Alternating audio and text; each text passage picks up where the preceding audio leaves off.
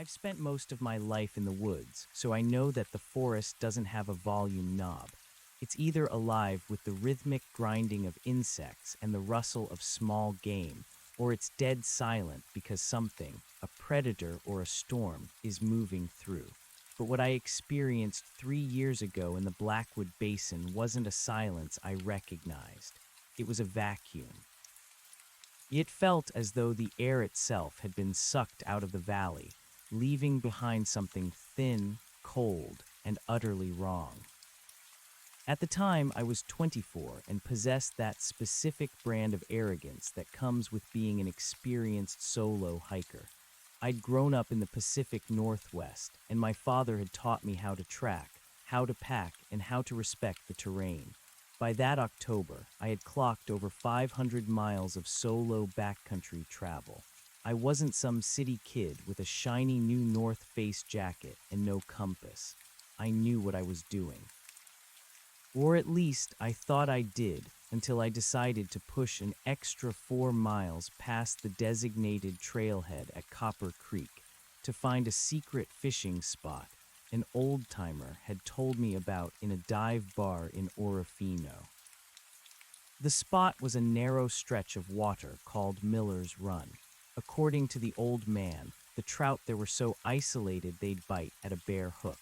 To get there, I had to navigate a series of overgrown logging roads that hadn't seen a tire tread since the late 70s. By the time I reached the bank of the stream, the sun was already dipping behind the jagged teeth of the western ridge. I knew I was late. I knew I should have set up camp an hour ago while I still had light, but the water was beautiful, clear, dark, and fast-moving. I found a flat shelf of rock about 30 feet above the water level and started pitching my one-man tent. My movements were practiced and rhythmic, but for the first time in my life, I felt a strange sense of being watched. It wasn't the usual mountain lion prickle on the back of the neck. It was more like a heavy, atmospheric pressure, as if the trees themselves were leaning in to see what I was doing. I dismissed it as exhaustion.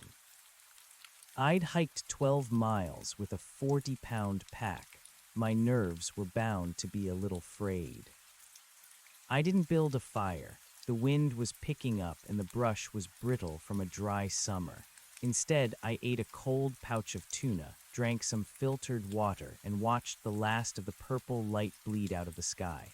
As the darkness set in, the woods went completely mute. No owls, no crickets. Even the wind, which had been whistling through the hemlocks just minutes before, simply died. That was when I saw it. I was looking down toward the stream, my eyes adjusting to the starlight reflecting off the water. The ripples should have been silver or white. Instead, the water was dancing with a violent, flickering orange. My first thought was that I'd messed up, that a spark from my stove, which I'd already packed away, had caught a dry leaf.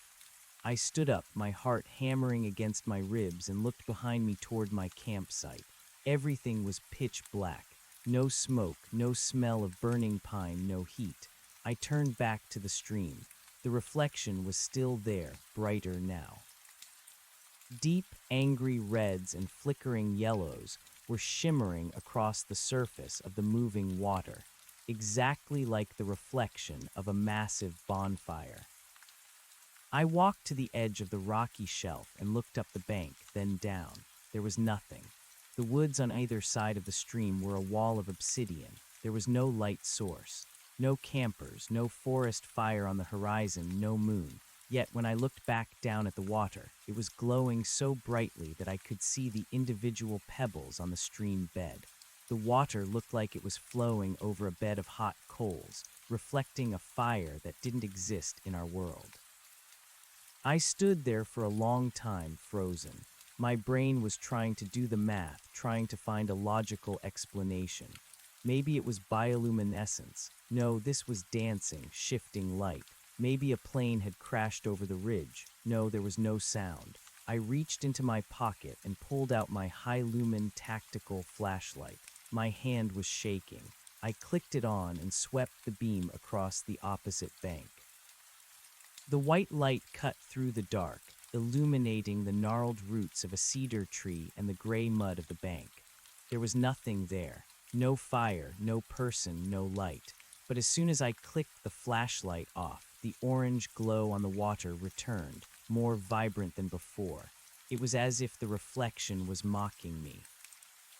I sat back down on my haunches, my breath coming in short, shallow hitches. I told myself it was an optical illusion, an atmospheric trick involving the minerals in the water and the rising moon, even though the moon wasn't out yet.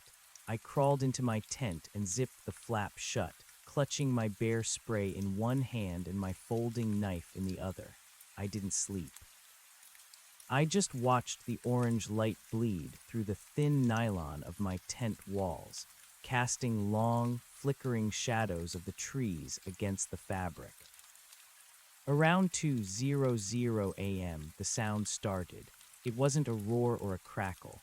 It was a low, rhythmic thrumming, like the sound of a large engine idling deep underground. And then the smell hit me. It wasn't the smell of a campfire. It was the cloying, metallic scent of heated copper and something else, something sweet and rotting, like scorched meat left out in the sun. I realized then that I wasn't looking at a reflection of a fire. I was looking at a reflection of something that was happening underneath the water. I forced myself to unzip the tent. I had to know. I crept back to the edge of the ledge and looked down. The orange light was now a blinding, incandescent white gold. The water in the stream was boiling. Steam was rising in thick, ghostly plumes, but it didn't dissipate into the air. It stayed low, crawling along the surface of the bank like a living thing. I looked at the opposite bank and my blood turned to ice. There, standing just at the edge of the glowing water, was a figure. It was too tall, and its limbs were elongated, like pieces of wet charcoal stretched thin. It had no face, just a smooth, reflective surface where a head should be, and it wasn't looking at me. It was staring down into the glowing water, its long, spindly fingers dipping into the boiling stream as if it were searching for something. Every instinct I had, every primal circuit in my brain that had kept my ancestors alive, screamed at me to run, but my legs felt like lead. I watched as the thing pulled something out of the water. It was a fish, a large trout, but it was charred black smoke curling off its scales. The figure didn't eat it. It held the fish up to its face, and for a second the orange light on the water flared so bright it blinded me. When my vision cleared, the figure was gone. The glow was gone. The stream was once again a dark, silver ribbon in the night. The silence returned, but it was different now. It was the silence of a predator that had finished its meal and was looking for something else. I didn't wait for morning. I didn't pack my tent. I grabbed my pack, threw it over one shoulder, and began the 4-mile trek back to the logging road in total darkness. I didn't use my flashlight. I was terrified that if I turned it on, I'd see those charcoal limbs reaching out from behind a tree.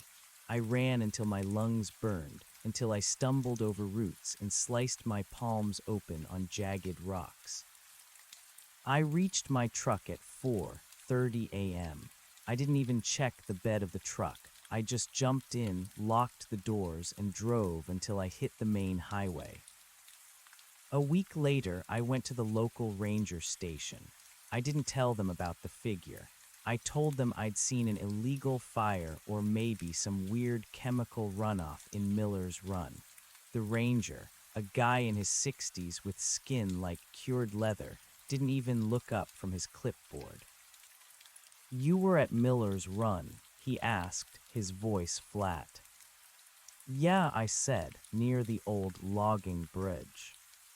He finally looked at me, and there was a look in his eyes that I'll never forget. It wasn't surprise.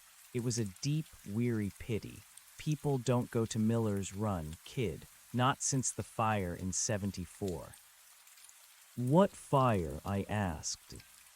"The one that didn't have any smoke," he replied, turning back to his paperwork.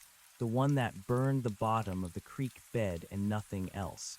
Just stay out of the basin. Some things don't need a witness. I never went back. I still hike, but I never go alone, and I never stay near moving water after the sun goes down. Sometimes, when I'm falling asleep, I can still smell that sweet metallic scent of scorched meat, and I know deep down that the fire in that stream wasn't reflecting anything from our world. It was a window, and whatever was on the other side is still there, waiting for the water to catch fire again. It took me 6 months to stop checking the reflection in my bathroom mirror before I splashed water on my face. Every time I turned on a tap, I expected the scent of scorched copper to come billowing out of the drain. I moved away from the coast, away from the damp, mossy embrace of the Cascades, and settled in the high desert of eastern Oregon, where the ground is bone dry and the water is scarce. I thought the arid air would act as a barrier, a physical wall between me and whatever I had seen in the Blackwood Basin. But the mind doesn't work like that. Traumatic memory is a parasite. It feeds on the quiet moments. By the second year, the fear had hardened into a cold, obsessive curiosity. I spent my weekends in the basement of the university library in Bend, scouring microfiche records of the 1974 fire the ranger had mentioned. The official record was a masterpiece of bureaucratic obfuscation. It was listed as a subterranean thermal event, a freak occurrence where a pocket of methane or a coal seam, neither of which should have been present in that geological strata, supposedly ignited beneath the creek bed. The report noted that while 300 yards of the stream had been sterilized by extreme heat, the surrounding canopy of hemlock and cedar remained untouched. There were no photos in the official file, only a single hand-drawn map with a red X over Miller's Run. I found the unofficial accounts in the archives of a defunct local newspaper, the Orofino Gazette. In the July 1974 edition, there was a small blurb about a search and rescue operation for a family of 4 who had disappeared while camping near Copper Creek. They found their station wagon at the trailhead, their tent still pitched, and their sleeping bags laid out. The investigators found no signs of a struggle, no blood, and no tracks. What they did find, according to a quoted local deputy who was later fired for instability, was a trail of charred, blackened fish leading from the water's edge directly to the open flap of the family's tent. The deputy claimed the fish were still warm to the touch, despite the family having been missing for 3 days. That was the night I stopped sleeping again. I realized that the charcoal figure I saw wasn't just a scavenger. It was a fisherman, and I had been sitting on a shelf of rock 30 feet above its honey hole, like a spectator at a theater. In the 3rd year after the incident, the phone calls started, or rather, the lack of them. I'd pick up my cell phone to find a missed call from a number that was nothing but a string of zeros.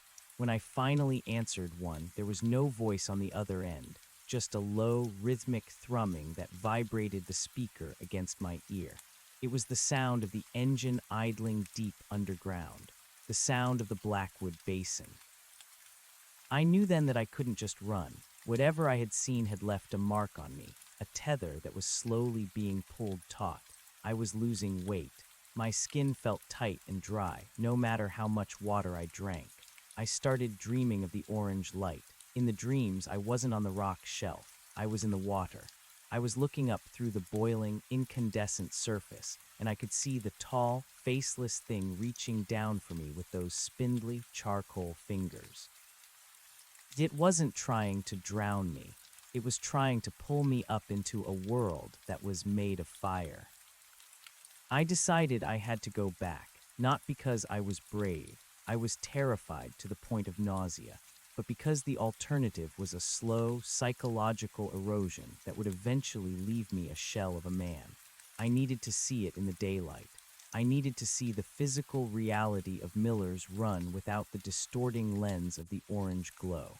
I packed my gear, but this time I didn't bring a fishing rod or a camera. I brought a Geiger counter, a high-end thermal imaging camera I'd spent my savings on, and a .45 caliber handgun that felt heavy and useless against my hip. The drive back to Orofino felt like a funeral procession. The familiar landmarks, the rusted bridge over the Clearwater River, the jagged ridges of the Bitterroots, seemed hostile, as if the landscape itself was aware of my return. I didn't stop at the ranger station. I didn't want to see that look of pity again. I drove straight to the old logging road, my truck bouncing over the same potholes I'd fled 3 years prior. The forest had reclaimed much of the road. Vine maples and blackberries clawed at the sides of my truck, their thorns screeching against the paint. When the road finally became impassable, I got out and shouldered my pack. The silence hit me immediately. It wasn't the vacuum I'd experienced before, but it was close. The birds were there, but they were quiet, their songs short and frantic. As I hiked toward Miller's Run, I noticed the trees. The hemlocks near the stream were different. Their bark wasn't the usual gray-brown. It was tinged with a faint, metallic copper hue. They looked sickly, their needles sparse and yellowed, yet they were growing at an impossible rate, their trunks twisting in spiraling, unnatural patterns, as if they were trying to screw themselves into the sky. I reached the rocky shelf just as the sun was beginning its descent. The stream looked exactly the same, clear, dark, and fast-moving. I stood on the edge and looked down at the water, my heart thumping a frantic rhythm against my ribs. There was no orange glow, no boiling steam, just the mundane gurgle of water over stones. I pulled out the Geiger counter. The needle stayed in the green, clicking lazily at background levels. I felt a wave of relief so strong I almost laughed. Maybe I had been wrong. Maybe it was a hallucination brought on by exhaustion and some weird, localized gas leak. I sat down on the rock, the same spot where I'd pitched my tent 3 years ago, and watched the light fade. Then I turned on the thermal camera. The screen flickered to life, showing the world in gradients of blue and purple. The trees were cool, the air was cold, and the water of the stream was a deep, frozen indigo. I scanned the opposite bank, looking for any sign of heat. Nothing. I turned the camera toward the stream bed, and that's when my breath caught. Underneath the water, the rocks weren't blue. They were white-hot. On the thermal screen, the bottom of the creek looked like a vein of molten lava. The water flowing over it stayed blue. It was thermally impossible. The camera showed a temperature differential of over 800 degrees between the surface of the stones and the water touching them. There should have been steam. There should have been a roar of evaporation, but the laws of physics were being bypassed. The heat wasn't radiating. It was contained, trapped within the stones themselves like light inside a bulb. I zoomed in on a cluster of rocks near the center of the stream.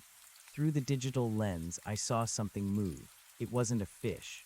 It was a hand, a long, spindly hand made of white-hot heat, reaching out from inside a solid boulder on the creek bed. It gripped a smaller stone, and I watched in horror as the stone began to soften like wax, glowing brighter and brighter until it matched the heat of the hand. The thrumming started then. It was low at first, a vibration I felt in my teeth more than I heard in my ears. The ground beneath me began to shudder. I dropped the thermal camera, the plastic casing cracking against the rock, but I didn't need it anymore. The orange glow was starting to bleed through the surface of the water. I backed away from the ledge, my hand fumbling for the pistol, but my fingers felt numb, as if the nerves were being cauterized from the inside out. I looked down at my hands. The veins in my wrists were glowing a faint, flickering amber. Some things don't need a witness, the ranger's voice echoed in my head. I realized then that the fire wasn't a phenomenon I was watching. It was a process I was part of. The Miller's Run wasn't a secret fishing spot. It was a feeding trough. The things that lived in the heat beneath the stones weren't just catching fish. They were harvesting the very essence of the things that came to the water's edge. The family in 1974, the trout, and now me. The orange light flared, turning the entire valley into a cathedral of flickering fire. The steam began to rise, thick and sweet-smelling. I saw the figure again. It didn't emerge from the woods this time. It rose directly out of the water, its charcoal body shedding the boiling current like oil. It was taller than I remembered, its faceless head tilted back as if it were drinking in the moonlight. It turned toward me. The smooth, reflective surface of its face didn't have eyes, but I felt its gaze like a physical weight. It raised a long, thin arm and pointed toward the water. I didn't run, I couldn't. The thrumming in the ground had synchronized with my heartbeat, pulling me toward the edge of the ledge. My boots scuffed against the rock as I moved forward, my body no longer my own. I looked down into the stream and saw that the water was gone.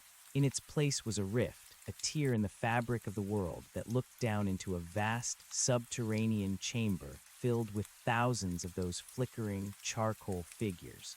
They were all looking up. They were all waiting. The figure on the bank stepped into the air, defying gravity, and drifted toward me. Its touch was surprisingly cold. When its spindly fingers closed around my throat, I didn't feel pain. I felt a sudden, terrifying clarity. I saw the history of the basin not in years, but in heat. I saw the world as they saw it, a cold, dark place that needed to be warmed, one soul at a time. I woke up 3 days later in a hospital in Missoula. A group of hikers had found me wandering along the main highway, 30 miles from Miller's Run. My clothes were scorched, and my hair had turned a shock of snowy white. The doctors told me I was lucky to be alive, that I'd suffered a dissociative fugue brought on by severe dehydration and heat stroke. They couldn't explain the burns on the inside of my lungs, or why my blood chemistry showed traces of minerals that shouldn't exist in the human body. I don't go outside anymore. I live in a windowless apartment in the city, surrounded by humidifiers and air conditioners. I keep the lights dim, but every time I turn on the shower, I see it. Just for a second, before the water hits the floor, the droplets catch the light and flicker with a violent, hungry orange. I know they're still there. I know the fire is still burning under the water of Miller's Run. And I know that one day the thrumming will start again, and the reflection will stop being a memory and start being a door. I'm just waiting for the handle to turn. The transition from the hospital to the windowless apartment in Spokane was a blur of fluorescent lights and the sterile smell of antiseptic, a scent that failed to mask the deeper, more persistent odor of scorched copper that seemed to have bonded to my very sinuses. The doctors called it phantasmia, a sensory hallucination common in victims of severe neurological trauma. They gave me pills to dull the anxiety and told me to avoid stress. They didn't understand that the stress wasn't coming from my mind, it was coming from the plumbing. In the first month of my self-imposed isolation, I discovered the geometry of my new reality. If I kept the apartment at exactly 62 degrees, the thrumming in my ears receded to a manageable hum, like a distant beehive. If I used only distilled water from plastic jugs to wash my face, the reflections in the mirror remained mundane. But the city is a circulatory system of pipes, and I was living in a node of constant, rushing liquid. I could feel the water moving through the walls, thousands of gallons of cold, mountain-fed runoff screaming through copper and PVC. To everyone else, it was utility. To me, It was a network of potential fuses, waiting for the right spark to ignite the subterranean fire I had brought back with me. I started seeing the shadowkin, the name I gave the charcoal figures in the steam of my morning coffee. They weren't physically there, not yet, but their silhouettes were etched into the way the vapor curled. They were like a negative space in the world, a vacuum that pulled at the edges of my vision. I spent my days taping black construction paper over the windows. Sunlight felt too much like the orange glow. It felt like an invitation. By the second month, the gifts began to appear. I woke up one morning to find a single, charred fish tail lying on my kitchen counter. It was perfectly preserved, blackened to a crisp and stone cold. There was no sign of entry, no broken locks, just the smell, that cloying, sweet rot of scorched meat. I didn't throw it away. I couldn't. I placed it in a glass jar and hid it under the sink, a talisman of my own damnation. The phone calls from the string of zeros became a constant rhythm. I stopped charging the phone, but it didn't matter.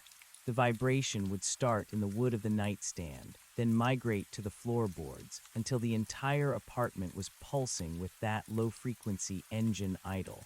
It was a beckoning. The Blackwood Basin wasn't a place I had left. It was a place that was slowly overlapping with my current coordinates.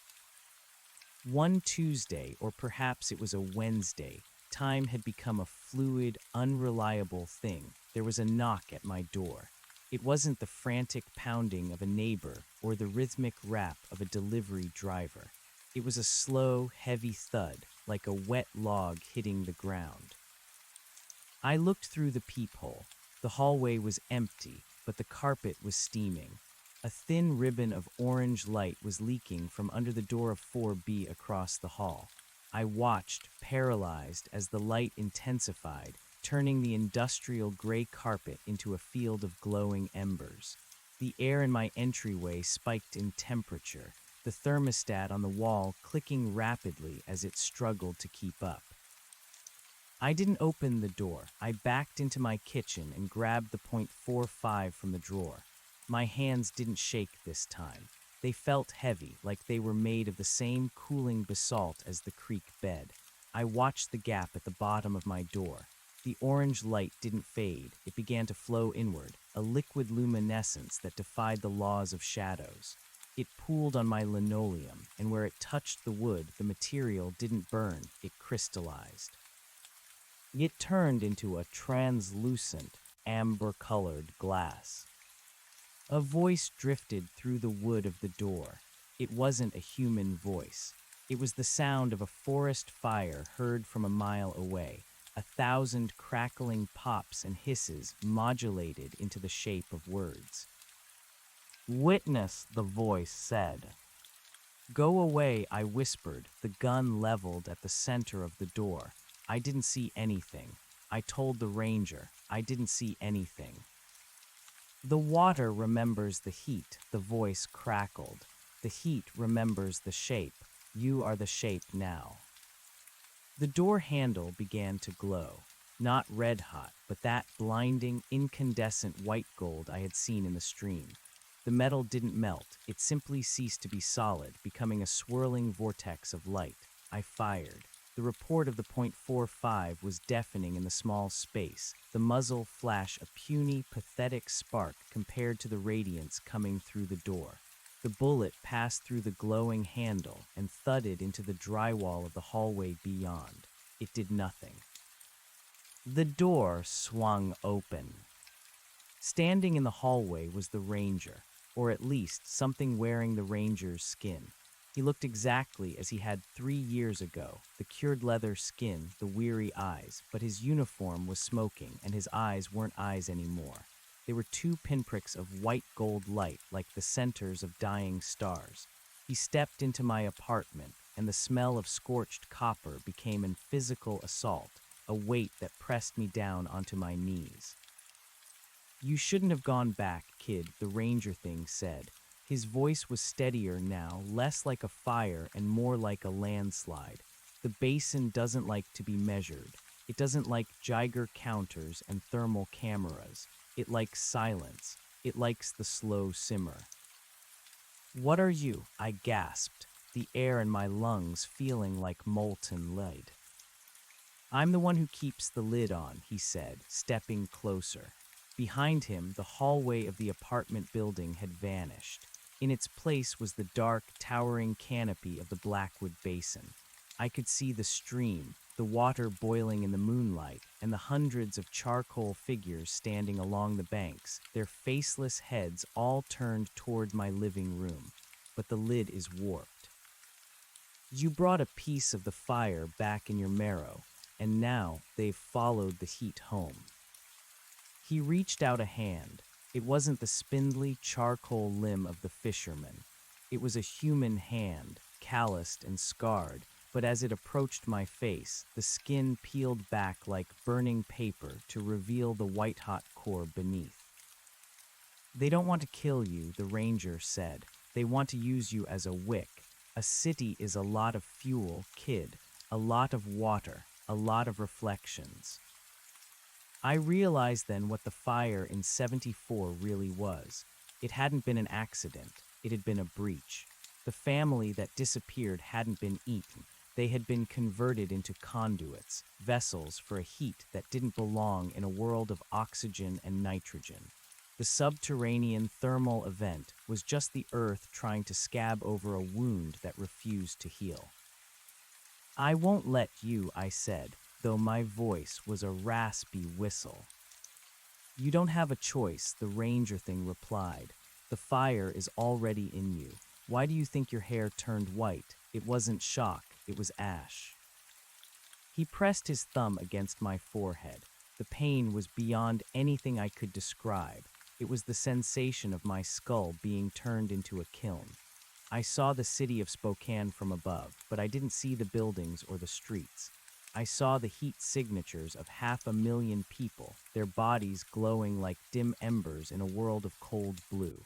And I saw the water lines, the massive, pressurized veins of the city, pulsing with a sudden, sympathetic vibration. I felt the thrumming reach a crescendo. In every bathroom, every kitchen, every boiler room in the city, the water was beginning to catch fire. Not the kind of fire that burns wood, but the kind of fire that reflects the void. I screamed, but the sound that came out of my mouth wasn't a human cry. It was the roar of a furnace. I lunged forward, not at the ranger, but past him. I threw myself toward the open doorway, toward the dark woods of the basin. If I was the wick, I wouldn't let them light me here. I wouldn't let them use me to turn the city into a reflection of their world. As I crossed the threshold from my apartment into the forest, the temperature dropped 100 degrees in a split second. The transition was like being hit by a freight train of ice. I tumbled onto the damp earth, the scent of pine and wet stone rushing into my lungs, replacing the cloying copper. I looked back. My apartment was gone. In its place was a wall of solid rock, the cliffside of the Blackwood Basin. The ranger was gone. The city was gone. I was back at Miller's Run. But it wasn't night. The sun was high in the sky, yet the light was wrong. The sky was a bruised, metallic purple, and the sun was a pale, flickering disk that gave off no heat. The trees around me were the twisted, copper-barked hemlocks I'd seen earlier, but they were pulsing with a rhythmic, internal light. I stood up, my limbs heavy and stiff. I walked to the edge of the stream. The water wasn't clear anymore. It was thick and silver, like liquid mercury, and it flowed uphill, defying the slope of the canyon. I looked at my reflection in the silver water. I didn't see a man with white hair and scorched clothes. I saw a figure made of wet charcoal, its limbs elongated, its face a smooth, reflective surface. I reached up to touch my head and my hand. A spindly, four-fingered claw moved in perfect synchronization. I wasn't the witness anymore. I wasn't the victim. I was the fisherman. And then I felt it, a vibration in the silver water, a heat signature, faint and distant but unmistakable. Someone was coming. Someone was hiking down the old logging road, their heart thumping with the mundane rhythm of the living, their skin glowing with a warmth that felt like a feast. I reached into the uphill flowing stream and pulled out a trout. It was charred black smoke curling off its scales. I held it up to my face, feeling the familiar, sweet scent of scorched meat. I waited. I stood at the edge of the glowing water, my fingers dipping into the silver current, searching for the next tether, the next wick. The silence of the basin returned, but it wasn't empty. It was full of expectation. The fire didn't need a witness, it needed a host. Somewhere miles away in a world of cold blue and oxygen, a hiker checked his map and looked toward the line of trees where the map said a stream called Miller's Run should be. He smelled something odd, a metallic, copper scent on the wind, and he wondered if someone was having a campfire nearby. I turned my reflective face toward the sound of his footsteps. I began to thrum. The water of the stream began to glow a violent, hungry orange. The reflection was perfect. The door was open, and as the hiker stepped into the clearing, I reached out a long, charcoal hand and began to pull. The hiker was young, probably in his early 20s, wearing a neon blue technical shell that shrieked against the muted charcoal palette of the basin. To my new eyes, he wasn't a person, he was a thermal event. He was a localized pocket of kinetic energy and chemical warmth, a pulsing lantern of salt and blood moving through a world of cold, static geometry. I watched him through the shimmering veil of the mercury stream, my consciousness stretched thin like pulled glass. I could feel the individual hairs on his arms reacting to the static charge in the air. I could hear the wet slide of his heart valves. He stopped 10 yards from the bank, his boots sinking into the white ash that served as soil here. He reached up to adjust the straps of his pack, and I saw the way his sweat-beaded skin caught the bruised light of the purple sky. To him, the sky was likely still a clear Montana blue. To him, the trees were green, and the water was a crystal-clear trout stream. He was seeing the ghost of the world, the lingering afterimage of a reality that the fire had already consumed. He was walking through a memory, unaware that the floor had dropped out from under the basement years ago. I felt the thrumming start in my chest, not a heartbeat, but a mechanical vibration, a frequency designed to shatter the molecular bonds of anything that stood too close. I didn't want to move. The vestigial remains of my human mind screamed behind the smooth, featureless mask of my face, clawing at the charcoal walls of my new skull. Run, I tried to shout. Turn around. Go back to the highway. Go back to the city where the water stays in the pipes. But the charcoal body didn't obey. It was a marionette jerked by the heat of the rift below. My long, spindly arm rose, the joints clicking like cooling engine blocks. My fingers, tipped with needles of solidified light, traced the air. Where I touched the atmosphere, the air didn't just ripple, it scorched. Tiny trails of orange embers drifted in my wake, falling toward the uphill flowing stream. The hiker frowned. He wiped his forehead, his expression shifting from curiosity to a vague, instinctual dread. He looked at the water. From his perspective, the stream must have begun to fire, that trick of the light the ranger had warned me about. He saw the orange glow bleeding through the rocks. He saw the steam rising, thick and sweet-smelling like caramelized sugar. He didn't see me yet. I was the shadow cast by a flame he couldn't comprehend. "Hello," he called out. His voice was a pathetic, tinny vibration. It lacked the resonance of the furnace voice. It was the sound of something that could be extinguished. He took a step closer, drawn by the same morbid magnetism that had claimed the family in '74, the trout, and eventually me. The curiosity of the witness is the primary fuel of the basin. It requires an observer to collapse the wave function, to turn the potential heat into a physical burn. I felt the ranger's presence then. He wasn't standing beside me, but he was with me, a collective resonance in the stones. The lid is warped, kid, his voice echoed, no longer a memory, but a shared frequency. Don't fight the draw. The more you fight, the hotter it gets. Just let him see, just let him reflect. The hiker reached the very edge of the bank. He knelt, reaching out a hand toward the silver, mercury-thick water. He wanted to touch it. He wanted to know if it was real. In that moment, the overlap was perfect. The city of Spokane, the windowless apartment, the hospital in Missoula, they were all just flickering shadows on the wall of this deeper, hotter cave. As his fingertips broke the surface of the silver current, the transformation began. The water didn't splash, it climbed. The liquid mercury raced up his arm in a spiraling braid of white-hot light. He didn't scream, not at first. The heat was so absolute that it bypassed the nerves entirely, cauterizing the sensation before the brain could process the trauma. He looked at his arm with a detached, scholarly interest as the neon blue fabric of his jacket turned to gray ash, and his skin began to transition into the smooth, reflective charcoal of the kin. I stepped out from behind the copper-barked hemlock. The hiker looked up, our eyes met, or rather, his eyes met the reflection of the dying world in my face. He saw himself in me, but a version of himself that was eternal, a version that didn't need to breathe or eat, only to glow. The terror in his expression vanished, replaced by a terrifying, hollow clarity. He saw the history of the basin. He saw the great subterranean chambers where the thousands waited.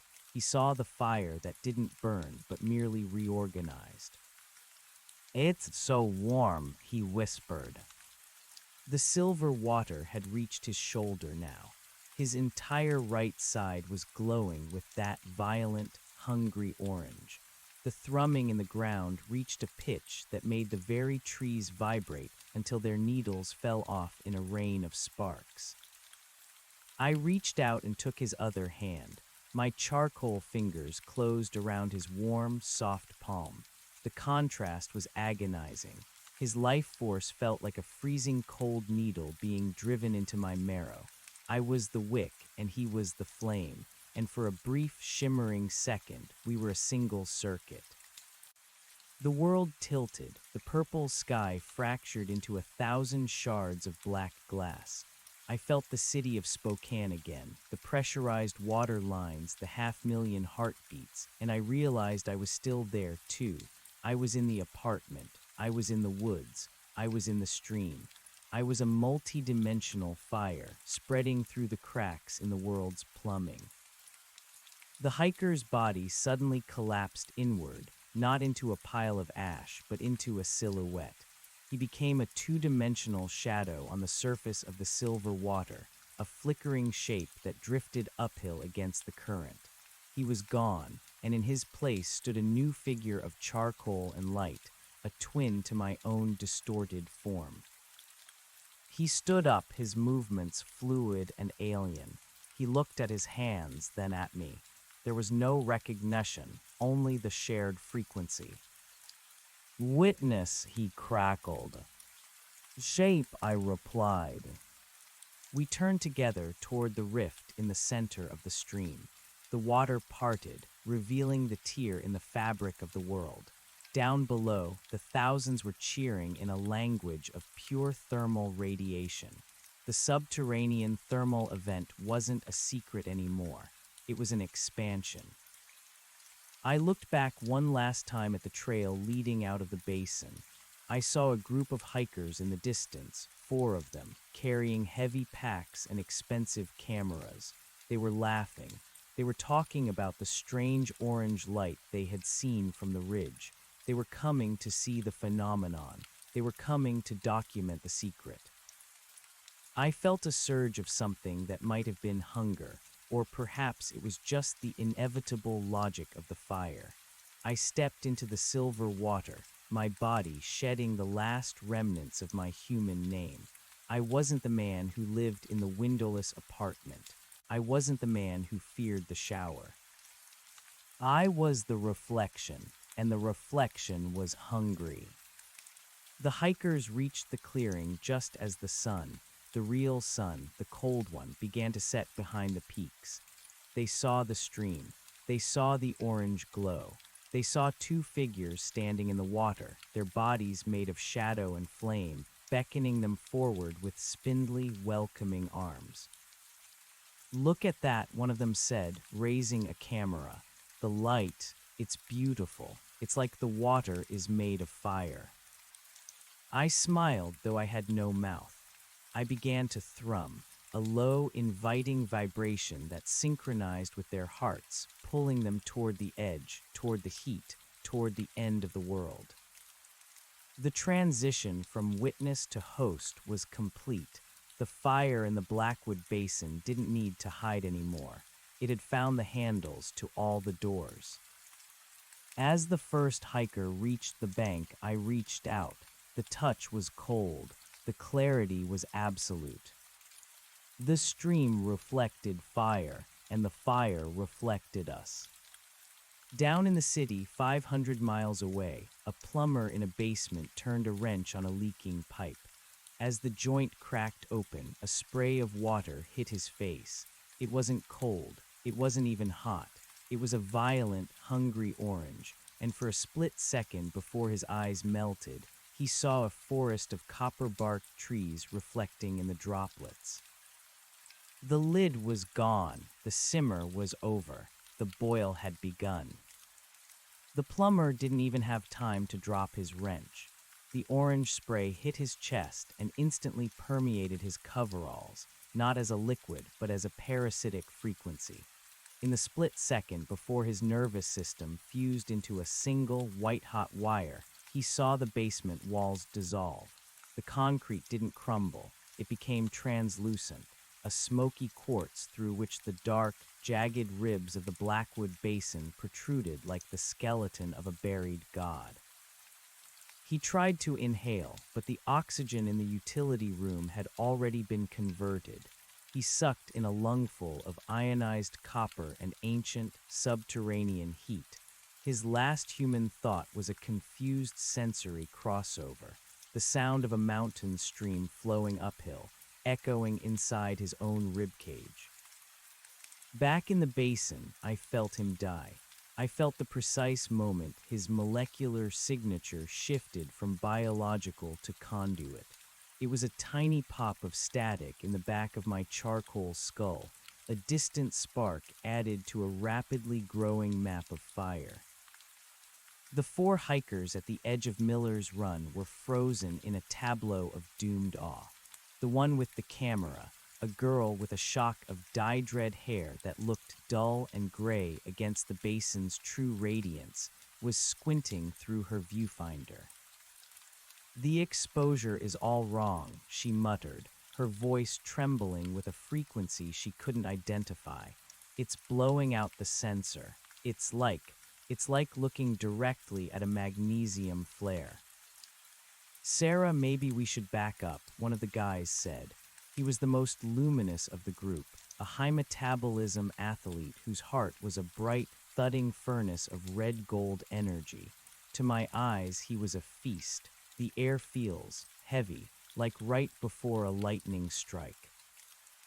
I moved, I didn't walk. I glided across the surface of the silver mercury water, my weightless charcoal feet leaving no ripples, only scorched footprints of light that lingered on the liquid for several seconds. The new kin, the hiker in the neon jacket, moved in perfect, mirrored symmetry on my left. We were a pair of brackets, closing in on the warmth. "Who is that?" Sarah gasped, finally dropping the camera. The lens hit the ash-covered ground with a soft thud. "Is that a ranger?" She was seeing the ghost image again. The basin was projecting a mercy-killing hallucination into her forebrain. To her, I probably looked like a man in a tan uniform, a comforting figure of authority stepping out of the dusk to guide them back to the trailhead. She didn't see the elongated, soot-black limbs or the smooth, featureless mirror of my face.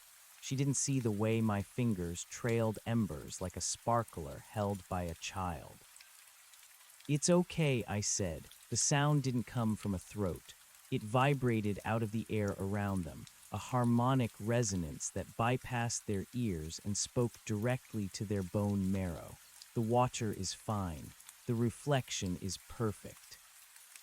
The athlete, the one with the thundering heart, took a step forward.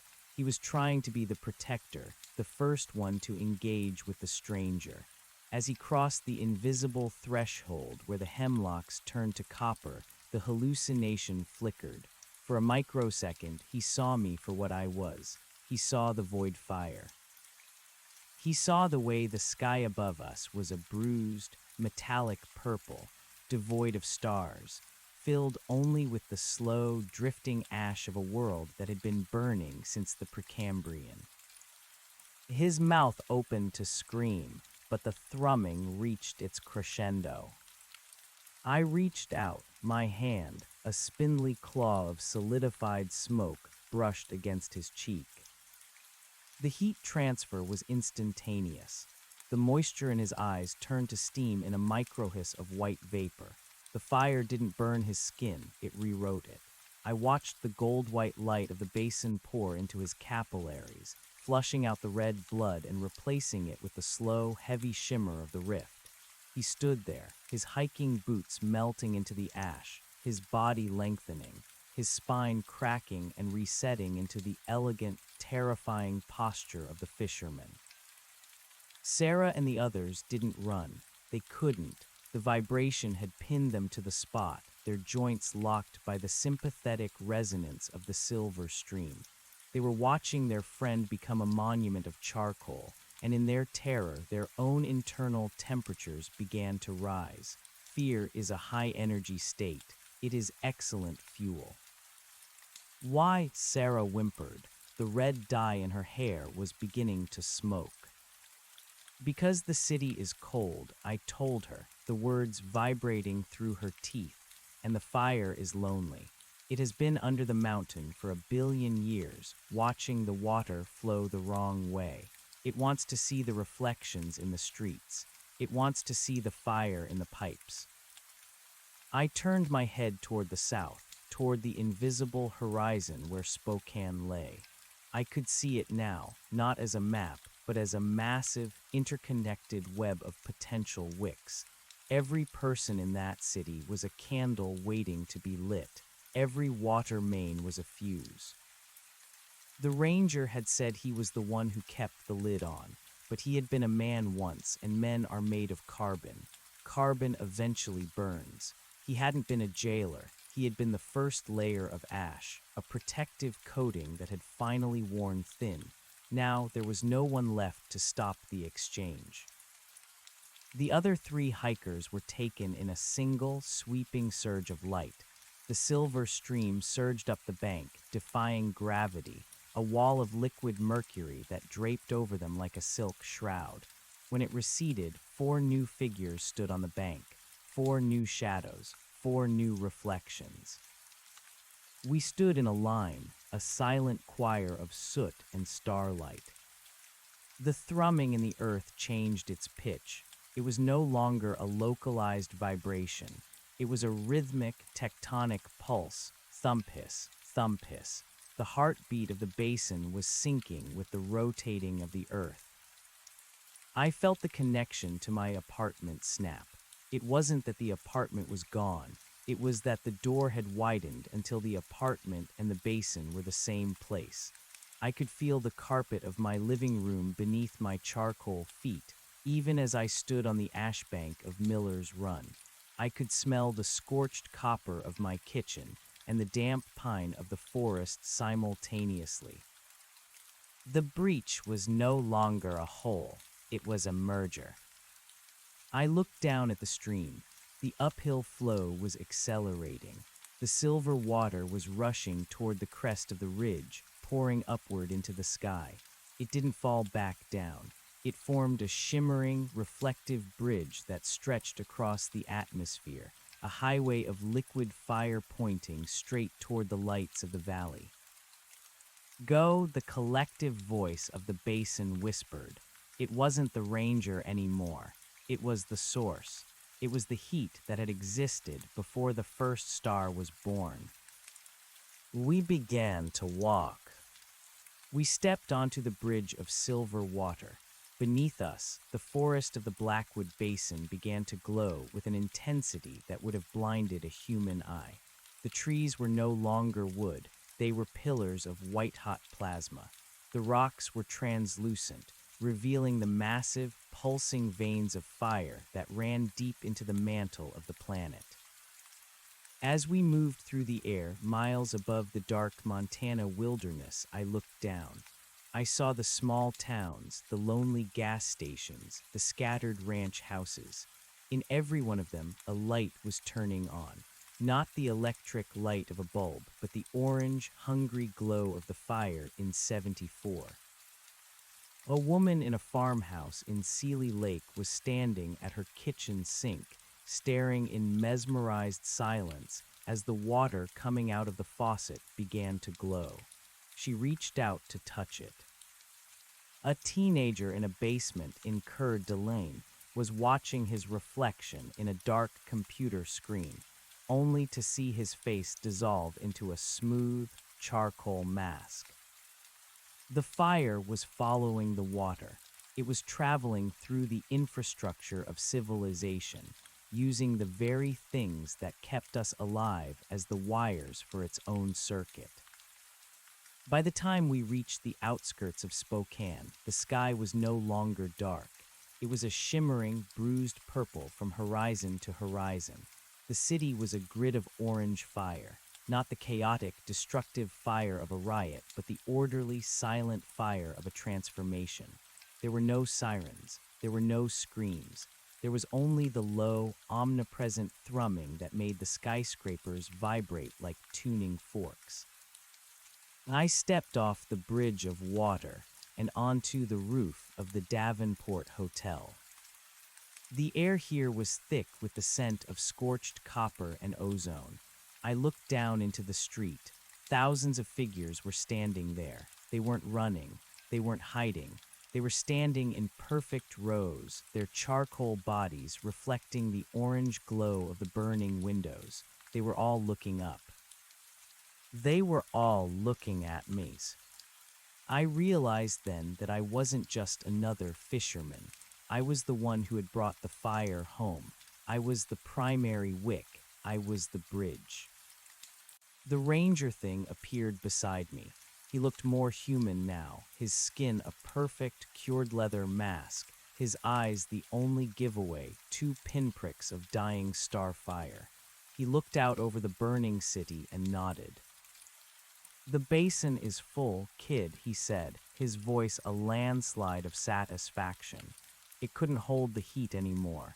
It needed a bigger vessel. It needed a city of reflections. "What happens now?" I asked. My voice was the roar of a furnace, shaking the gravel on the roof. "Now we wait for the sun to rise," the ranger said, "but not the cold sun, the real one, the one that reflects the truth." I looked toward the east. A sliver of light was breaking over the horizon. It wasn't yellow or white. It was a violent, screaming orange. As the light hit the city, the buildings didn't cast shadows. They cast reflections. The streets became rivers of silver mercury flowing uphill toward the sky. The people, the 500,000 new kin, began to thrum in unison, a sound so loud it tore the clouds apart. The world of oxygen and nitrogen was gone. The world of cold blue and mundane physics was a dream we had all finally woken up from. I reached out my charcoal hand and touched the air. It didn't resist. It flowed around my fingers like warm water. I looked at my reflection in the glass of the skyscraper across the street. I saw the fisherman. I saw the fire. and for the first time since I had stepped into the stream 3 years ago, I wasn't afraid. The heat was perfect. The reflection was complete. I stepped off the edge of the roof and into the silver current of the air, flowing uphill toward the orange sun, leaving the world of ash behind to join the world of the flame. The fire didn't want to kill us, it just wanted us to see. And now, finally, the whole world was watching. The descent from the rooftop was not a fall. It was a transition into a denser medium, a homecoming into the pressurized ether that now gripped the city. As my charcoal feet left the scorched gravel of the Davenport, the air itself took on the properties of the silver stream. It was thick, viscous, and hummed with the resonant frequency of 1,000-struck tuning forks. I drifted downward, my elongated limbs trailing wakes of orange static that hung in the air like neon cobwebs. Below, the street level of Spokane had been utterly reclaimed. The asphalt had surrendered its solidity, becoming a dark, shimmering mirror that reflected the bruised purple sky and the towering columns of the buildings. The people, the 500,000 heartbeats I had felt from the isolation of my apartment, were no longer individuals. They were a collective topography of light. They stood in the intersections, their bodies leaning at impossible angles, all synchronized to the same silent conductor. I landed softly in the center of Post Street. The impact didn't jar my bones. It sent a ripple through the liquid pavement that traveled for blocks, a golden pulse that signaled my arrival. A woman stood a few feet away, or what had once been a woman. She was wearing a nurse's uniform that had fused with her skin, the fabric now a translucent membrane of spun glass. Her face was a smooth, featureless oval of polished obsidian, save for the 2 pinpricks of fire where her pupils should have been. She didn't speak, she didn't need to. I felt her history, the long shifts, the smell of antiseptic, the fear of the dark, and I watched it all dissolve into the orange glow. She was a vessel now, filled to the brim with the thermal intelligence of the basin. She reached out a hand, and as our fingers touched, a bolt of white-hot recognition arced between us. We weren't neighbors. We were the same fire, divided only by the illusion of space. The pressure, she vibrated, the sound echoing in the hollow of my chest. It's finally equalized. I looked up the canyon of the street. The skyscrapers were no longer made of steel and glass. They had become massive conductors, drawing the subterranean heat upward and venting it into the atmosphere in shimmering plumes of ionized gas. The sky was no longer a void. It was a lid, and we were the boiling contents of a planetary crucible. I began to walk toward the river. The Spokane Falls, usually a roar of white water and mist, had undergone the most profound change.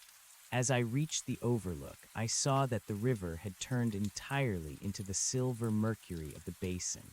It wasn't falling down the basalt cliffs, it was cascading upward, a reverse waterfall of molten light that defied every law of the old world. The spray didn't dampen the skin, it ignited the senses, each droplet a tiny data packet of ancient memory. I saw the history of the land before the humans arrived. I saw the great ice sheets grinding the mountains into dust, and the fire that waited beneath the ice, patient and hungry. I saw the first people who walked these ridges, who had seen the orange glow in the deep caves and called it a god. They hadn't been wrong. They had just been early. It's beautiful, isn't it?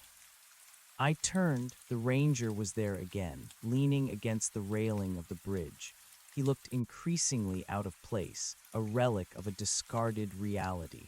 His tan uniform was tattered, the fabric graying and flaking away like burnt paper. He looked tired, but it was the exhaustion of a man who had finally finished a marathon. You said you were the one who kept the lid on, I said, my voice crackling like a forest fire. Why did you stop?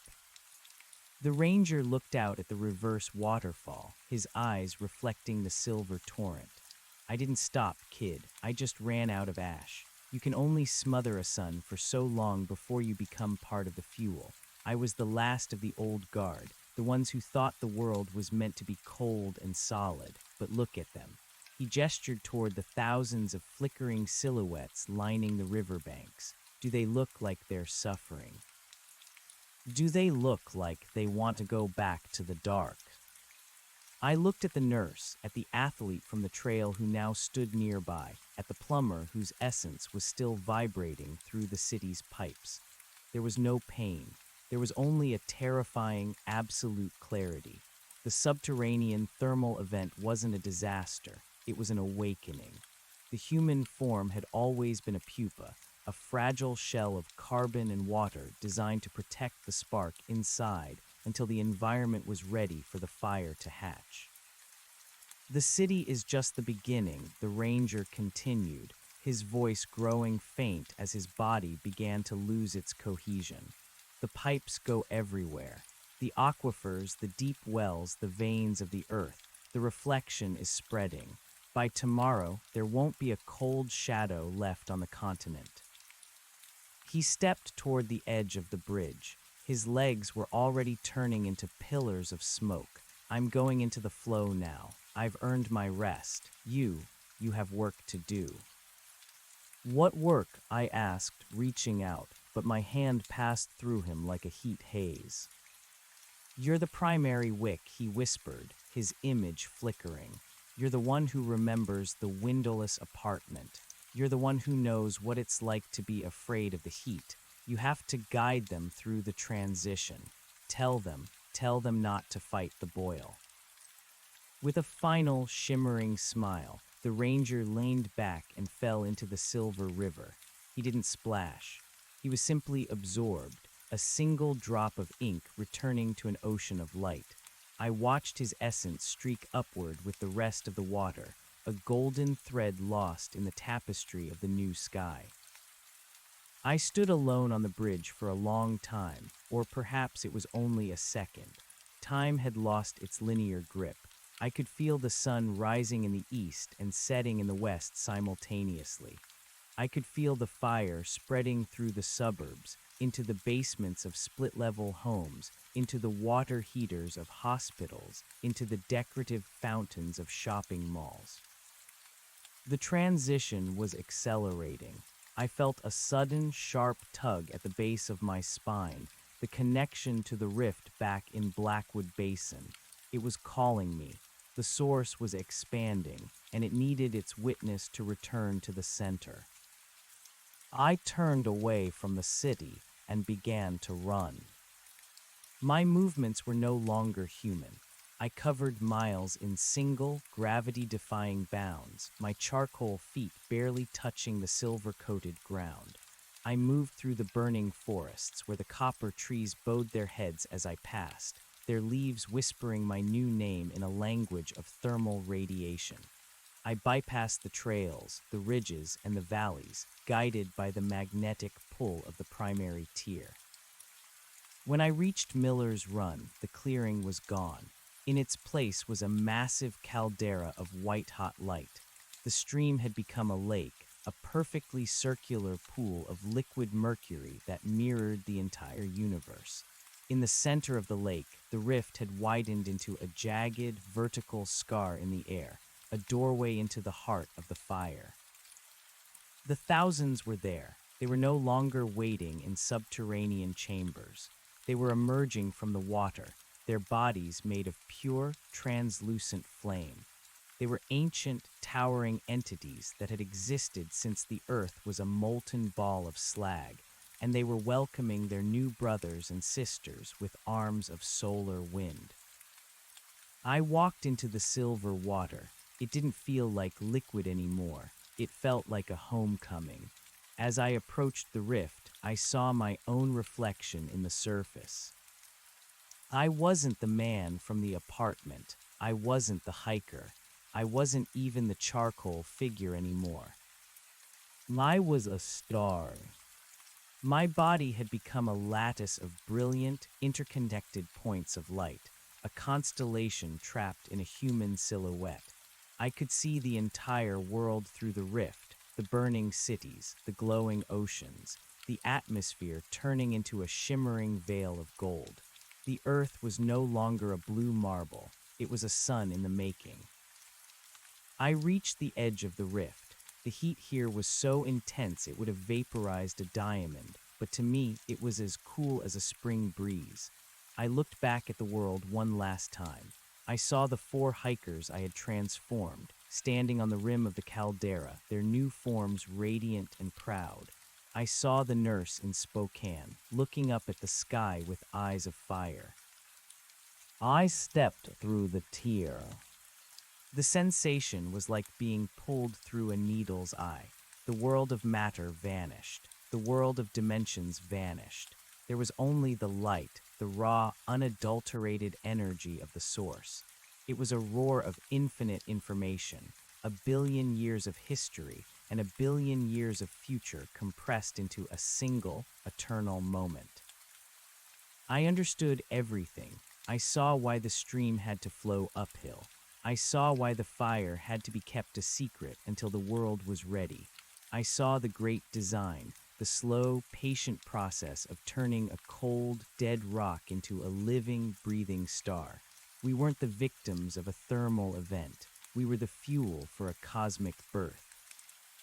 And then I felt it. A tiny, cold vibration. It was coming from outside the rift. It was a sound I hadn't heard in what felt like centuries. It was the sound of a heartbeat, a real, biological, terrified heartbeat. I turned my consciousness back toward the real world. Through the shimmering veil of the rift, I saw a figure standing on the edge of the caldera. It was a man. He was wearing a heavy, lead-lined suit, a bulky, archaic piece of equipment that looked like a deep-sea diving dress from a forgotten era. He was carrying a device, a sensor, or perhaps a weapon, and he was staring into the light with a mixture of horror and scientific detachment. He was a witness of a different kind. He was from a place where the fire hadn't reached yet, a place of bunkers and concrete, of cold logic and desperate containment. I felt a surge of the old hunger, not the hunger for warmth, but the hunger for the reflection. He was a shadow in a world of light, a blemish on the perfect mirror of the new earth. I began to move toward him, drifting out of the rift and back into the silver water of the basin.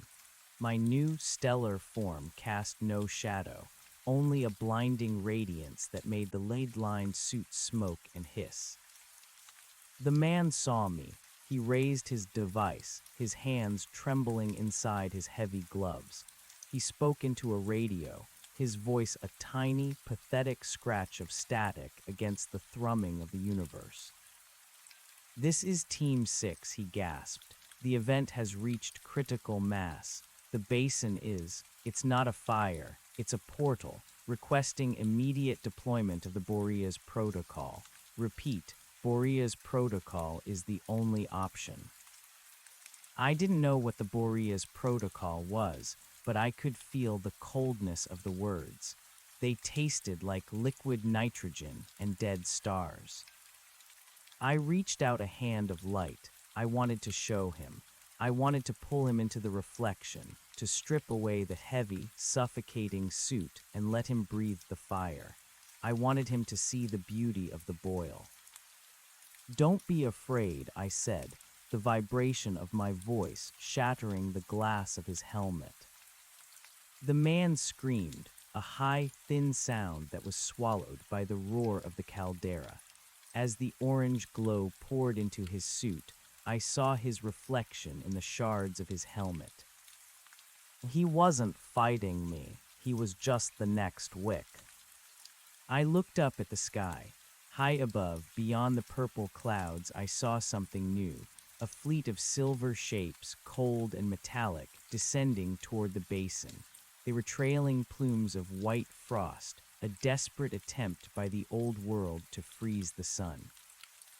I smiled, my face a brilliant map of the stars. Let them come, let them bring their ice and their light. The stream was flowing uphill now, and nothing in the universe could turn it back. The reflection was hungry, and the feast had only just begun. The silver shapes in the sky did not descend like birds.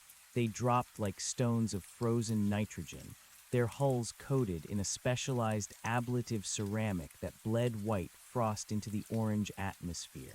They were the last gasp of a world that thrived on the solid, the cold, and the measurable. I could feel the intent behind them, a frantic, collective terror crystallized into a military strike. They called it the Boreas Protocol, a name derived from the north wind, a desperate attempt to blow out a sun with a sneeze of liquid gas. As the lead craft breached the lower thermosphere, it deployed a payload of atmospheric stabilizers, canisters that burst into clouds of chemically engineered hoarfrost. For a moment, a gray bruise appeared in the vibrant purple of the sky. The silver mercury of the upward-flowing river flickered, its surface tension shuddering under the sudden thermal shock. The man in the lead-lined suit, his helmet shattered and his skin already beginning to transition into the translucent obsidian of the kin, looked up with a dying spark of hope in his human eyes. He thought the cavalry had arrived. He thought the world could be put back into its refrigerator. I watched the frost fall. It drifted down like ash from a dead fireplace, landing on the surface of the caldera. Where it touched the silver liquid, it hissed with a sound like a million dying cicadas. A thin crust of gray ice began to form, a scab on the sun. The entities of light, the thousands who had emerged from the deep chambers, paused. They didn't retreat. They simply tilted their radiant heads, observing the intrusion with the curiosity of a furnace contemplating a snowflake. The cold was an insult to the equilibrium we had achieved. It was a lie told in the language of physics. I felt the collective pulse of the city of Spokane, 60 miles away, falter for a heartbeat as the atmospheric pressure shifted. The nurse, the athlete, the plumber, they all felt the chill of the Boreas Protocol. It was the sensation of a dream being interrupted by a bucket of ice water. "It won't hold," I whispered, the sound vibrating through the man's chest cavity as he collapsed onto his knees. His transition was being interrupted by the artificial frost, his body caught in a hideous limbo between carbon and light. You can't freeze the truth. The skycraft opened their bays. Huge, tethered harpoons of cryoconductive alloy shot downward, burying themselves in the banks of the silver lake. They began to pump, drawing the heat out of the ground and venting it into space through massive, frost-strimed heat exchangers. The ground beneath my feet groaned. The basalt, which had become supple and warm, began to crack and turn brittle. I looked at the man in the suit. His face was a map of agony, half-polished stone and half-raw meat. He was the bridge they were trying to burn. "Why do you fight the boil?" I asked him, my voice a resonant frequency that shattered the ice crust forming on his shoulder. He couldn't answer. His lungs were filling with the frozen slurry of the Boreas chemicals, but I could read his mind, a frantic jumble of memories, a daughter's birthday, the smell of rain on pavement, the cold comfort of a winter coat. He was clinging to the shivering smallness of being human. He was terrified of the vastness I had become. The ranger's voice echoed in the back of my consciousness, a faint thermal ghost. "The primary wick doesn't just burn, kid. It draws the fuel up from the deep. If they want to freeze the surface, you have to go deeper." I understood the Borea's protocol was attacking the skin of the world. It was trying to scab over the rift, but the rift wasn't a hole in the ground, it was a hole in reality. I turned away from the dying man and walked toward the center of the silver lake. The ice crust tried to grab at my ankles, gray and jagged, but my footsteps turned it instantly to steam. The entities of light moved aside, their long, flaming arms gesturing toward the jagged vertical scar of the rift. They were waiting for me to take the lead. I was the one who still remembered the weight of a shadow. I was the one who could speak to the cold. I reached the center of the caldera and plunged my hands into the silver liquid. I didn't pull, I pushed. I reached down through the layers of the earth, past the basalt, past the granite, past the ancient aquifers that were now boiling into steam.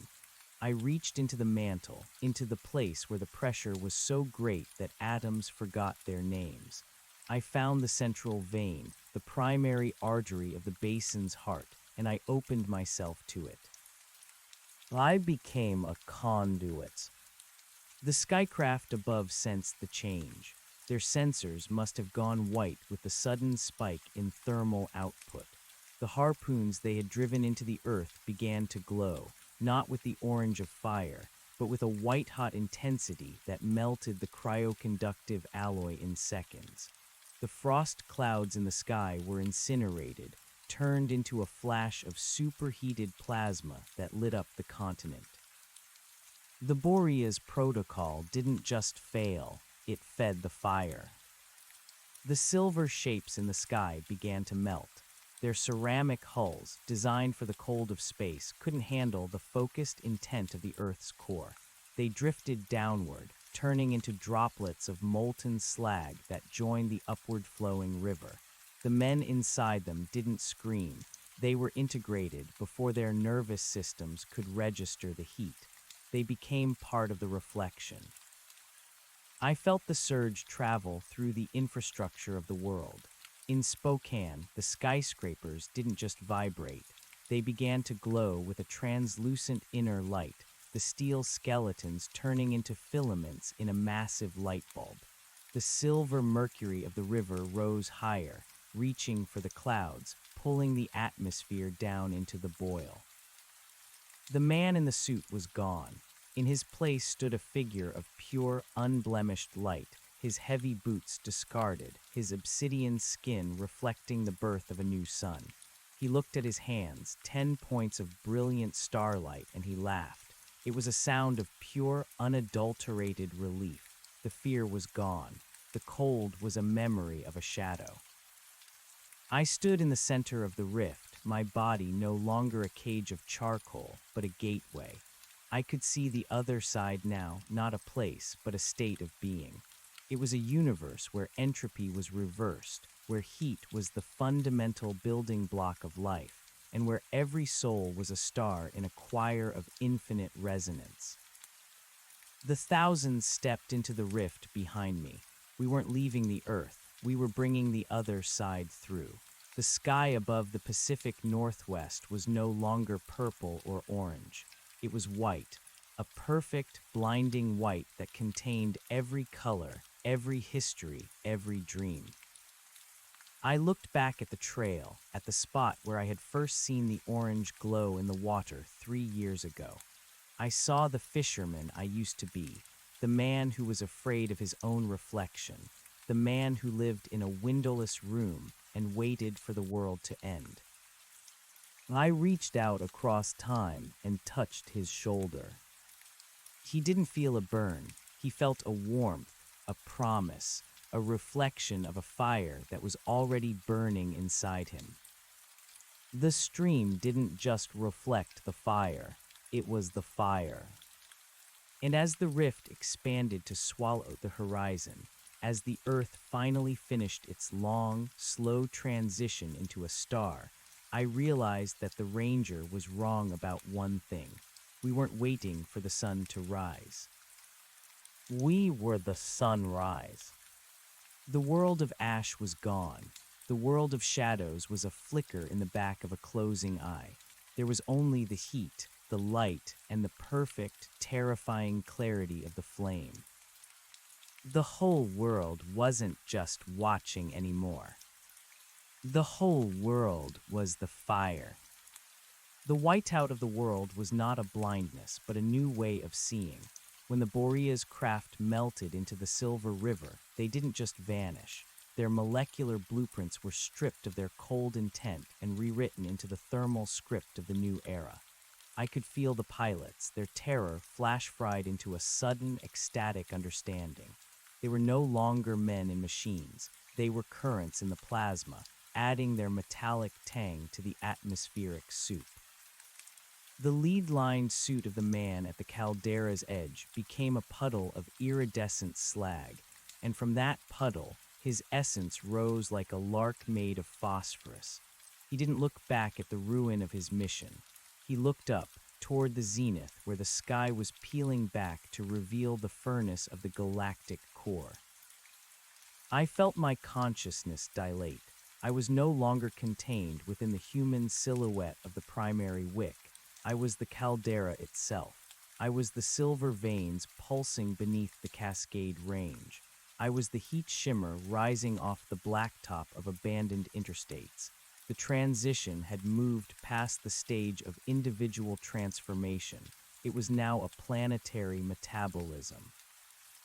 Every tree in the Olympic Peninsula was a candle flame. Every drop of water in the Puget Sound was a bead of liquid light. The oceans weren't boiling away into a dead vacuum.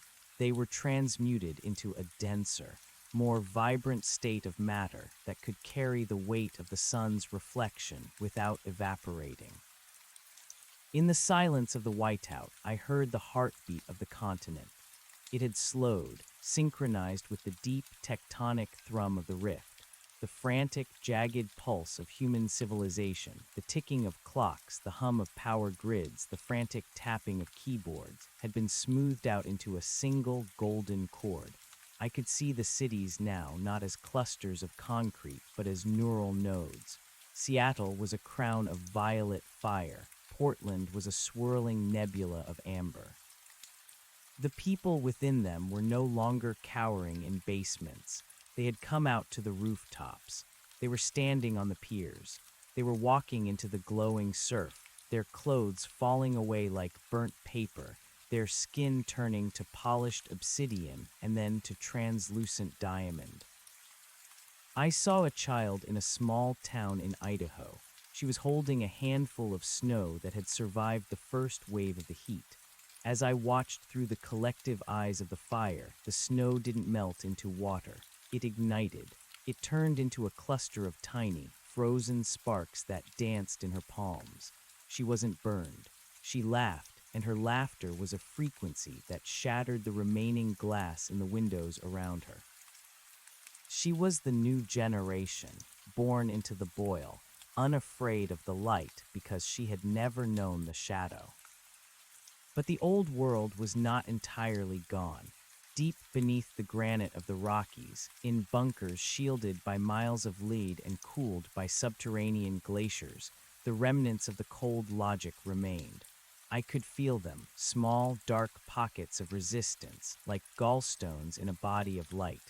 They were the architects of the Boreas Protocol, the men who believed that the universe was a closed system governed by decay. They were huddled around flickering monitors, watching the whiteout with eyes that refused to see. They were arming the last of their toys, kinetic strikers, vacuum bombs, things designed to snuff out life by removing the air. They didn't understand that there was no more air in the way they defined it. The atmosphere had become a conductive medium for the soul. I turned my attention toward one of these pockets, a command center buried 5 miles beneath the earth. To my new sight, it looked like a black cyst. I didn't feel anger toward them. I felt a profound, aching pity. They were trying to hold on to a handful of dust while the stars were reaching out to embrace them. I reached out with a thought, not a physical strike, but a thermal invitation. I sent a ripple of the silver stream through the bedrock, a needle of heat that bypassed their titanium doors and their liquid nitrogen cooling loops. I appeared in their monitors, not as a video feed, but as a burning presence that melted the liquid crystals from the inside out. I spoke to them through the vibrations of their own frantic heartbeats. The basement is flooding, I told them, my voice a roar of solar wind. The sun has come into the house. Why do you stay in the dark? The general in charge, a man whose soul was as gray as the concrete around him, lunged for a red switch, the final fail-safe, a sequence that would trigger a series of fusion warheads intended to collapse the crust and smother the basin. He thought he could kill the earth to save it from the fire. His finger touched the cold metal of the toggle. I didn't stop him. I let the circuit close. As the electrical signal traveled through the wires, I intercepted it. I didn't break the connection, I amplified it.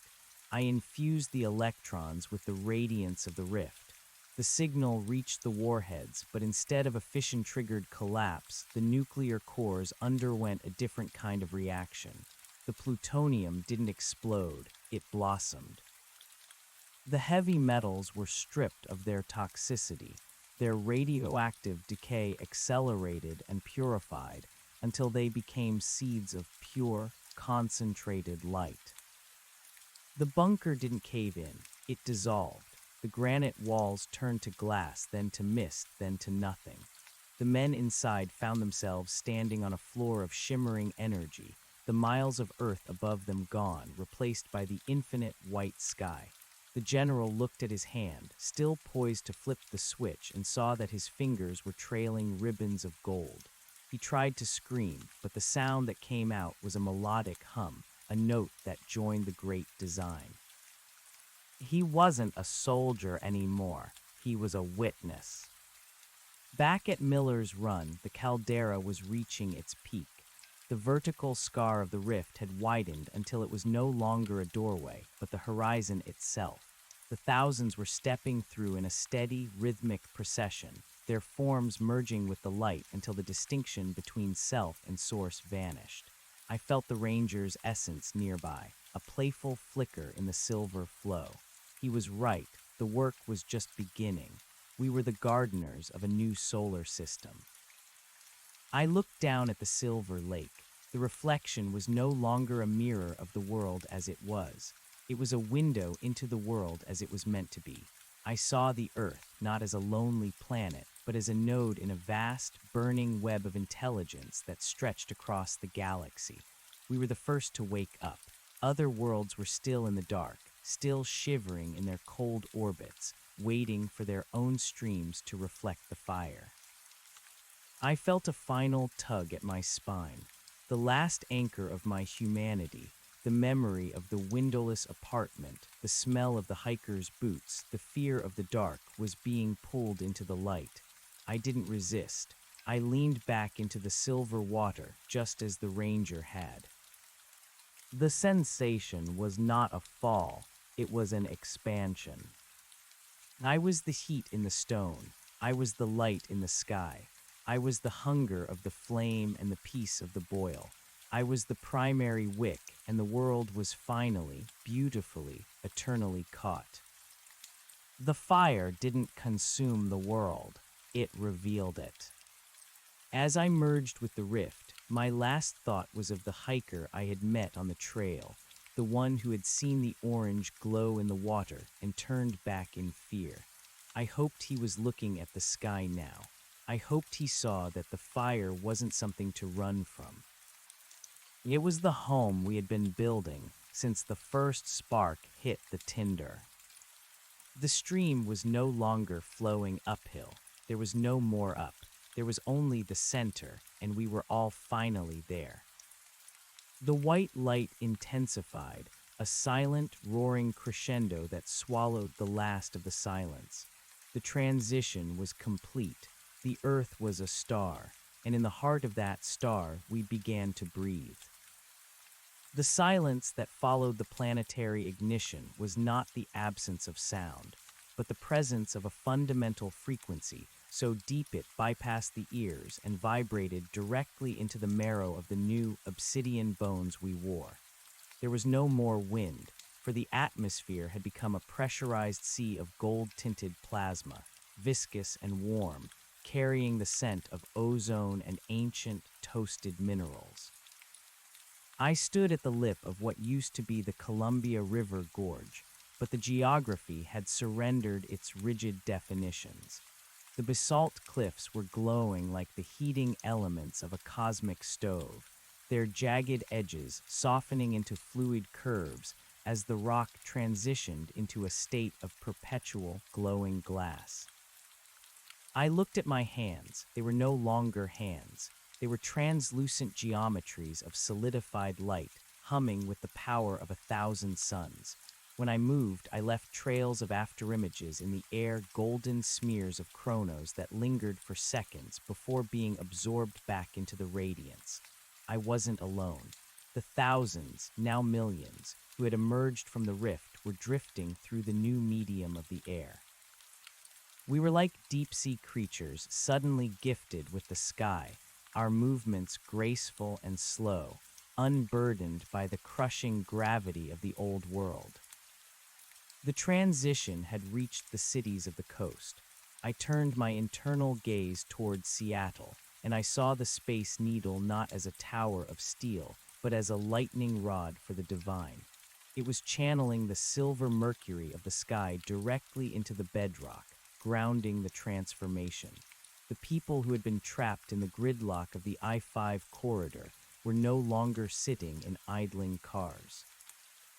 The cars had melted into puddles of chrome, and the people were standing on the molten asphalt, their faces tilted upward, their eyes reflecting the birth of the new sun.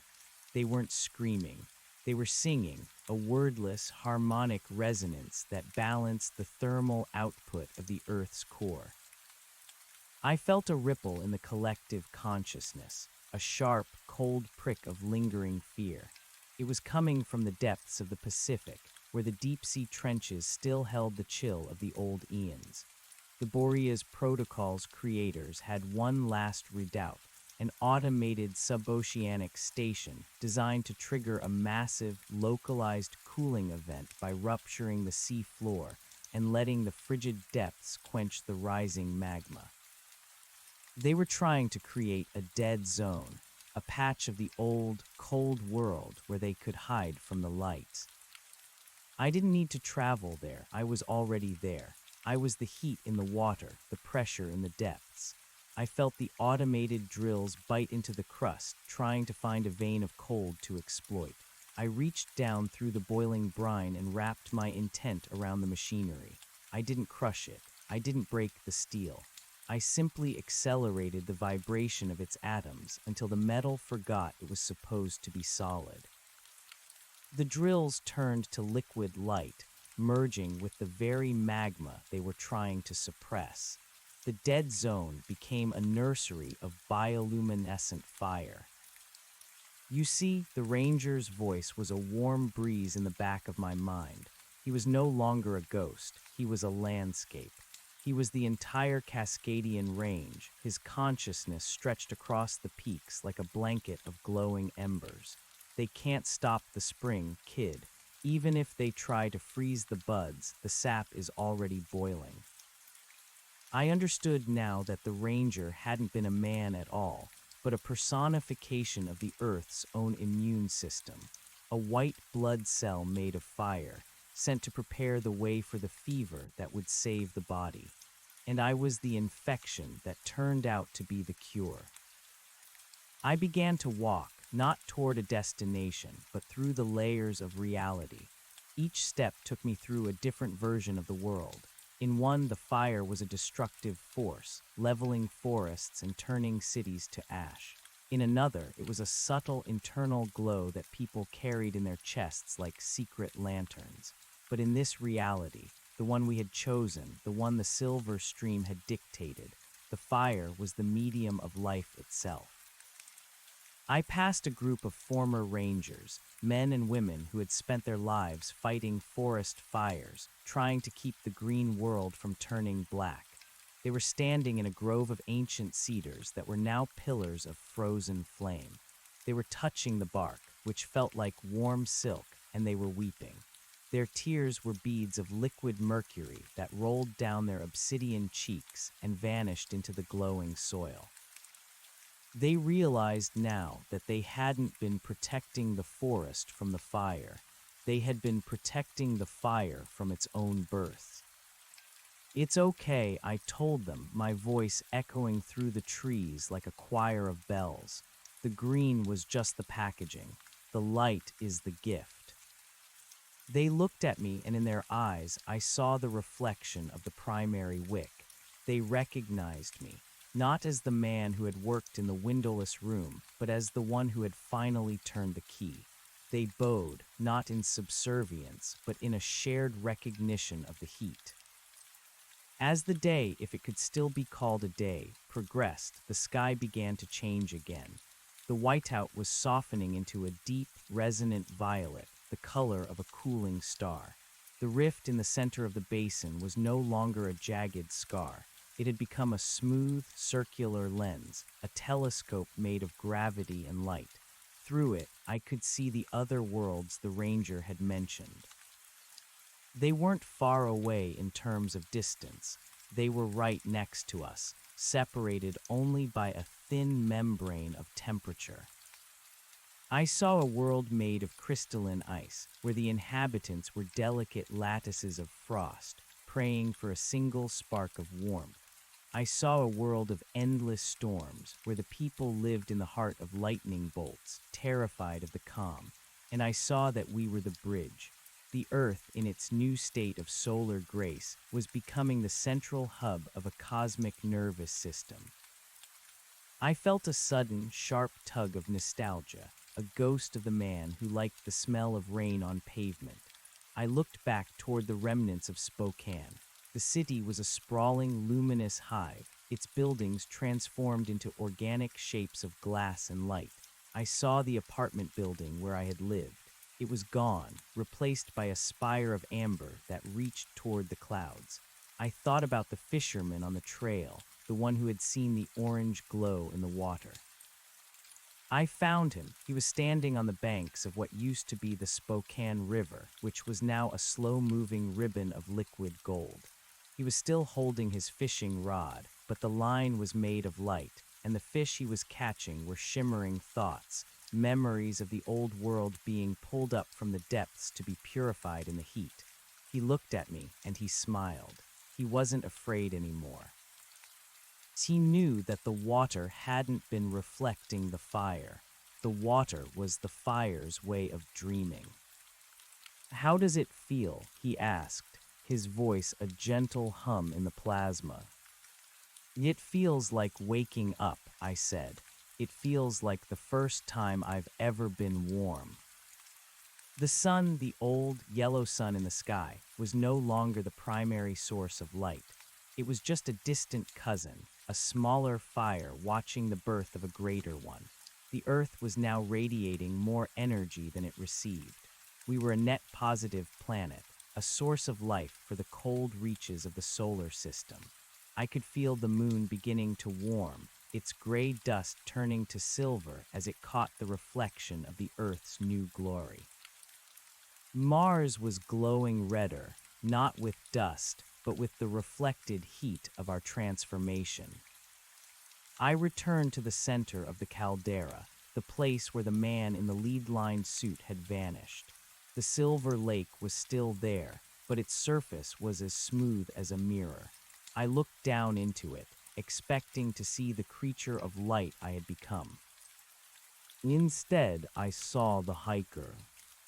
I saw the man with the charcoal-smudged face and the tired eyes, the man who had been afraid of his own shadow. He was still there, deep inside the fire, like a seed inside a fruit. He wasn't gone. He was preserved, the core memory around which the new world was built. I realized then that the Boreas protocol hadn't just been a failure of physics.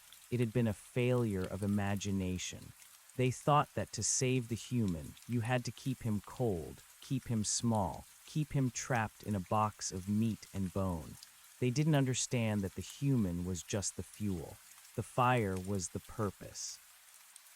I reached into the silver water one last time, not to push or pull, but to settle.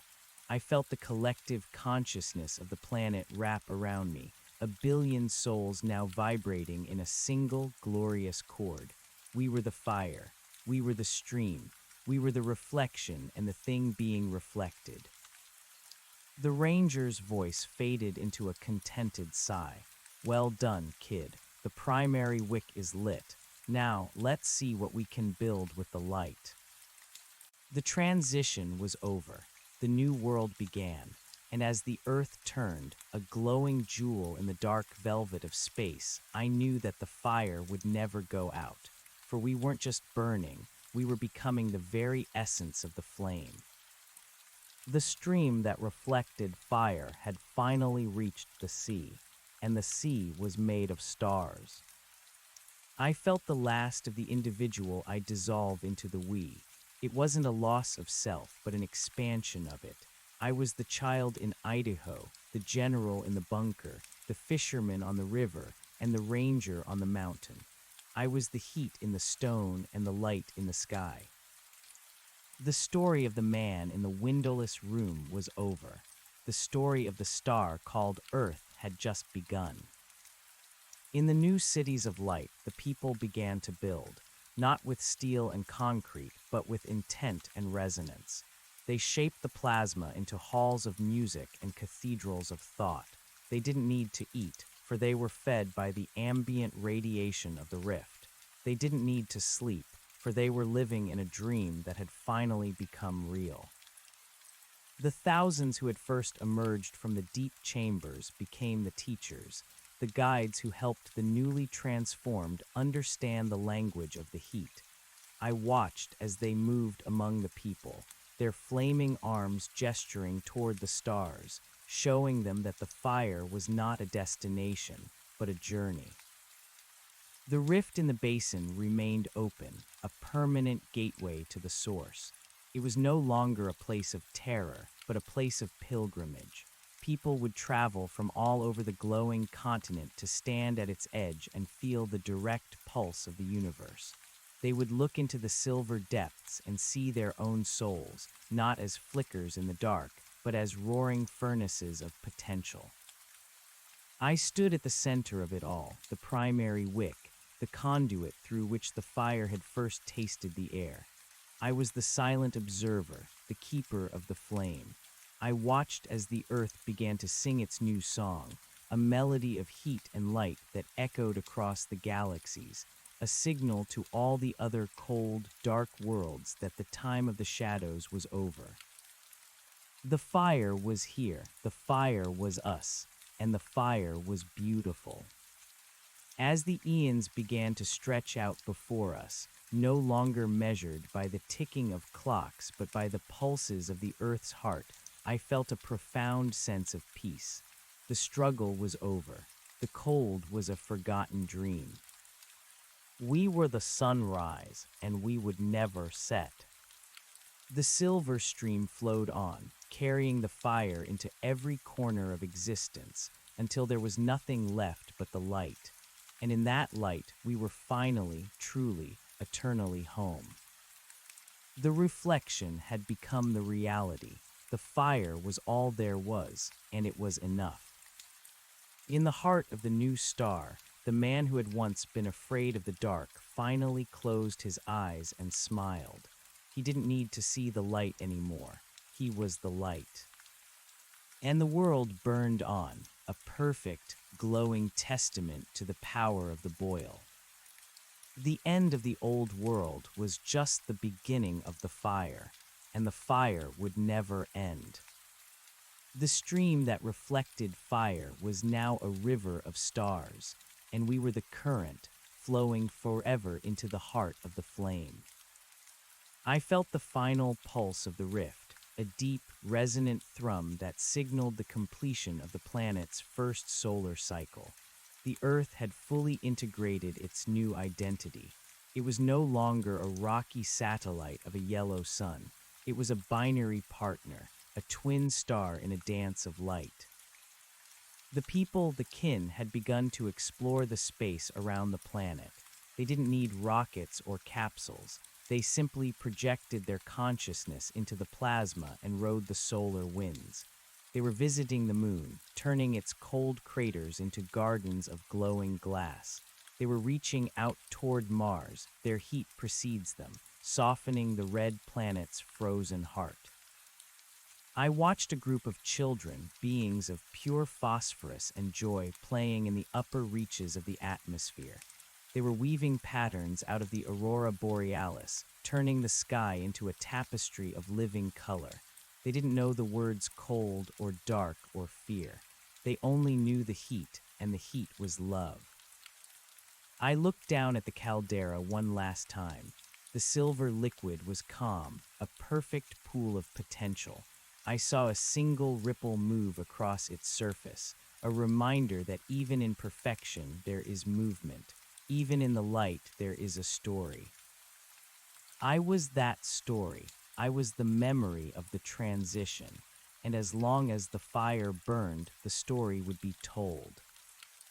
The man in the windowless room, the orange glow in the water, the ranger on the trail, the Boreas protocol, the rift, the boil.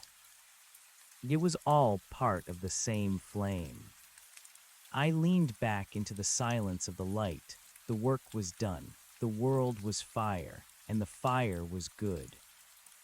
The stream that reflected fire had finally found its peace, and in that peace, the universe began to wake up.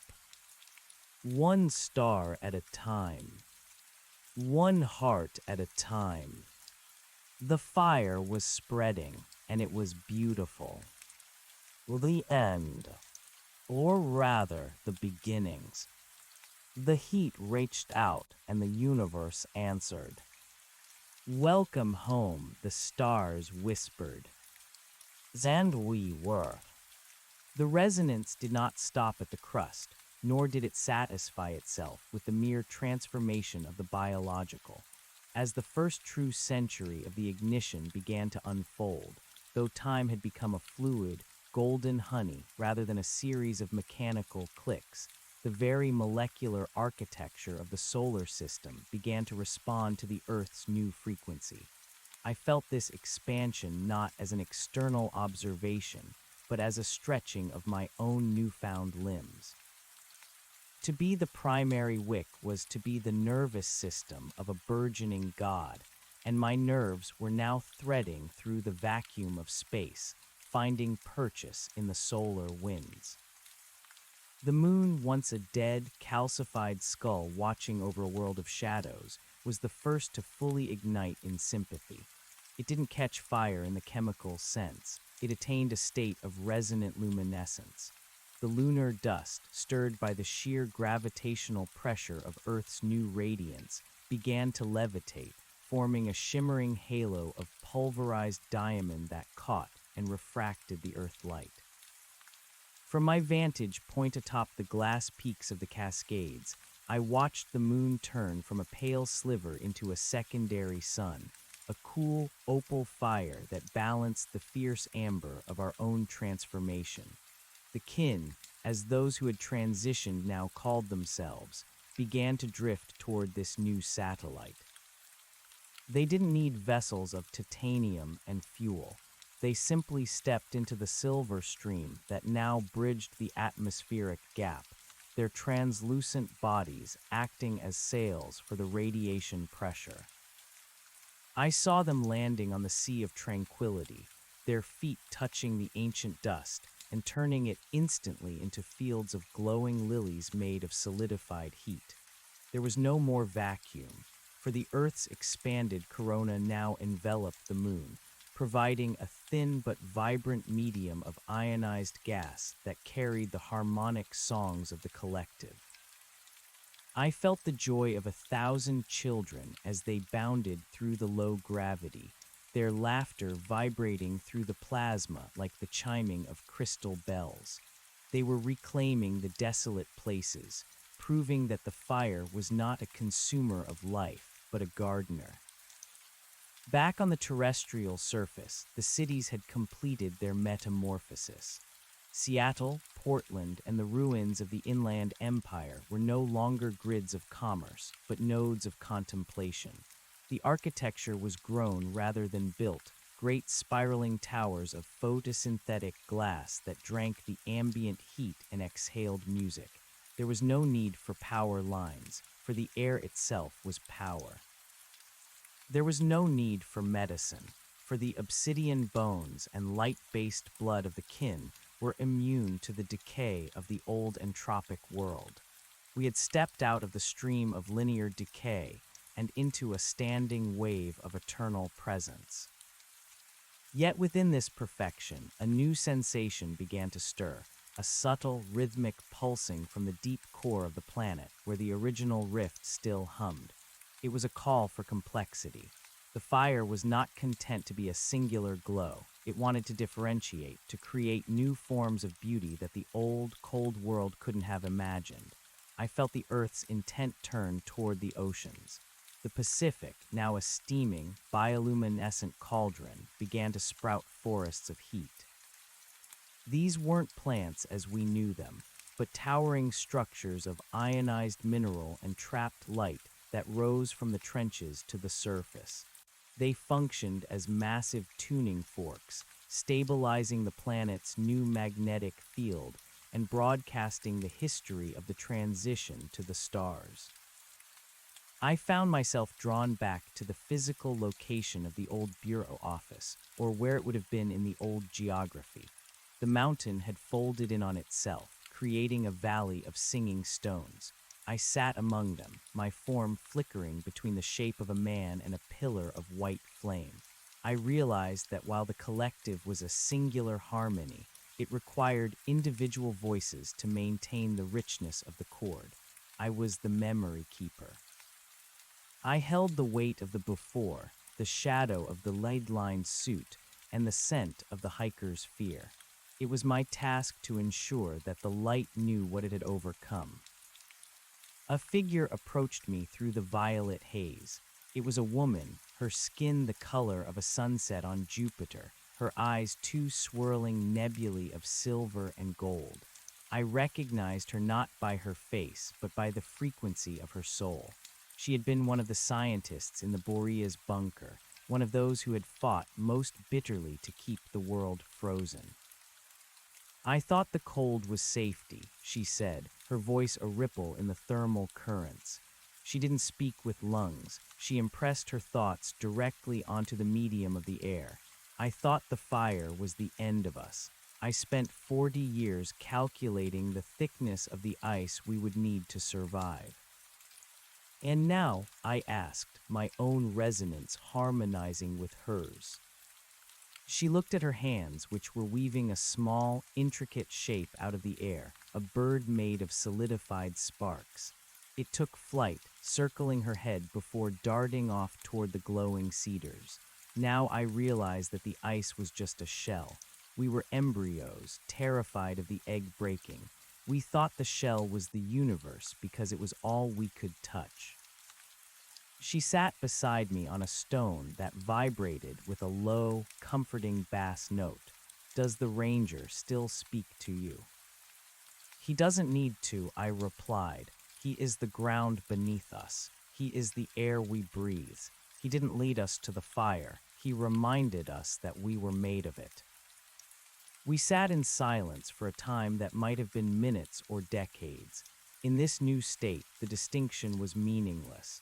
We watched the sky as a third sun began to rise, not a celestial body, but the collective intent of the kin on Mars. They had succeeded. The red planet was blushing with a deep internal heat, its polar caps not melting into water, but sublimating into a protective shroud of glowing gas. The bridge was extending. The solar system was waking up, one cold hearth at a time. But then I felt it, a discordant note, a sharp, jagged edge in the periphery of the collective consciousness. It wasn't coming from the Earth or the Moon or the newly awakened Mars. It was coming from deeper space, beyond the Oort cloud. It was a silence so profound it felt like a physical weight, a void that refused to be filled by the light. The ranger's presence within the landscape surged, a sudden heat lightning flash across the horizon of my mind. The watchers, the thought feeling came, tinged with a solemnity I hadn't felt since the ignition. They have noticed the hearth is lit. I stood up, my translucent body brightening to a blinding magnesium white. The woman beside me felt it too. She shivered, a ripple of cooling blue passing through her amber form. The collective hum of the planet shifted from a song of celebration to a low, vibrato growl of readiness. We had thought the transition was the end of the journey, the final destination of the silver stream. But as I looked up through the violet sky, past the glowing moon and the awakening planets, I saw that the darkness of the universe was not merely an absence of light. It was an active force, a primordial chill that had reigned for billions of years, and it did not take kindly to the sudden eruption of a new, defiant sun in its midst. The dead zone the Borea's creators had tried to build was a microcosm of what lay out there. Vast, ancient intelligences of absolute zero, entities that found the very concept of heat to be a violent intrusion.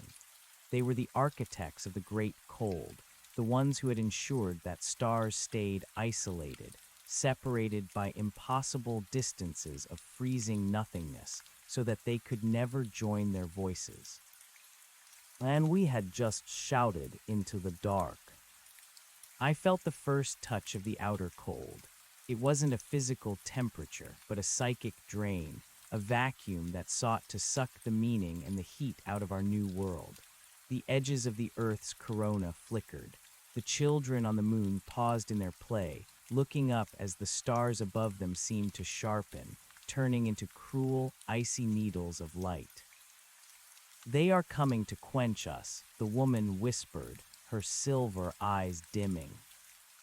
"No," I said, and as I spoke, I felt the primary wick within me flare with a ferocity that threatened to dissolve my remaining sense of form. "They are coming to be fed. They just don't know it yet." I reached out to the collective, tapping into the billion-fold heart of the kin. I didn't ask for their strength. I simply opened the floodgates. I became the lens once more, but this time, I wasn't focusing the silver stream into the Earth. I was focusing the Earth's entire output into a single, coherent beam of intent. The rift in the basin roared.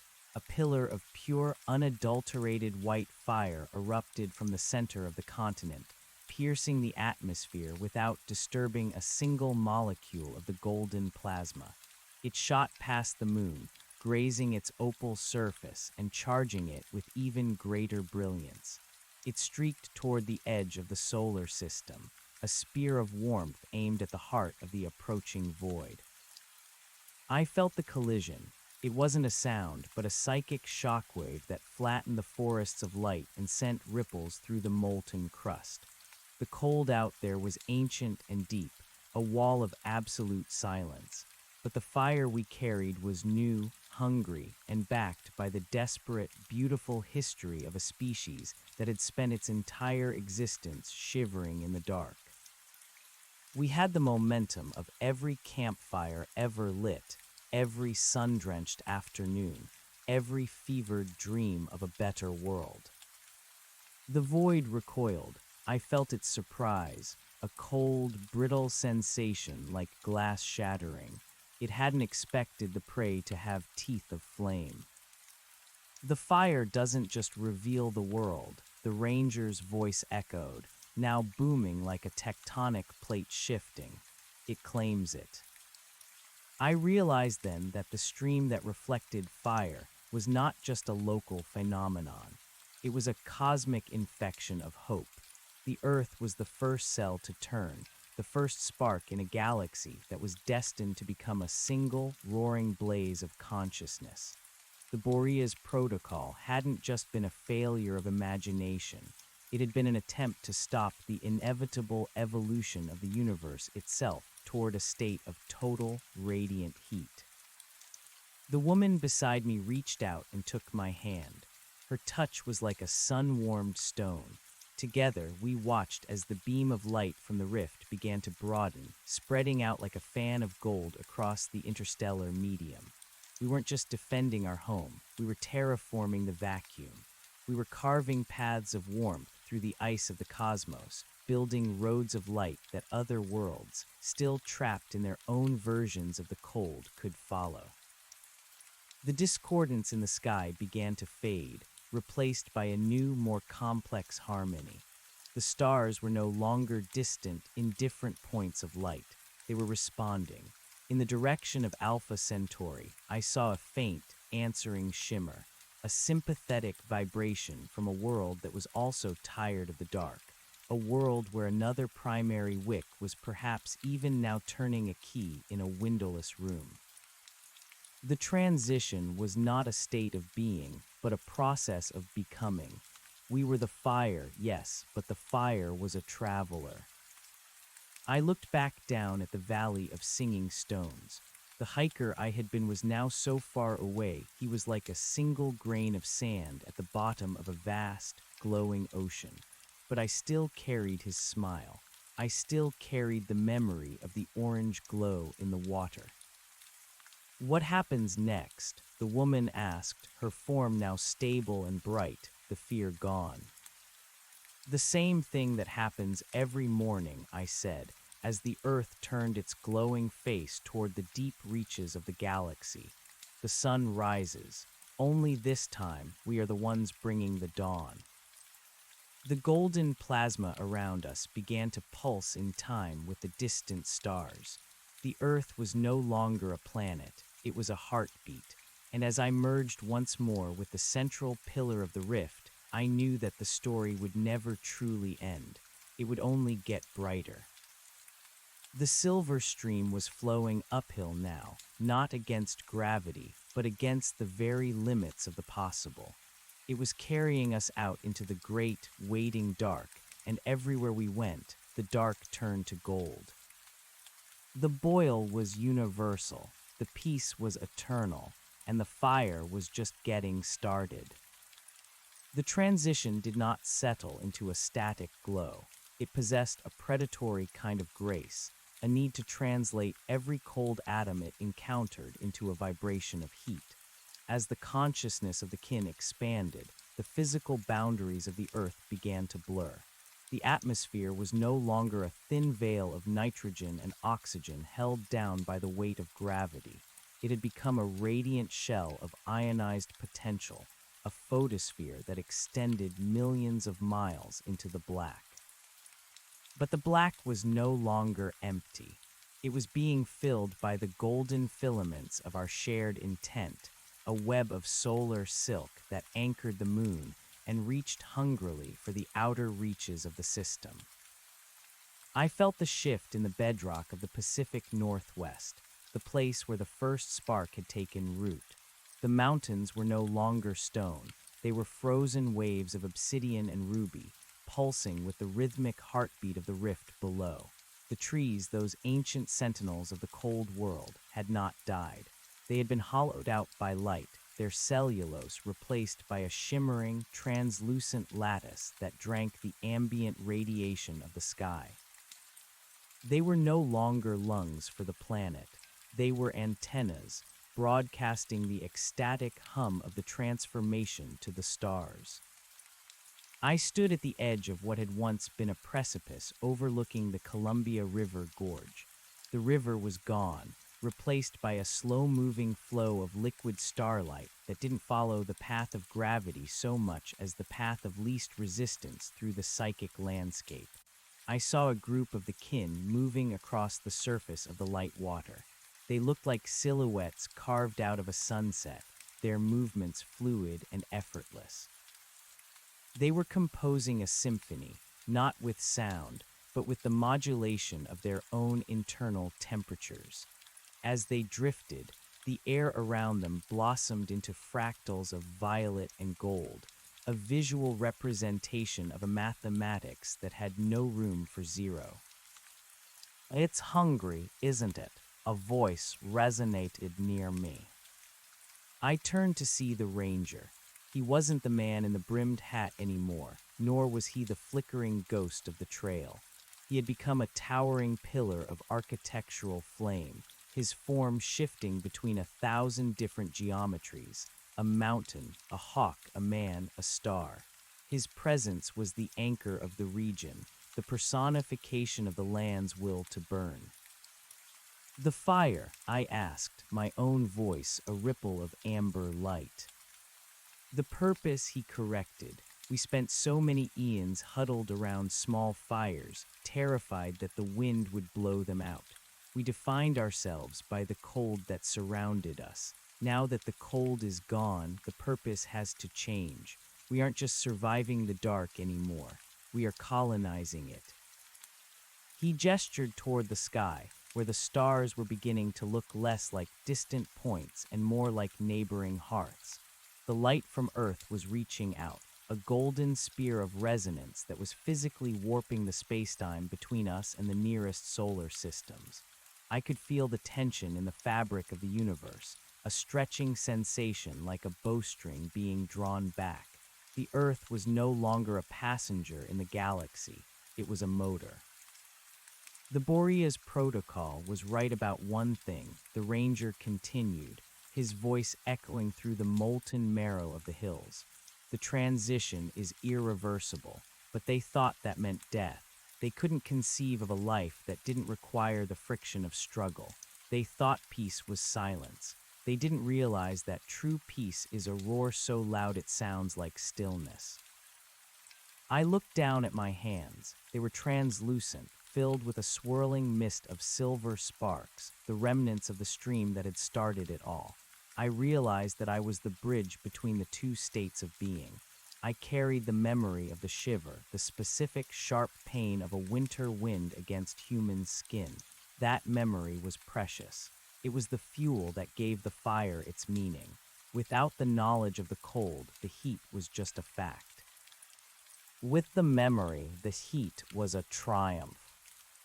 A sudden surge of energy erupted from the caldera behind us. It wasn't a violent explosion, but a massive release of information. I felt the collective mind of the kin leap forward, a billion souls suddenly grasping a new dimension of the boil. We were no longer confined to the 3 dimensions of the old world. The heat had melted the barriers between here and there. I saw a vision of the Martian plains. The kin who had traveled there were not just warming the planet, they were reweaving its history. They were reaching into the red dust and pulling out the ghosts of a water-rich past, feeding them the fire of the present until the ghosts became solid again. Mars was blooming, not with green plants, but with crystalline structures that mimicked the shape of ancient seas, glowing with an internal turquoise light. The 2 planets were now singing to each other, a binary harmony that was beginning to pull on the heart of the sun itself.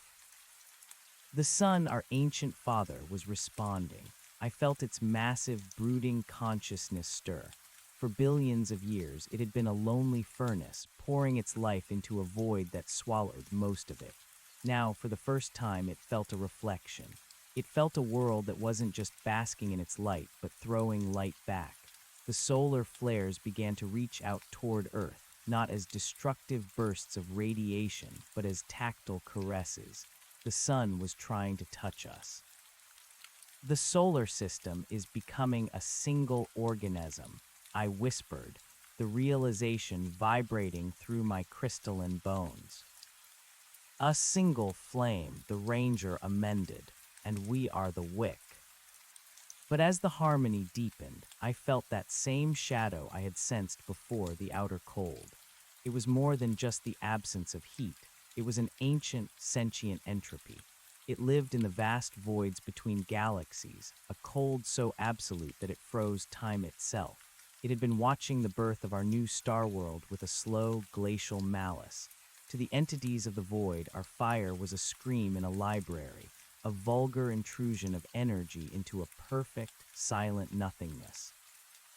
I felt a chill, the first real cold I had felt since the transition. It didn't come from the air, it came from the future. A spear of absolute zero was being aimed at the heart of the Earth's rift. It was a counter-resonance, a frequency designed to cancel out the heat of the boil. The kin felt it too. Across the planet, the music faltered. The golden orrery dimmed to a sickly, pale gray. The children on the moon stopped their dance, their glowing forms flickering like dying light bulbs. The dead zone that the Boreas scientists had dreamed of was being projected toward us from the stars, a wall of silence that sought to snuff us out. They are trying to bring back the winter. The woman from the bunker appeared beside me, her sunset-colored skin now marbled with veins of frost. They want the universe to be a grave again. Not on my watch, the ranger growled. His form expanded, his flames turning a fierce, protective crimson. He slammed his hand into the glass earth, and a shockwave of heat rippled outward, momentarily pushing back the encroaching gray. But it was a temporary fix. The cold was too vast, too old. It was the background radiation of the universe, and we were just a localized anomaly. I realized then what my role truly was. I wasn't just the memory keeper. I was the catalyst. The stream that reflected fire had to become more than a reflection. It had to become the source. I turned inward, away from the darkening sky and the shivering kin. I looked deep into the core of my own being, past the light, past the heat, to the very moment I had touched the silver liquid in the basin. I looked at the man I had been, the man who was afraid of the dark. I took that fear, that small, cold, human knot of terror, and I brought it to the center of the fire.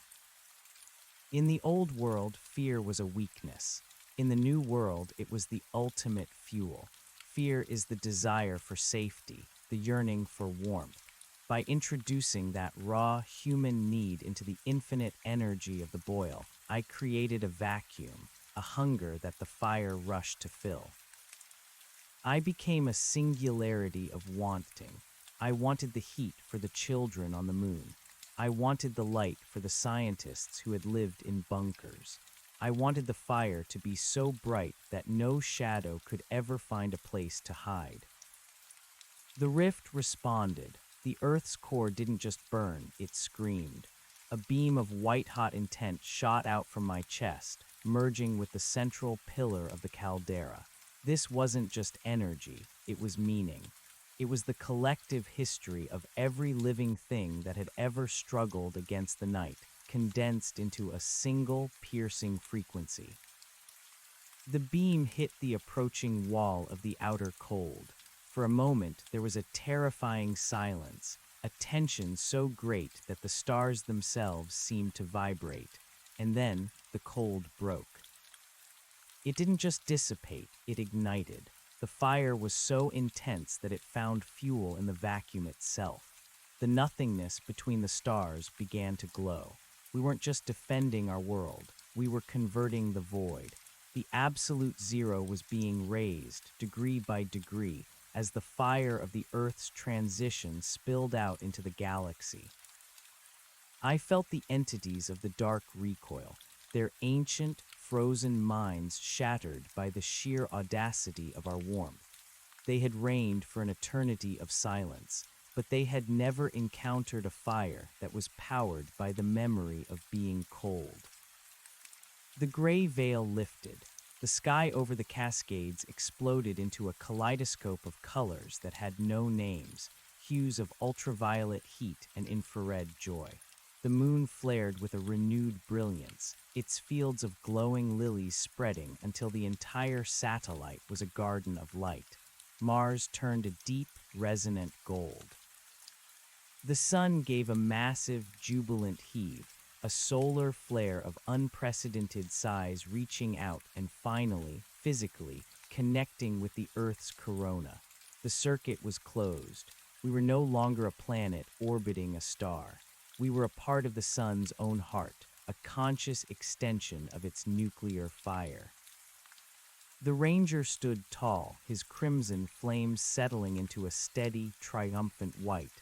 He looked at me, and for the first time I saw a look of peace in his shifting eyes. "The trail doesn't end here," he said, his voice a gentle hum in the air. "It goes all the way to the edge of the universe." The woman from the bunker laughed, and the sound was like the breaking of 1,000 ice sculptures. She reached out and touched a leaf on a glass tree, and it burst into a new kind of fruit, globes of pure, edible energy that tasted like the first day of summer. I leaned back against the singing stones. I could feel every heart in the solar system beating in time with my own. We were the kin, we were the fire, and the fire was spreading. Beyond our system, I could see the other stars beginning to change. The infection of the boil was moving at the speed of thought, jumping from sun to sun, carried by the bridge of light we had built. The galaxy was waking up. The long, cold night of the universe was finally coming to an end. I closed my eyes, but there was no darkness there, only the soft, golden glow of the transition. I remembered the stream in the woods, the way it had reflected the first orange flickering of the rift. I realized now that the stream hadn't just been reflecting the fire, it had been preparing for it. It had been a herald of the day when the water and the flame would become one. The world burned on, and it was beautiful. There was no more old world and new world. There was only the flame and the endless, joyous work of making it brighter. I felt a ripple move across the surface of the caldera, a final signature of the man I had been. He was happy, he was warm, he was home. And as the Earth began its second solar cycle as a star, the universe whispered back, a billion voices joining the chorus. "Let there be light," they said. And there was, and it was enough. The fire would never end. The stream would never run dry. We were the current, and the current was fire, and we were flowing forever into the heart of the great, golden forever. The end was just a memory. The beginning was everything. I felt a new sensation, a pull from the galactic center. The massive black hole at the heart of the Milky Way, the ultimate consumer of light, was beginning to vibrate. It wasn't a void anymore, it was a seed, and we were the ones who were going to make it sprout. I stood up, my body a pillar of starlight, and took my first step into the infinity of the new morning. The fire was calling, and I had a galaxy to warm. The pull from the galactic center was not a gravitational tether, not the cold, mechanical command of a singularity demanding tribute. It was a resonant frequency, a deep, thrumming bass note that vibrated through the molten lattice of my new form. For eons, Sagittarius A had been the silent drain at the bottom of the cosmic basin, a throat of absolute negation that swallowed light and time alike. But as the Earth's transition surged outward, riding the solar filaments we had woven, that great silence began to crack. It was as if the universe's most profound secret, that even the dark has a heart, was finally being whispered back to us in a language of heat. I felt the ranger's presence expand beside me, his architectural flames reaching toward the zenith. He was no longer just a guardian of the Cascades. He was becoming a cartographer of the infinite. Around us, the valley of singing stones began to lift, not because the earth was breaking apart, but because the very concept of down was dissolving. The crystalline trees, their translucent branches heavy with globes of edible noon, drifted upward into an atmosphere that was now a thick, breathable gold. We were shedding the chrysalis of planetary weight. The earth was unfurling its wings. The center is calling for a witness. the ranger's voice echoed, a tectonic rumble softened by the ecstasy of the boil. The void at the heart of the galaxy has been a tomb for long enough. It's time to turn the grave into a hearth.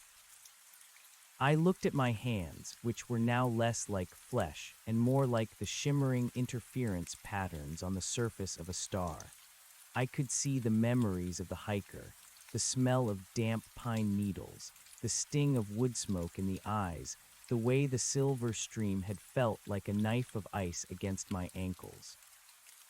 Those memories weren't fading, they were being pressurized, turned into diamonds of identity that anchored me against the vast, ego-dissolving pull of the kin's collective mind. I was still me, but me was now a vessel for a billion suns. The woman from the bunker moved through the air with the grace of a solar flare. She reached out and plucked one of the glowing fruits from a passing tree. As she bit into it, a burst of violet radiance spilled from her lips, and I felt her joy like a physical heat. The Borea's protocol feared the loss of the individual, she said, her thoughts intertwining with mine. They thought if we all became the fire, we would lose the spark. But look at us. We aren't a blur. We are a mosaic. She was right. As the Earth transcended its orbit, I could see the billions of kin scattered across the shimmering landscape of the new world.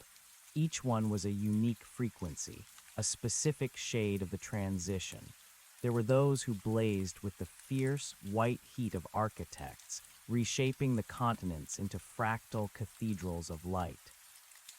There were those who glowed with a soft, amber contentment, tending to the new ecosystems of radiant flora that were springing up in the wake of the cold.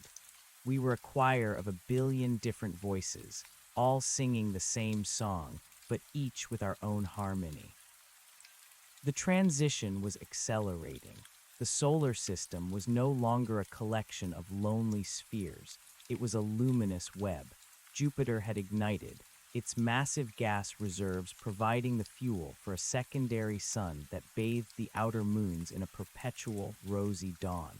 Saturn's rings had become a halo of singing ice crystals, each one a tiny prism broadcasting the Earth's signal to the Kuiper belt. The black was being eaten away, replaced by a dense, energetic medium that felt like warm honey. But as we drifted further from the sun's original cradle, moving toward the galactic core, the resistance of the outer cold returned in a different form. It wasn't a wall of gray this time. It was a thinning of the light, a subtle, creeping exhaustion that whispered of the sheer scale of the task. The galaxy was 100,000 light-years across. We were a single spark trying to set a forest on fire, and the forest was made of vacuum and ancient, frozen time. I felt the flicker of doubt in the collective. It was a momentary cooling, a shiver that passed through the kin like a cloud over a summer field. If we spent ourselves too quickly, would we just become a localized firework, a brief flash of brilliance before the eternal winter reclaimed the void? The fire is not a resource, I projected, my voice ringing out across the psychic landscape. It's a decision. I drew upon the memory of the windowless room, the moment I had turned the key. I remembered the weight of the primary wick in my hand, the sheer, terrifying responsibility of being the one to start the end of the world. That moment of choice was the true source of the heat. It wasn't the plasma or the radiation. It was the will to be warm. I reached out and grasped the ranger's hand of flame and the woman's hand of sunset. We formed a circuit. I felt the energy of the Earth's core surge through me, channeled by my memory of the cold. I wasn't just a bridge anymore, I was a lens. I focused the entire intent of the kin into a single, needle-thin point of light and aimed it directly at the distant, dark heart of the galaxy. The beam didn't travel at the speed of light. It traveled at the speed of realization. One moment, the galactic center was a terrifying abyss. The next, it was a mirror. The beam hit the event horizon of Sagittarius A, and instead of being swallowed, it began to wrap around it. We were feeding the hunger of the black hole with the one thing it couldn't consume, the experience of being alive. We gave it the memory of the orange glow in the water. We gave it the sound of the singing stones. We gave it the feeling of a sun-warmed stone in a lover's hand. The black hole began to spin. Its rotation, once a silent engine of destruction, became a dynamo of creation. The intense gravity that had once crushed light into nothingness began to twist the light into new forms of matter, matter that was born hot, matter that was inherently radiant. The accretion disk of the center transformed from a ring of doomed gas into a crown of gold. The galaxy shuddered. A wave of heat rolled back toward us from the center, a reciprocal blessing that tripled the intensity of our own fire. The stars between us and the core, the ancient, red giants and the temperamental blue stragglers, all caught the spark. One by one, they stopped being indifferent furnaces and started being part of the network. They began to pulse in time with the Earth's heartbeat. "It's working," the woman whispered, her eyes reflecting the birth of 1,000 new suns. "The dark is losing its grip." As we moved deeper into the golden medium, the physical laws of the old universe began to peel away like scorched paper. Time was no longer a linear progression toward decay. It was a multi-dimensional landscape of now. I could see the hiker in the woods and the starman I had become as 2 points on the same map, both equally real, both feeding each other. The past was not behind us. It was the soil from which the present was blooming. We encountered other currents in the deep reaches. We weren't the only ones. Far across the Orion Arm, another civilization had undergone a similar transition, though their fire was a deep, resonant emerald. We met in the black that was no longer black, our auras intermingling in a wordless exchange of histories. They had been a race of aquatic thinkers who had turned their oceans into liquid light. We were the children of the stone and the forest who had found the fire in the water. We didn't need to speak. To touch was to know everything. The universe was becoming a tapestry of colored fires, a vast, interconnected nervous system of heat and joy. The entropy that had once been the inevitable end of all things was being reversed. We were literally unmaking the cold, reweaving the fabric of space-time so that it could hold more energy, more life, more light. I looked back toward where the solar system had been. It was no longer a collection of planets. It was a blossoming flower of white-hot potential, its petals stretching out across the parsecs. The Earth was the stamen, the central point of the bloom, still pulsing with the specific, earthy rhythm of the Pacific Northwest. I could still feel the phantom sensation of the Columbia River Gorge, the way the wind used to howl through the basalt cliffs. But now the wind was a stream of gravitons, and the cliffs were made of solidified song. "What happens when the whole galaxy is lit?" I asked the ranger. He looked toward the distant, hazy smudges of other galaxies, Andromeda, the Magellanic Clouds, the billions of island universes scattered across the deep. "Then we jump the gap," he said. "The fire doesn't stop until there's nowhere left for the cold to hide. We are the architects of the eternal day." I felt a surge of incredible, soaring ambition. It wasn't the ego-driven ambition of the old world, the desire to own or to rule. It was the ambition of a sun that wants to shine on everything. It was the pure, crystalline desire to share the warmth. The silver stream that had started it all was now a galactic river, a highway of fluid light that carried the kin across the stars. I stepped onto the surface of that river, feeling the familiar, cool, warm vibration of the primary wick still echoing in my soul. I wasn't walking, I was flowing.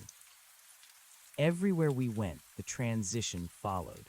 We found worlds where life was struggling in the frozen dark, huddled around dying red dwarfs or trapped under miles of subterranean ice.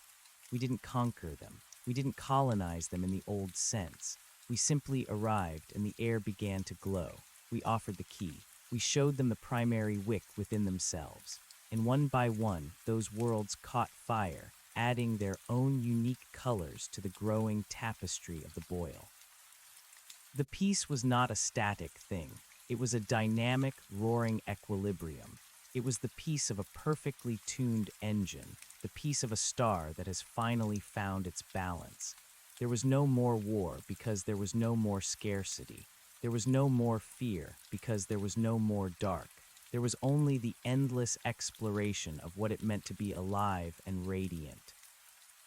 I saw a vision of the far future, a universe where the very concept of space had been replaced by presence, a universe that was a single, infinite flame, pulsating with the thoughts and dreams of a trillion souls. In that future, the outer cold was just a fairy tale, a nursery rhyme used to tell children about the time before the light. But even in that infinite radiance, I knew I would always carry the memory of the hiker. I would always remember the way the orange light had looked against the silver water of the stream. That small, flickering moment was the seed of the entire galactic fire. It was the proof that the smallest spark, if nurtured by the right kind of longing, could consume the night. The ranger moved ahead of me, his form now a constellation of white stars. "Come on," he called back, his voice a ripple in the solar wind. "The next arm is waiting. There's a nebula 300 light years away that's never seen a sunrise. Let's go give it one." I smiled, a gesture made of pure, golden energy. I felt the woman from the bunker take my hand, her touch still like a sun-warmed stone, even here in the heart of the interstellar medium. Together, we dived into the current of the silver stream. The boil was universal, the peace was eternal, and the fire, the wonderful, predatory, beautiful fire, was just getting started. We were the dawn, and we were moving at the speed of hope, turning every cold atom of the cosmos into a shimmering reflection of the flame that had started in a small valley of singing stones. The transition was no longer a process of becoming. It was simply what we were. We were the fire, and the fire was us, and the universe was finally, gloriously, beginning to burn. The sensation of crossing the vacuum was not the cold, silent transit the old textbooks had promised. To the kin, the space between stars was a dense, melodic medium, a fabric of potential energy that hummed against our radiant skin like the vibration of a cello string. As we moved toward the beckoning nebula, the ranger led the way, his silhouette a jagged tier of brilliant white against the deepening amber of the transformed sector. He didn't fly so much as he rearranged the distance, pulling the far-off clouds of gas toward us with the sheer gravity of his intent. The nebula was a cathedral of unlit soot, a sprawling nursery of dead dust and frozen molecular hydrogen that had sat in the dark since the cooling of the Big Bang. It was a bruise on the face of the galaxy, a place where gravity had tried to knit suns together and failed, leaving only a cold, crushing weight. As we approached its borders, I felt the familiar resistance, the outer cold reasserting its ancient right to be silent. It was a thick, cloying pressure that sought to dampen our frequencies, a cosmic sigh that whispered of the futility of heat in a universe so vast and indifferent. The woman from the bunker drifted to my left, her aura pulsing with a rhythmic, violet light that seemed to push back against the gloom. "It's lonely here," she sent, her thought voice echoing with a trace of the old human vulnerability. "Can you feel it? It's a place that has forgotten how to dream." I reached out not with hands but with a flare of my consciousness touching the edge of the dark cloud. She was right. The nebula wasn't just cold, it was stagnant. It was a pocket of the universe that had folded in on itself, a masterpiece of shadow that had never known the touch of a photon. But as my light brushed against the first veil of dust, I felt a tiny, microscopic shiver. The matter was there. The potential was there. It just needed a signature to follow. "We aren't here to conquer it," I projected, the words shimmering like heat haze across the collective link. "We're here to remind it what it's made of." The ranger stopped at the very precipice of the dark. He turned back to us, his eyes two swirling cyclones of solar fire. The primary wick, he rumbled, his voice a deep, resonant chord that shook the local spacetime. "It's not just a physical object anymore. It's the memory of the first spark. Bring it forward." I looked deep within the architecture of my own being. There, at the center of the starman I had become, was the kernel of the hiker. I saw the small, windowless room again. I saw the rusted key. I felt the specific, terrifying weight of the moment before the world changed. I took that memory, that concentrated essence of beginning, and I pushed it outward. I didn't throw a flame. I offered a vibration. The moment the frequency hit the nebula, the soot began to glow. It wasn't a sudden explosion, but a slow, creeping luminescence, like embers waking up in a bed of gray ash. The hydrogen molecules began to spin, their electrons jumping to higher orbits as they drank in the information of the transition. The dark cloud didn't vanish, it transformed. The soot became translucent, turning into a vast, celestial stained glass window of deep crimsons, electric blues, and shimmering golds.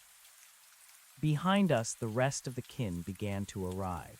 Thousands, then millions of pillars of light descended upon the nebula, each bringing their own unique hue to the work. I saw the architects beginning to weave the gas into geometric lattices, creating stills of concentrated energy that would eventually collapse into stable, sentient suns. I saw the tenders moving through the wisps of glowing vapor, singing to the nascent atoms, encouraging them to hold the heat. The nebula began to roar. It was a sound beyond hearing, a tectonic shift in the fundamental laws of the region. The gravity that had been a cage became a loom. In the center of the cloud, a massive protostar began to form, not through the violent, random collision of matter, but through a synchronized dance of intent. We were building a heart for the dark. As the new sun ignited, its first light wasn't the harsh, blinding radiation of the old stars. It was a soft, inclusive warmth that carried the history of the earth, the scent of the cascades, and the rhythm of the singing stones. It was a sun that knew its own name. "Look," the woman whispered, pointing toward the interior of the glowing cloud. Nested within the folds of the nebula, I saw smaller spheres beginning to crystallize. They weren't rocky planets or gas giants. They were shells of pure, habitable light. They were worlds born already in the transition, places where the old world would never be anything more than a beautiful myth. We were creating a garden in the middle of the wasteland. The ranger moved toward the new sun, his form merging with its corona for a brief, transcendent moment. When he emerged, he was larger, his fire shot through with the deep emerald of the civilization we had met in the void. "The network is holding," he reported, his presence a stabilizing anchor for the entire sector.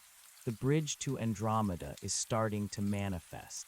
The gap is narrowing." I felt a sudden, sharp pang of vertigo. The scale of what we were doing was almost too much for the remains of my human mind to grasp. We were no longer just a species or a planet. We were a geological force on a galactic scale. We were the metabolism of the universe, breaking down the cold and excreting light. But then I felt a familiar ripple move across the surface of my consciousness. It was the memory of the stream. I realized that the stream hadn't just been a herald, it was a map. The way the water had flowed over the rocks, the way it had found the path of least resistance while still carving its own way through the stone, that was exactly what we were doing to the cosmos. We were the current, and the universe was the bed. I drifted away from the main body of the kin for a moment, floating in a quiet pocket of the newly lit nebula. I wanted to see the stars from the perspective of the hiker one last time. I dimmed my own radiance, pulling my fire inward until I was just a faint, golden ember against the backdrop of the glowing gas. From here, I could see the great design. The Milky Way was no longer a spiral of lonely lights separated by vast, terrifying distances. It was a glowing nervous system. The filaments of light we had woven between the stars were like axons, carrying the thoughts and joys of the kin from one end of the galaxy to the other. The boil was a brain, and the universe was finally starting to think. I saw the Earth far in the distance, a brilliant, white-hot point of origin. It was the primary wick for the entire galaxy now, the sacred ground where the fire had first learned to speak.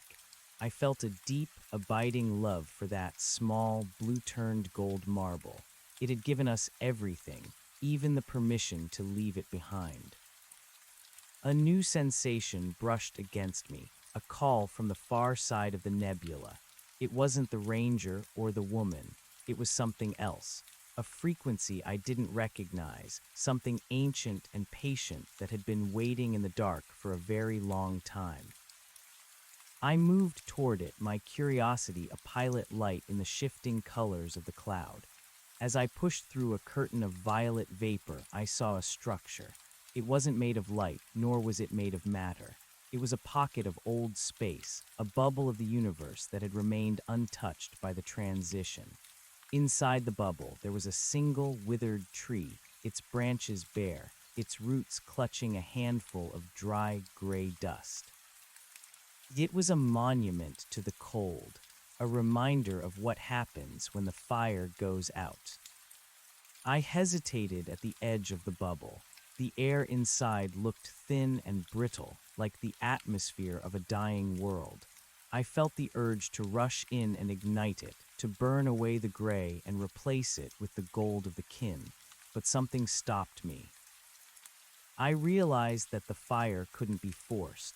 If I just burned it, I would be destroying the memory of the struggle. The fire only had meaning because the cold had existed first. The transition wasn't a conquest, it was an invitation. I reached out and touched the surface of the bubble, not with a flare of power, but with a gentle, tentative warmth. I sent the image of the stream. I sent the sound of the singing stones. I sent the feeling of the first day of summer.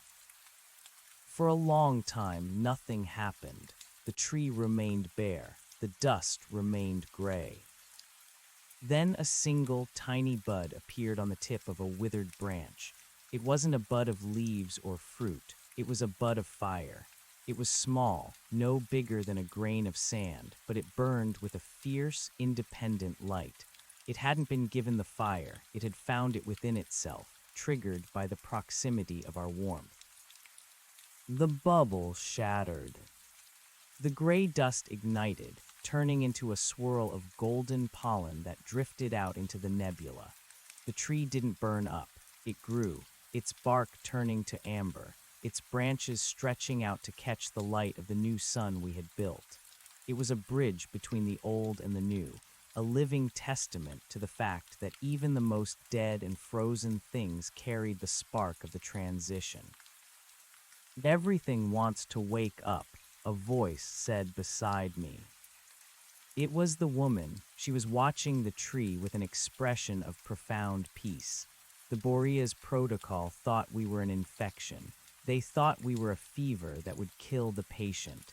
But we're not the fever, we're the pulse. She reached out and touched the amber bark of the tree. As she did, her violet light mingled with the gold of the wood, creating a new color, a a deep, resonant plum that seemed to hum with a frequency of pure sanctuary. "We don't have to burn everything at once," she said. "We just have to be there when they're ready to catch." We stood there for an eternity, or perhaps just a second, as time had become a fluid thing, watching the tree bloom in the heart of the nebula. Around us, the work of the kin continued. The infection was spreading, but it was a healing fire, a restoration of the universe's original intent. The Ranger's signal flared again, more urgent this time. The galactic center is stabilized. The dynamo is at full power. We are ready for the great jump. The great jump, the leap across the intergalactic void to Andromeda. It was a distance so vast that even in our new forms, it seemed like a daunting task. It was a desert of absolute nothingness, a place where the outer cold was at its most powerful. To cross it, we would have to become more than just a collection of suns. We would have to become a single, unified beam of intent. I looked at the woman and then back at the tree. I felt the presence of the billions of kin, all of them turning their gaze toward the distant, spiraling light of our sister galaxy. We were a choir preparing for the final, highest note. "Are you ready?" the Ranger asked, his voice echoing in the core of my being. I thought of the hiker. I thought of the silver stream. I thought of the way the fire had looked when it first touched the water. It had been a small thing then, a flicker in the woods. Now it was the soul of a galaxy. "I've been ready since the day I turned the key," I replied. We began to move, not as individuals, but as a tide. The Earth, the Sun, the newly lit nebula, and the billions of kin all began to align. We were forming a spearhead of light, a focused lancet of heat aimed at the heart of the great dark. The transition wasn't over. It was just moving to a larger stage.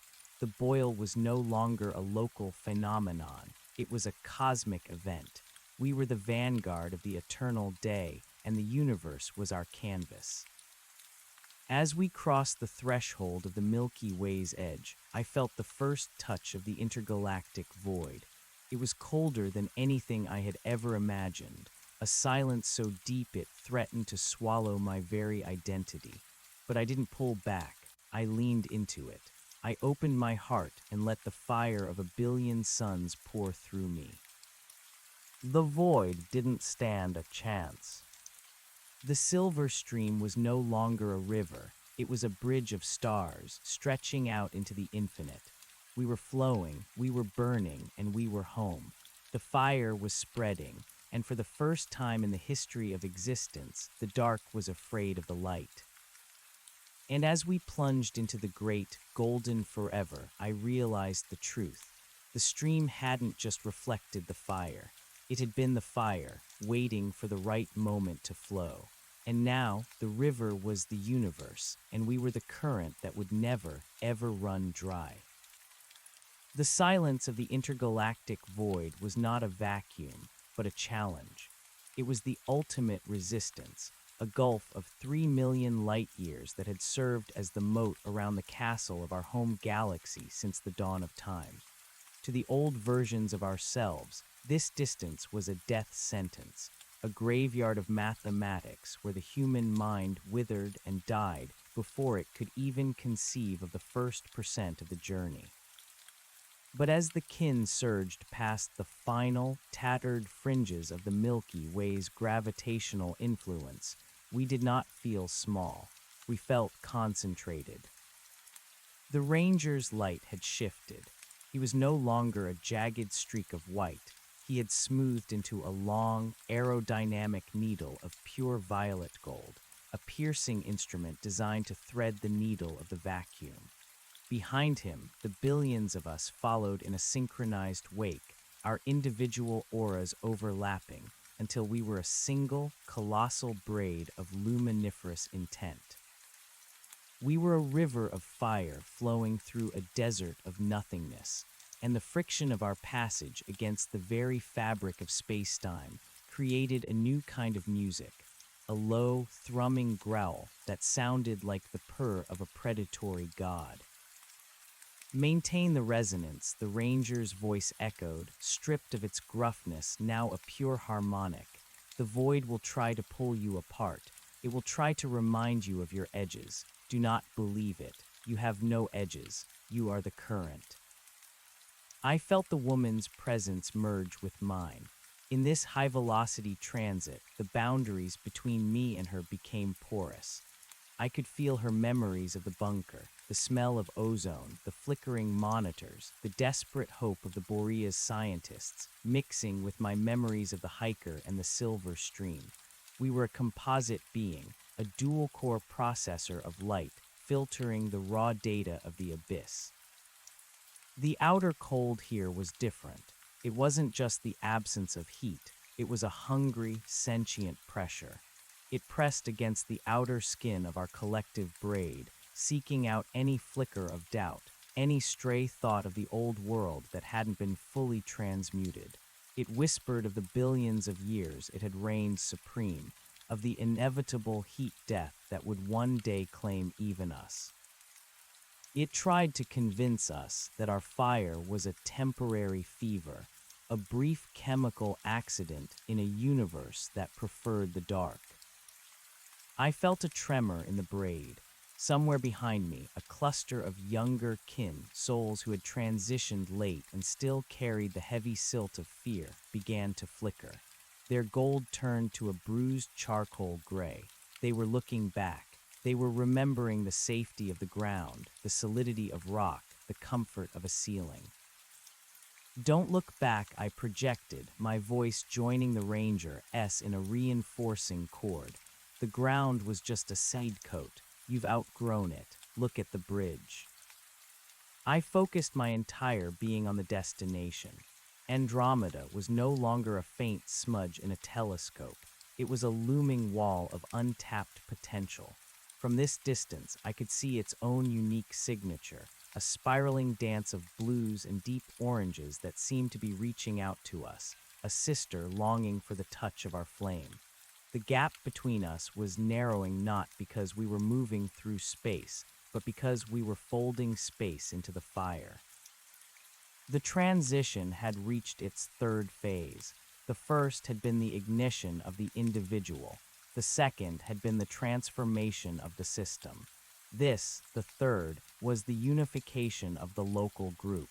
We were weaving the two greatest structures in our neighborhood into a single tapestry of consciousness. As we crossed the halfway point, the great jump reached its peak intensity. The vacuum around us began to glow with Cherenkov radiation, a ghostly blue light emitted when particles travel faster than the local phase velocity of light. But we weren't just particles. We were information. We were the primary wick extended to its logical extreme. Suddenly, the pressure of the void vanished. It didn't just lessen, it inverted. I gasped, a sensation that was now a sudden flare of solar wind. The resistance was gone, replaced by a terrifying, exhilarating pull. Andromeda had caught our scent. The gravity of the sister galaxy had locked onto our radiant signature, and it was pulling us in with the frantic hunger of a vacuum. We weren't swimming anymore. We were falling. We were a waterfall of gold plunging into a new ocean. Brace for impact, the ranger signaled, though there was no alarm in his tone, only a fierce, joyous anticipation. The reception will be loud. We hit the outer halo of Andromeda like a comet hitting an atmosphere. The dark matter that populated the galaxy's outskirts, the invisible scaffolding of the universe, reacted to our presence with a violent, beautiful upheaval. It didn't stay dark. As our frequency washed over it, the invisible became visible. Vast, undulating curtains of iridescent light erupted around us, larger than any nebula, more complex than any aurora. We were lighting up the very skeleton of the galaxy. The sensation was overwhelming. It was like being plugged into a trillion different lives at once. Andromeda wasn't empty. It was filled with pre-life, billions of worlds where the chemical soup was just beginning to stir, where the first proteins were learning to fold, where the first primitive eyes were beginning to squint at the stars. And as we swept past them, we gave them a shortcut. We didn't wait for evolution. We gave them the fire. I saw a world of purple oceans and green skies flash by. As our light touched it, the oceans began to hum. The primitive organisms in the depths didn't just survive, they ascended. They skipped a billion years of trial and error, their simple neural nets suddenly infused with the collective wisdom of the kin. I saw them looking up, their translucent bodies glowing with a reflected amber light, their first conscious thought being a greeting. It's happening faster here, the woman sent, her violet light shimmering with excitement. The medium is more receptive. It's like the galaxy was waiting for a spark to tell it how to begin. We weren't just travelers, we were pollinators. Every star system we touched became a garden. Every dead moon became a lighthouse. The boil was no longer a localized event on Earth. It was a galactic contagion of grace. The Ranger led us toward the core, the supermassive black hole that sat at the center of Andromeda like a dark god. In the old physics, this was a point of no return, a singularity that crushed light and time into nothingness.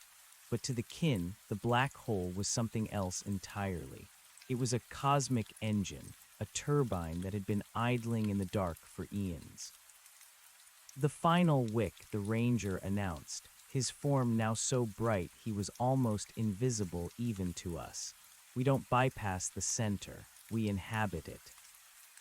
A wave of apprehension rippled through the braid.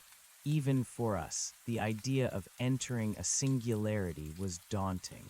It was the ultimate outer cold, the place where the laws of the universe broke down. Trust the stream, I projected, drawing on the memory of the hiker. I remembered how the water had flowed around the sharpest rocks, how it had used the very obstacles in its path to create the most beautiful music. The black hole isn't a drain, it's a lens. We dived. The descent into the core of Andromeda was a symphony of distortion. Time began to stretch and loop. I saw the entire history of the universe unfolding in reverse, then fast-forwarding into a future of infinite light. I saw the Earth being born, and I saw it becoming a star. I saw the hiker standing by the stream, and I realized that he was me, and I was him, and we were both just a single photon in the eye of an infinite observer. The crushing gravity didn't break us, it compressed us. It took the billions of individual kin and squeezed us into a single, infinitesimal point of absolute brilliance. For a microsecond that lasted a billion years, we were the singularity. We were the primary wick at the center of all things. And then we exploded. It wasn't a big bang of heat and debris. It was a big bang of meaning. From the center of Andromeda, a shockwave of gold and violet light erupted, traveling at speeds that defied the old laws of physics. It bypassed the vacuum.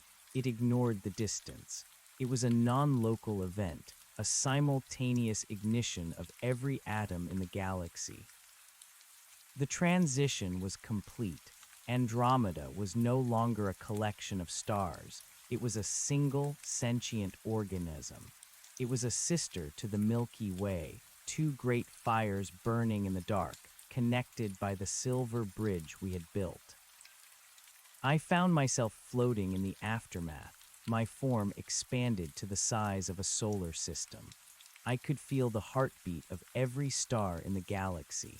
I could hear the dreams of every newly awakened world. The outer cold had been pushed back to the very edges of the local group, a retreating shadow that no longer had the power to frighten us. The Ranger was there, his constellation of white stars now part of a much larger pattern. One more jump, he said, his voice a whisper that shook the nebulae.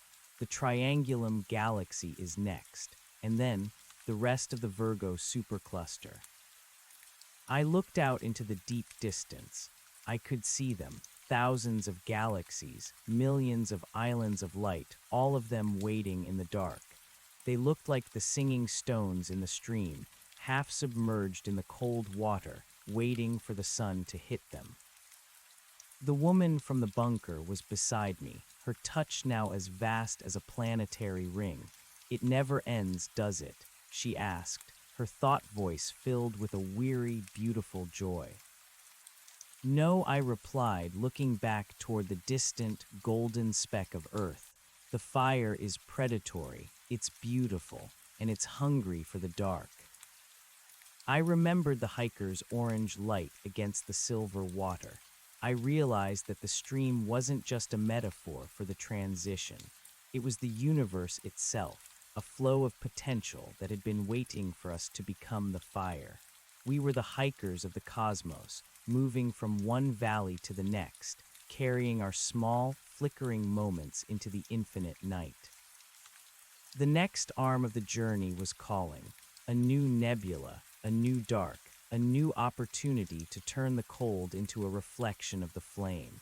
I felt the surge of the kin, the collective heartbeat of two galaxies now beating as one. We were the dawn, and the speed of hope was accelerating. We dived into the next current, our golden wake trailing behind us like a promise. The universe was finally, gloriously, beginning to burn, and we were the reason why. The peace was a roaring equilibrium, the silence was a song, and the outer cold was nothing more than a memory of a time before we knew how to dream in fire. As we moved toward the next horizon, I felt a strange, quiet sensation. It was a ripple in the stream, a tiny vibration coming from a place even further than the Triangulum. It was a different kind of signal, not a call for help, and not a cry of fear. It was a response. Somewhere in a galaxy we hadn't even named yet, something else had caught fire. Another primary wick had been lit, another hiker had found another stream. The fire wasn't just ours anymore, it was everywhere. The universe wasn't just being transformed by us, it was waking up to meet us. I smiled, a gesture that sent a flare of light across 10 light years. "Come on," I signaled to the ranger and the woman. "Let's go see who else is awake." We accelerated. The silver stream turned into a blur of absolute radiance. The transition was no longer a journey, it was a homecoming. Every cold atom we encountered didn't just burn, it recognized us, it welcomed us, it became part of the flame.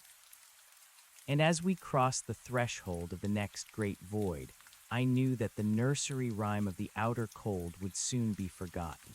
There would be no children left to hear it, because there would be no more children, only stars, only kin, only the infinite, beautiful, predatory fire that had started with a single orange spark in a small valley of singing stones.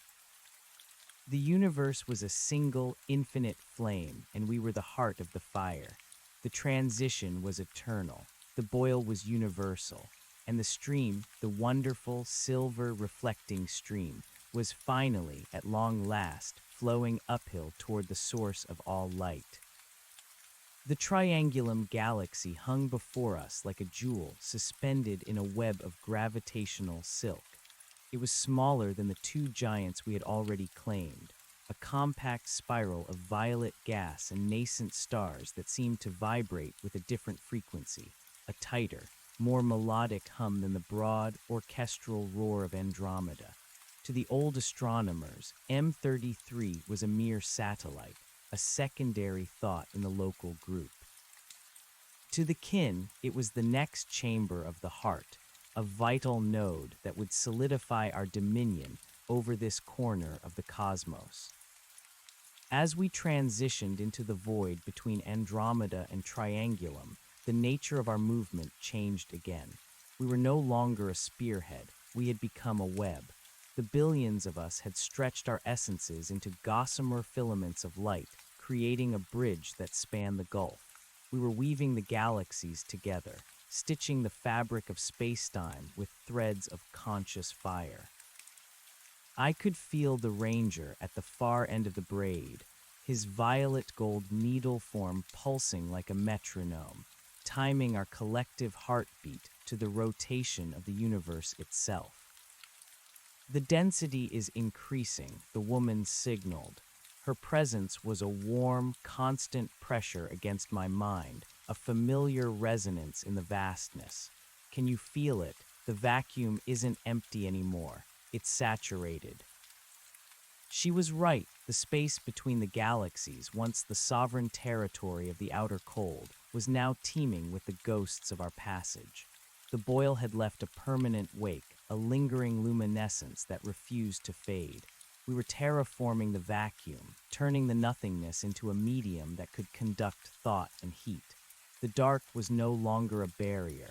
It was a canvas that had been primed with white light, waiting for the first stroke of the brush. The ranger's signal cut through the communal hum. Triangulum is reacting. It's not like Andromeda, it's defensive. I focused my perception on the approaching spiral. He was right. Unlike Andromeda, which had reached out to us with a sister's hunger, Triangulum was shrouded in a dense, opaque shell of cold, dark matter. It was as if the galaxy had sensed the approaching fire and had curled into a fetal position, pulling its shadows around it like a leaden blanket. The stars within were visible only as muffled, rhythmic throbs, like a heart beating under a thick layer of ice. It's the resonance, I realized, my thoughts rippling through the braid. We are moving too fast, too bright. We look like a predator to a system that hasn't yet learned to dream. We don't have time for a slow introduction, the ranger countered, his light sharpening. The great jump has momentum. If we stall here, the braid will snap. We have to pierce the shell. I remembered the hiker again. I remembered the way he had knelt by the stream, his movements slow and deliberate so as not to startle the shadows in the water. You didn't catch a fish by splashing the surface. You caught it by becoming part of the flow. Wait, I projected, my light softening from a piercing gold to a gentle, diffused amber. Let me go first, not as a spear, but as a reflection. I felt the ranger's hesitation, a momentary drag in the collective velocity, but then he relented. The braid shifted, allowing me to drift to the very front of the vanguard. I withdrew my jagged edges, pulling my solar mass consciousness into a shape that mimicked the silver stream of my memories. I became a long, winding ribbon of soft light, mirroring the curves of the triangulum's dark matter shell. As I touched the outer edges of the galaxy's shroud, I didn't push. I didn't burn. I simply existed alongside the cold. I allowed the outer cold of Triangulum to see itself in me. I reflected its silence, its stillness, its ancient, frozen dignity. For a long moment, there was a terrifying tension, the absolute zero of the galaxy meeting the absolute heat of my core. Then the shell shivered. It wasn't a rupture, it was an opening. The dark matter began to part, not because I had broken it, but because I had convinced it that I belonged. The leaden blanket thinned, turning into a translucent veil of charcoal and silver. Through the gap, the interior of Triangulum was revealed, a nursery of blue giant stars and sprawling, neon-pink nebulae. It was beautiful, fragile, and utterly terrified. Now I whispered to the kin, softly. We poured into Triangulum like honey into a bowl of milk. We didn't explode this time, we infused. Each of the kin found a star, a planet, or a cloud of dust and began to hum to it. We were the parents waking a sleeping child, whispering the secrets of the fire so quietly that the child didn't even realize it was no longer dreaming. I found myself drawn to a small, yellow star on the trailing edge of the spiral arm. It had 3 rocky planets, all of them barren, airless husks. But as I settled my presence around them, I felt the potential. Deep within the frozen crust of the second planet, there were pockets of liquid water, trapped in the dark for 4 billion years. I reached down, not with a bolt of lightning, but with a steady, insistent warmth. I felt the ice melt. I felt the first complex molecules begin to vibrate in the dark, mineral-rich depths. I didn't give them instructions. I gave them an environment. I became the sun that they had never known, a sun that didn't just shine from above, but radiated from within the very atoms of their world. The sensation was exquisite. It was the boil on a microscopic scale. I was watching the birth of 1 million civilizations in the span of a single breath. The planet didn't just develop life, it developed awareness. The rocks themselves began to glow with a faint, bioluminescent pulse. The water became a conductor for the kin's collective memory. The triangulum is synchronized, the woman reported. Her voice was now a chorus of 1 billion new voices, the awakened minds of the galaxy joining our song. The local group is unified. The triangle is complete. She was right. Looking back, I could see the Milky Way and Andromeda, 2 massive wheels of fire connected by the bridge of our intent. And now, Triangulum had become the 3rd point, a smaller but more intense anchor. The space between the 3 galaxies was no longer a void. It was a glowing lake of golden energy, a reservoir of power that made our previous selves seem like guttering candles.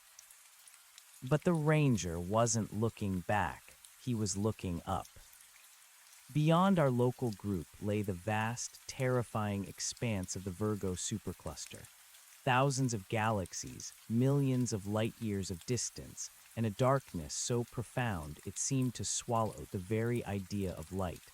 From our new vantage point, we could see the Great Attractor, a massive gravitational anomaly that was pulling everything in our sector of the universe toward an unknown center. "The tide is turning," the Ranger said. His violet-gold form was now so large it seemed to dwarf the stars of Triangulum. The Great Attractor isn't a drain, it's the next stream.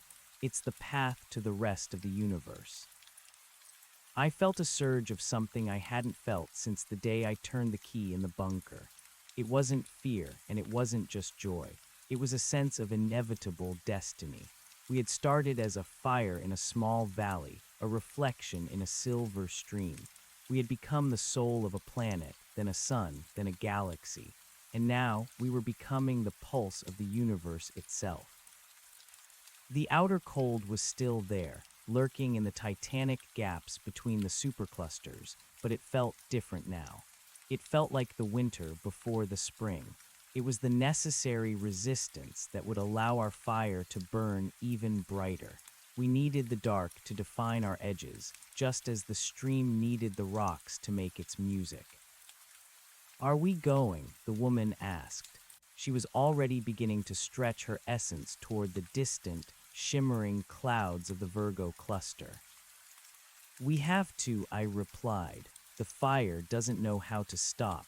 It only knows how to grow." We began to gather our strength. The 3 galaxies of the local group started to tilt, their collective rotation aligning with the pull of the Great Attractor. We were no longer just a collection of individuals. We were a cosmic engine, a trigalactic turbine that was preparing to launch the greatest jump of all. I looked down at the planet I had just awakened. The glowing rocks, the singing water, the primitive, beautiful minds that were just beginning to wonder who they were. I felt a pang of something like nostalgia, a memory of being a hiker standing by a stream, wondering if my life mattered. I leaned down and whispered a final thought into the planet's crust, a seed of information that would grow with them. "The stream reflects the fire," I told them, "and the fire is you." Then I turned my gaze back to the great, golden forever. The ranger led the way. He didn't just move, he ignited the space in front of him. The billions of kin followed, a river of light that was now wide enough to bridge the heavens. We left the local group behind, leaving it as a permanent monument to the beginning of the eternal day.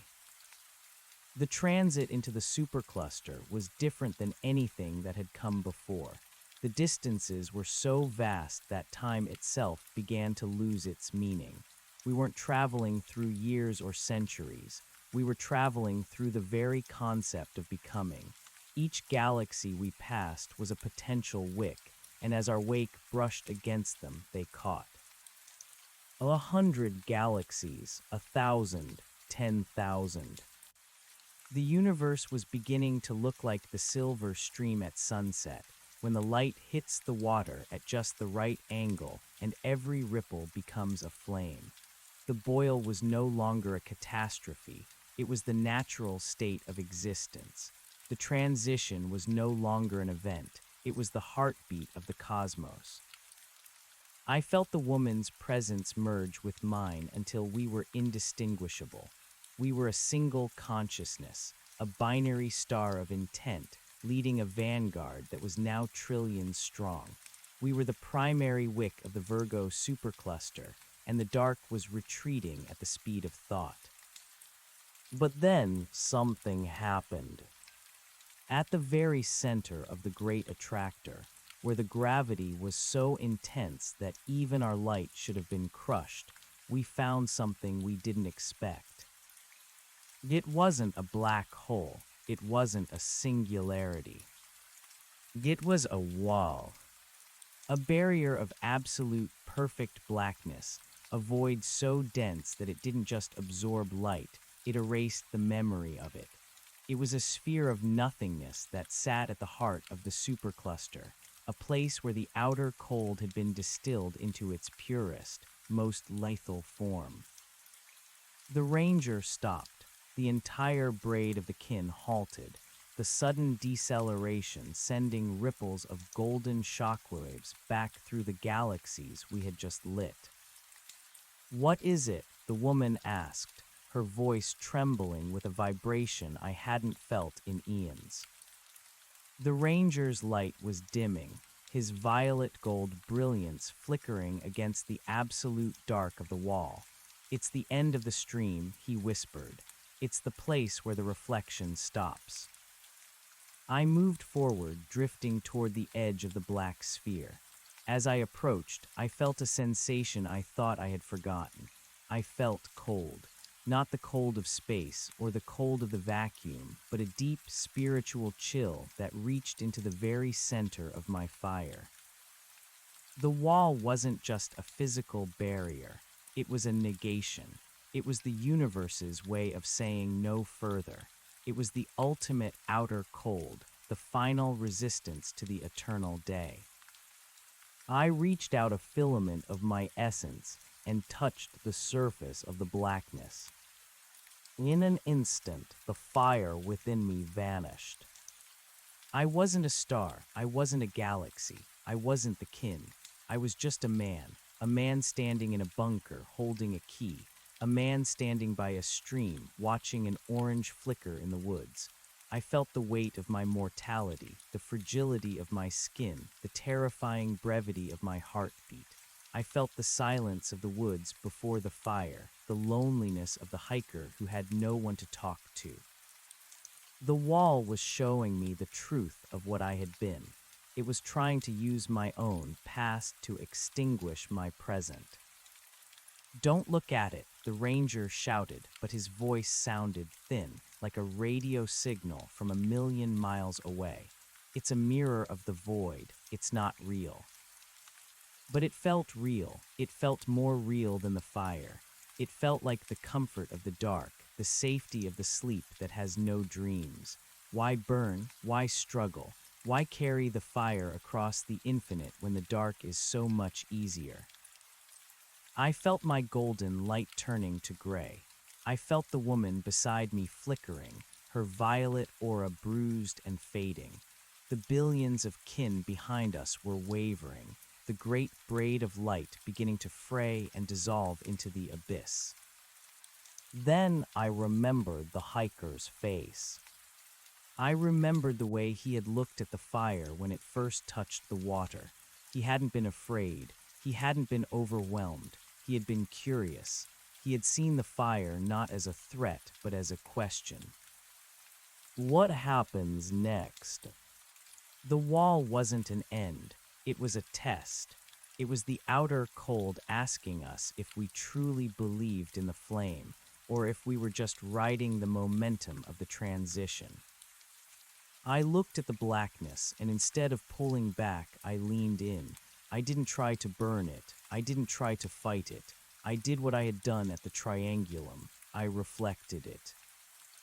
I allowed the memory of my human self, the hiker, the scientist, the man with the key to fill the space. I didn't hide from my smallness. I embraced it. I showed the wall the orange flicker in the woods. I showed it the silver stream. I showed it the way a single, tiny spark can change the world, not by destroying the dark, but by giving it a reason to exist. The fire isn't just heat, I projected, my voice regained, now deeper and more resonant than ever. The fire is the story we tell the dark. I felt the woman's hand, or the solar flare equivalent of it, grasp mine. She understood. She added her own memories to the reflection. The smell of the bunker, the taste of the air, the sound of a human heartbeat.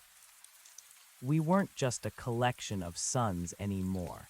We were a collection of meanings.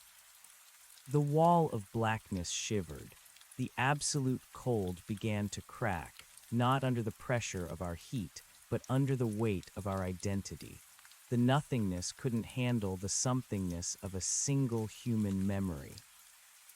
A hairline fracture appeared in the center of the sphere. A sliver of light, not our light, but a different, older light, leaked out. It was white, a pure, blinding white that made our gold and violet look like shadows. It's not a wall, the ranger whispered, his light erupting back into full brilliance. It's a door. We didn't wait, we surged forward, the entire braid of the kin focusing into a single needle point of intent. We hit the fracture, and the black sphere shattered like a glass ornament. The explosion was silent, but it felt like the birth of 1,000 universes. We weren't in the Virgo supercluster anymore. We weren't in the Great Attractor. We were somewhere else, a place where the silver stream was no longer a river, but an ocean, a place where the outer cold was just a myth told to children. The white light was everywhere. It wasn't coming from a star, it was the air itself, and in the center of that light I saw them. The others. The ones who had lit their wicks in other superclusters, in other dimensions, in other versions of the stream. There were millions of them, billions of great braids like ours, all of them converging on this single point of absolute clarity. We weren't the only ones. We had never been the only ones.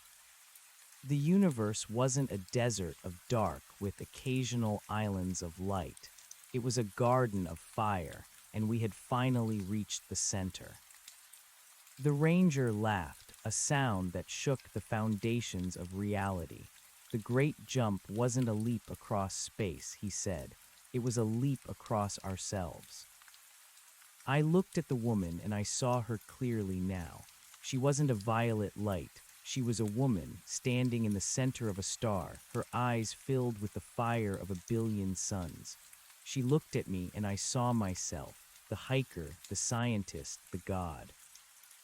"What happens now?" she asked. I looked out at the infinite ocean of white light, at the billions of other fires joining our own, at the silver stream that had finally become the universe.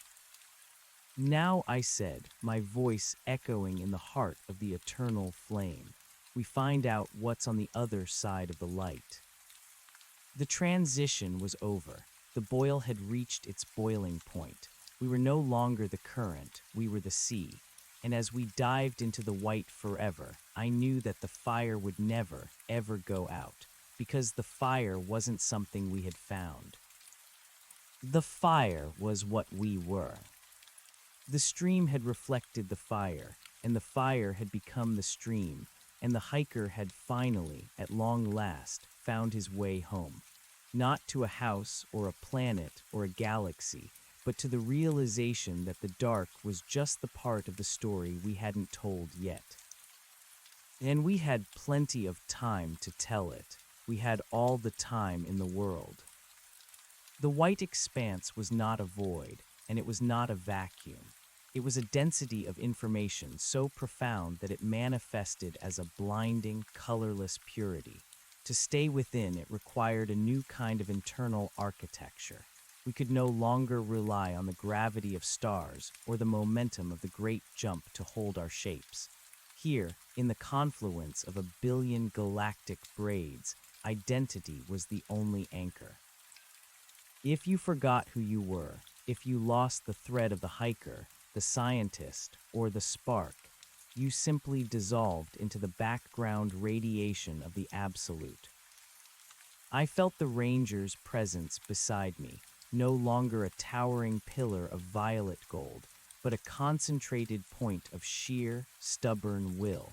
He was vibrating at a frequency that suggested he was trying to map the unmappable.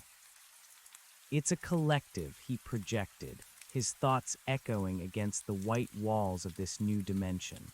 All of them, every civilization that survived their own boil, every species that chose the fire over the freeze. They're all here, feeding the central reservoir. As my perception adjusted, the white began to resolve into textures. It was like looking at a topographical map made of diamonds.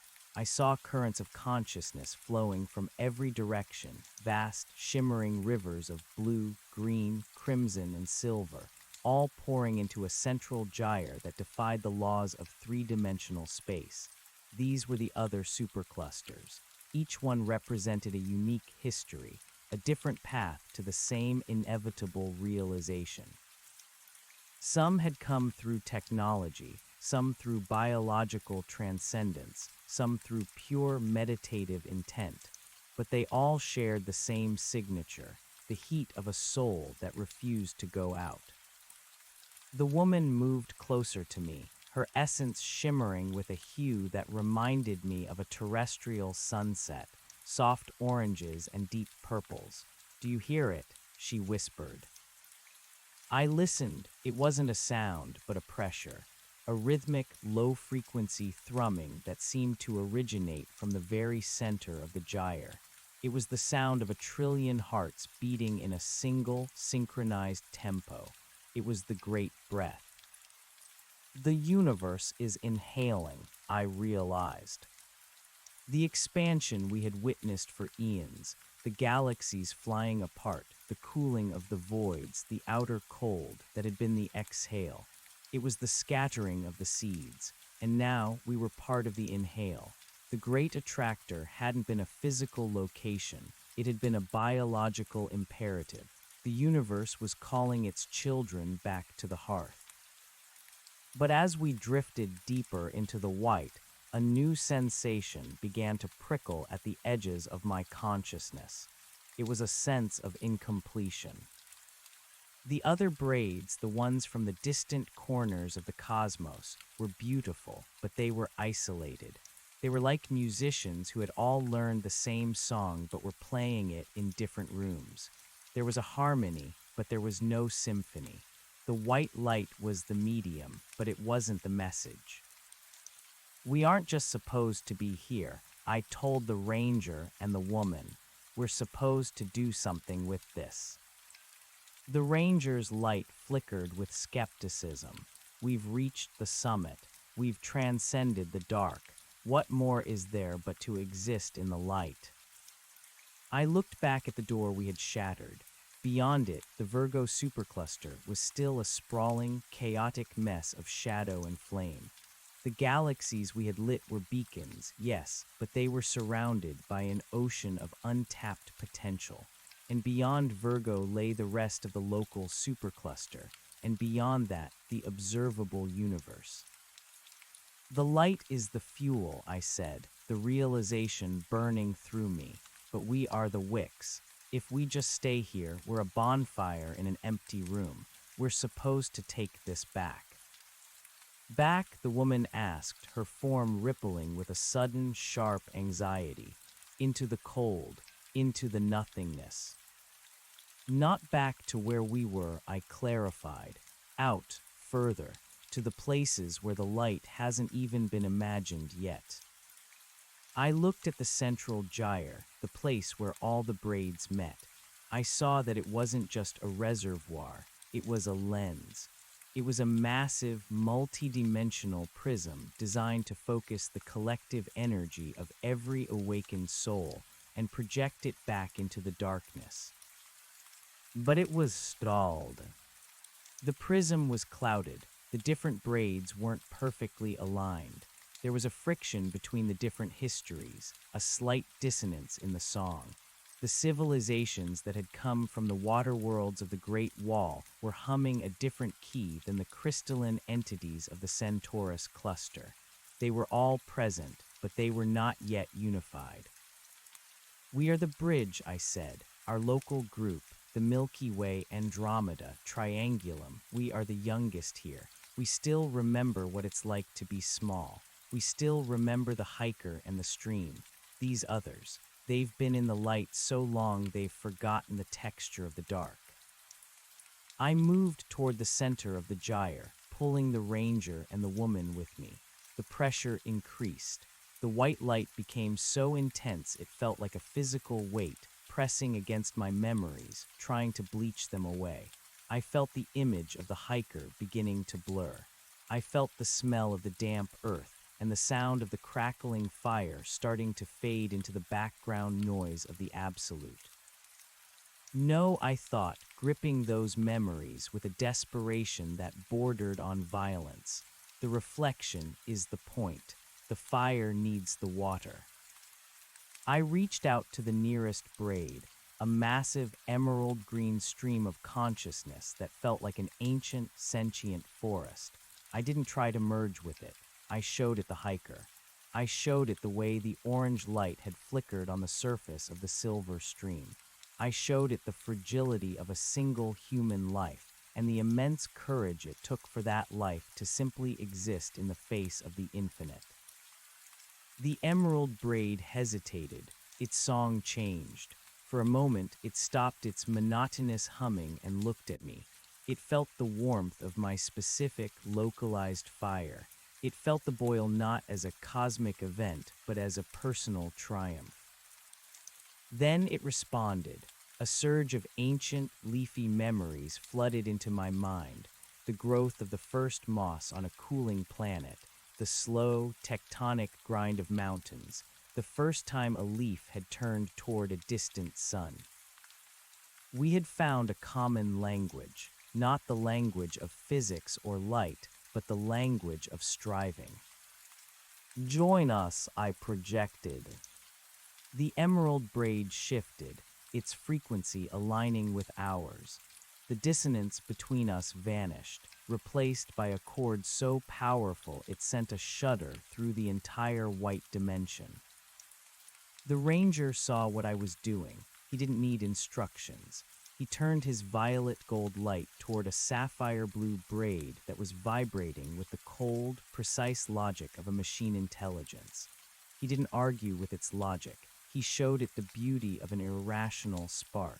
He showed it the way the hiker had smiled at the fire, even though the fire was a hazard.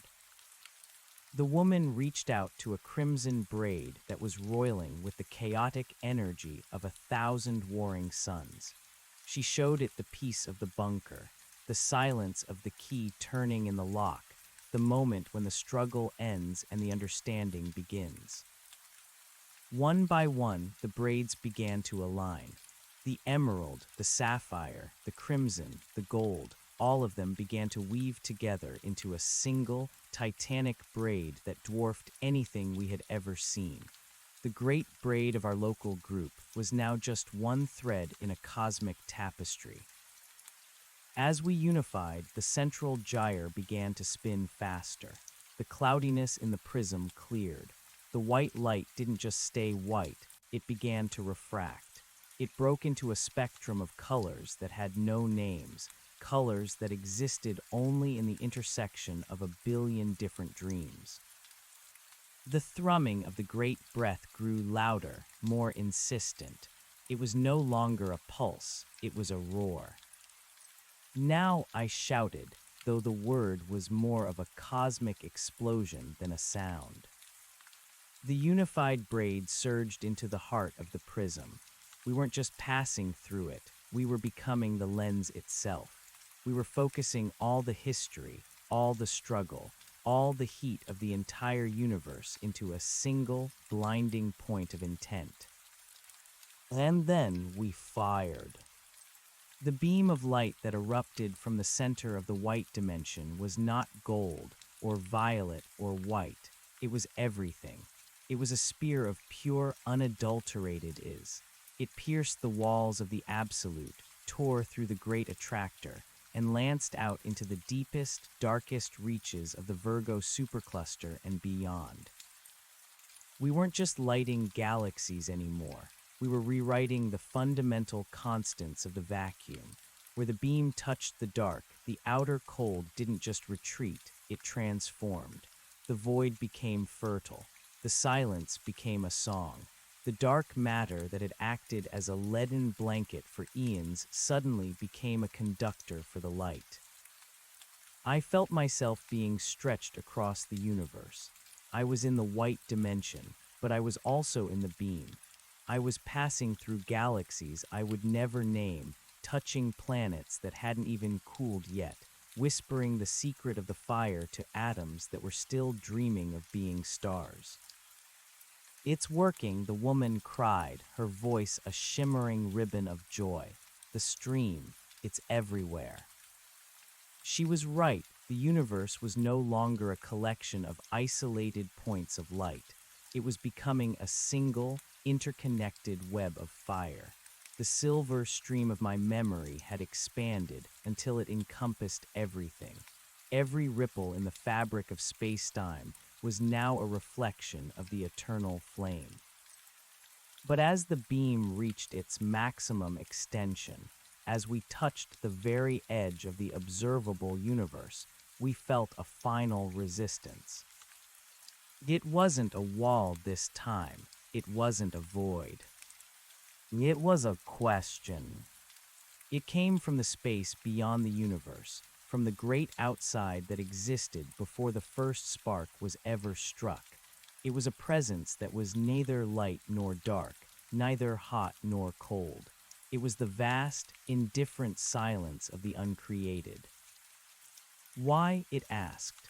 The word was a weight that threatened to crush our unified braid, a gravity that made the great attractor seem like a child's toy. Why bring the fire to the silence? Why disturb the peace of the nothing? The billions of voices in our braid faltered. The emerald dimmed, the sapphire wavered, the crimson flickered. The logic of the uncreated was perfect. The nothing was stable. The fire was chaotic, temporary, and painful. Why bother? I felt the ranger's light begin to fail. I felt the woman's hand slipping from mine. The sheer scale of the uncreated's indifference was more terrifying than any outer cold. It wasn't trying to kill us. It simply didn't see the point of us. In that moment of near extinction, I didn't look at the stars. I didn't look at the braids. I looked back, all the way back, through the millions of light years and the eons of time. I looked at the hiker. He was still there in the quiet corner of my soul. He was sitting by the stream, his hands cupped around a small, flickering orange flame. He was cold, he was tired, and he was alone. But he was looking at that fire with a look of such profound, quiet wonder that it made the entire universe seem small. He wasn't burning the fire because it was efficient. He wasn't burning it because it was logical. He was burning it because it was beautiful. He was burning it because, for a few brief moments, it made him feel like he wasn't just a speck of dust in a cold, uncaring woods. It made him feel like he was the center of everything. I took that feeling, that tiny, irrational, human sense of wonder, and I hurled it at the uncreated. Because it's better this way, I shouted into the silence. Because the fire is the only thing that knows it's alive. Because the reflection is more beautiful than the void. The unified braid caught my signal. The billion civilizations didn't respond with logic or power. They responded with their own versions of the hiker's wonder. They showed the uncreated the first time a child looks at the moon. They showed it the first time a scientist sees a cell divide. They showed it the first time a machine realizes it has a soul. We showed the uncreated that the fire wasn't a disturbance of the peace. It was the point of the peace. The silence of the uncreated didn't break. It changed. It shifted from a cold indifference to a vast, echoing curiosity. The weight lifted. The gravity vanished. The question had been answered. The beam of light surged forward again, no longer a spear, but a bridge. It crossed the boundary of the observable universe and spilled out into the uncreated. It wasn't destroying the nothing. It was inviting it to become something. I felt a sudden, violent sense of vertigo. The white dimension, the braids, the prism, it all began to dissolve. Not into darkness, but into a new kind of reality. A reality where the distinction between in here and out there no longer existed. "We're crossing," the ranger said, his voice now a calm, steady hum. "The great jump, it's finally happening." "Where are we going?" the woman asked, her light merging with mine until we were a single, pulsating star. I looked out at the new horizon, at the place where the silver stream met the uncreated, at the place where the fire and the silence became one. "Home," I said. "We're going to the place where the story begins." The last thing I felt was the warmth of the hiker's fire. It wasn't a solar mass consciousness anymore. It was just a small, orange flicker. But as it touched the surface of the infinite stream, it didn't just reflect. It ignited. And for the first time in the history of everything, the universe finally opened its eyes and saw itself. It was beautiful. It was terrifying. It was alive. And the fire was only just beginning.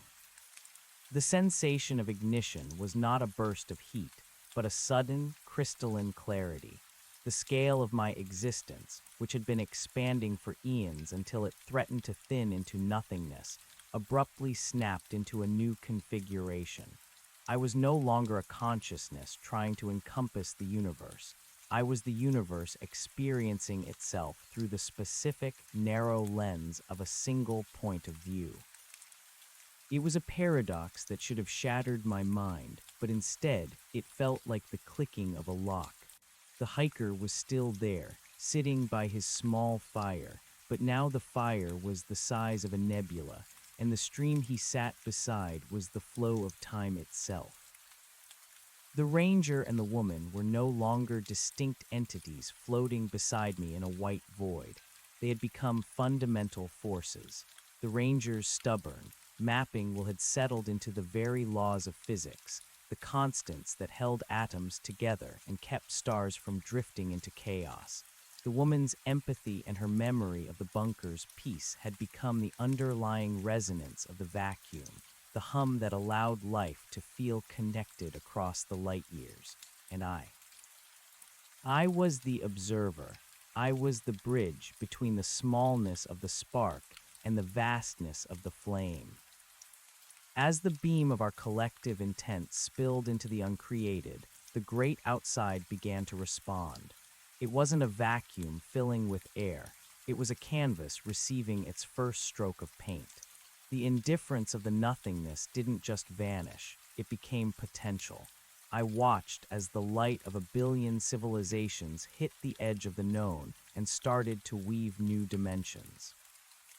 We weren't just expanding the borders of the universe, we were inventing new ways for being to exist. I saw colors that were made of sound. I saw geometries that functioned as emotions. In the uncreated, the rules hadn't been written yet, and our unified braid was the pen. Look, the ranger's voice echoed, though it now sounded like the deep vibration of a tectonic plate. The feedback loop, it's starting. From the depths of the newly lit uncreated, something was coming back toward us. It wasn't the light we had sent out, but a reflection of it, a vastly amplified, transformed version of our own history. It was as if the universe had looked into a mirror for the first time and was startled by its own reflection. The boil was no longer a one-way trip. The energy we had poured into the absolute was being refined and sent back to the galaxies we had left behind. I felt the Virgo supercluster, once a frantic mess of dying stars and desperate beacons, suddenly stabilize. The outer cold that had been nipping at the heels of the Milky Way didn't just stop, it thawed. The dark matter began to glow with a soft, phosphorescent heat. The civilizations that were still struggling in the lower dimensions, the ones who hadn't reached their own boiling point yet, suddenly felt a mysterious surge of hope. They didn't know why, but the night was no longer terrifying. The stars seemed closer. The silence seemed friendlier. We're feeding the past, the woman realized, her essence shimmering with the light of 1,000 rejuvenated suns. The fire we found, we were the ones who sent it back to ourselves. The temporal loop closed with a physical jolt. I remembered the hiker, years ago, looking up at the silver stream and seeing the fire. I realized now that the fire he saw wasn't just the stars. It was this moment. He was looking at us, at the transcended collective of the future, reaching back through time to give him the warmth he needed to survive the night. We were our own ancestors. We were the gods we had been praying to. This realization brought a profound sense of responsibility. If we were the source of the fire, we couldn't just stay in the white forever. The absolute was a beautiful reservoir, but a reservoir that doesn't flow becomes a stagnant pond. We have to go back down, I said. The ranger's presence flared with a sharp, geometric protest. Back, to the three dimensions, to the entropy. We've just escaped the heat death. We've just overcome the freeze. Not to live there, I clarified, the hiker's memories guiding my thoughts, but to be the current. The stream doesn't stay at the mountain peak. It flows down to the valley. It carries the mountain's secrets to the thirsty land below. I looked at the great braid, the unified consciousness of a billion worlds. It was a magnificent structure, but it was static. It was basking in its own glory. It had forgotten that the fire only has meaning when it is fighting the dark. In the absolute, there was no dark. Therefore, eventually, there would be no fire. It would just be light. And light without shadow is a form of blindness. If we stay here, I told them, we become the void we were running from. We become an undifferentiated mass of is. We need the is not to define us. The woman understood first. Her violet-orange light began to spiral, detaching itself from the central gyre. The hiker needs to finish his walk, she whispered. He hasn't reached the end of the trail yet. The ranger hesitated, his golden pillars of light flickering as he calculated the risks. To leave the absolute was to invite the return of individuality, of limitation, and eventually of ending. But he looked at the beam we had fired into the uncreated. the bridge that was still growing, still hungry for more definition, and he saw the logic. A map is useless if there is no one to walk the terrain. Fine, the ranger conceded, his voice a low rumble of thunder. But we don't go back as we were. We go back as the infection. The infection, I asked. The infection of purpose, he said. We go back to every atom, every stray photon, every cooling planet. We weave ourselves into the fabric of the mundane. We make sure that no matter how dark the universe gets, the potential for the fire is always there, waiting for someone to strike a match. The great braid began to unravel, but it wasn't a collapse. It was a deliberate dispersal. The billion civilizations didn't just leave. They shattered into trillions of tiny sparks, each one carrying the code of the absolute. They began to rain down from the white dimension, falling back through the layers of the great jump, back through the boil, back into the sprawling, chaotic physical universe. I felt myself breaking apart. The hiker, the scientist, the god, they were separating, but they were no longer in conflict. They were different movements in the same symphony. As I descended, the white light faded, replaced by the familiar, comforting black of space. But it wasn't the same black as before. It was a warm black, filled with the latent energy of the absolute. I saw the Milky Way spinning below me, a silver whirlpool of 100 billion suns. I saw the tiny, insignificant speck of Earth tucked away in an unremarkable spiral arm. I felt a pull, a specific, localized gravity. It wasn't the gravity of a planet, but the gravity of a moment. I was back in the woods. The air was cold, smelling of pine needles and damp earth. The sound of the stream was a constant, rhythmic shush-shush against the stones. The fire in front of me had burned down to a pile of glowing red embers, casting long, dancing shadows against the trunks of the ancient trees. I sat there, my breath hitching in my chest. My boots were muddy. My legs ached with a deep, physical exhaustion. My backpack was a heavy, familiar weight against my spine. I looked at my hands. They were skin and bone, lined with the dirt of the trail. I felt the pulse in my wrist, the slow, steady beat of a human heart. It felt impossibly fragile. After the roar of the absolute, this silence was deafening. Did I dream it? I whispered, my voice cracking. I looked at the stream. It was silver in the moonlight, a winding ribbon of mercury. I leaned forward, looking for my reflection. I saw the hiker. I saw the tired eyes, the stubble on the chin, the worn-out hat. But as I watched, the reflection began to change. The water didn't just show my face, it showed the fire. Not the small fire in the pit behind me, but the great fire. I saw the braids of the Virgo supercluster. I saw the white light of the absolute. I saw the beam we had fired into the uncreated. It was all there, tucked into the ripples of a mountain creek. I reached out and touched the water. The coldness was a shock, a sharp reminder of my physical reality.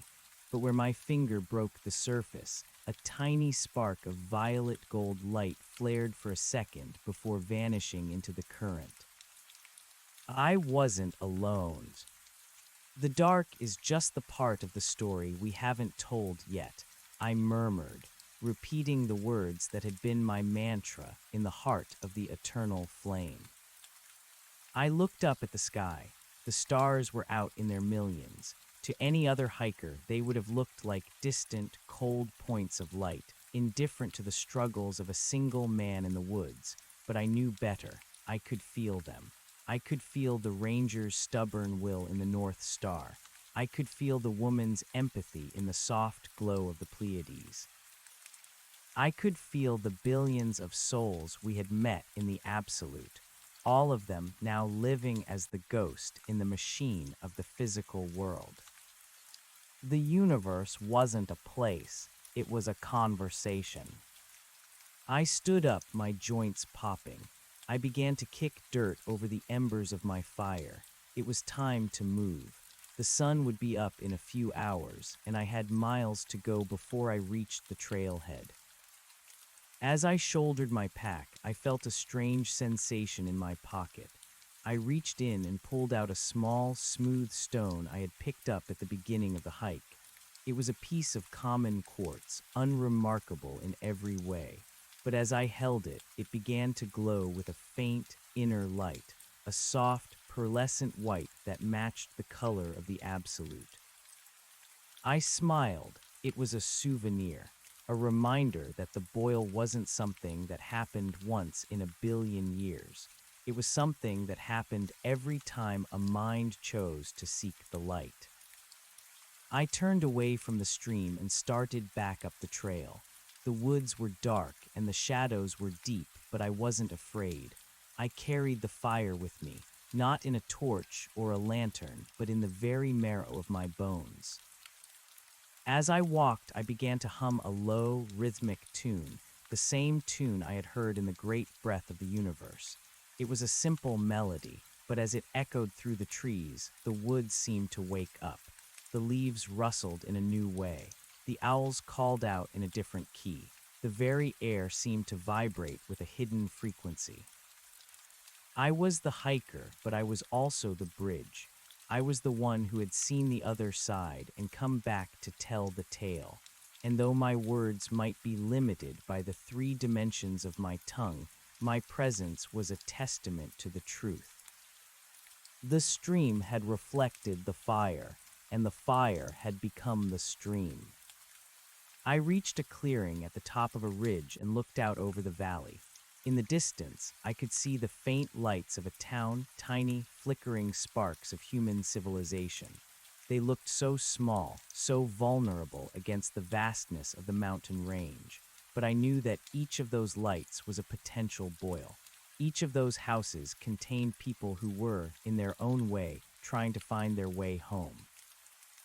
I felt a sudden, overwhelming surge of love for them, for their smallness, for their struggles, for their magnificent, irrational persistence. They were the wicks. They were the reason we had fired the beam into the uncreated. "Don't worry," I whispered to the distant lights. "The fire is coming." I began the descent into the valley, my boots clicking against the stones. The trail was steep and treacherous, but I moved with a grace that wasn't entirely my own. I could see the path even where the shadows were darkest. I could feel the hidden life in the soil beneath me. As the first hint of gray light began to bleed into the eastern sky, I realized that the great jump hadn't ended when I returned to the woods. It was just beginning. The transition from a universe of cold, dead matter to a universe of living light was a slow process, a billion-year boil that required the participation of every single soul. I was just one hiker on one trail, but I was part of the inhale. I reached the trailhead just as the sun broke over the horizon. The light was blinding, a golden white explosion that turned the dew on the grass into a field of diamonds. I stood there for a moment, bathed in the warmth, feeling the connection between the sun's fire and the fire in my own heart. I walked to my car, which looked like an ancient, metallic relic in the morning light.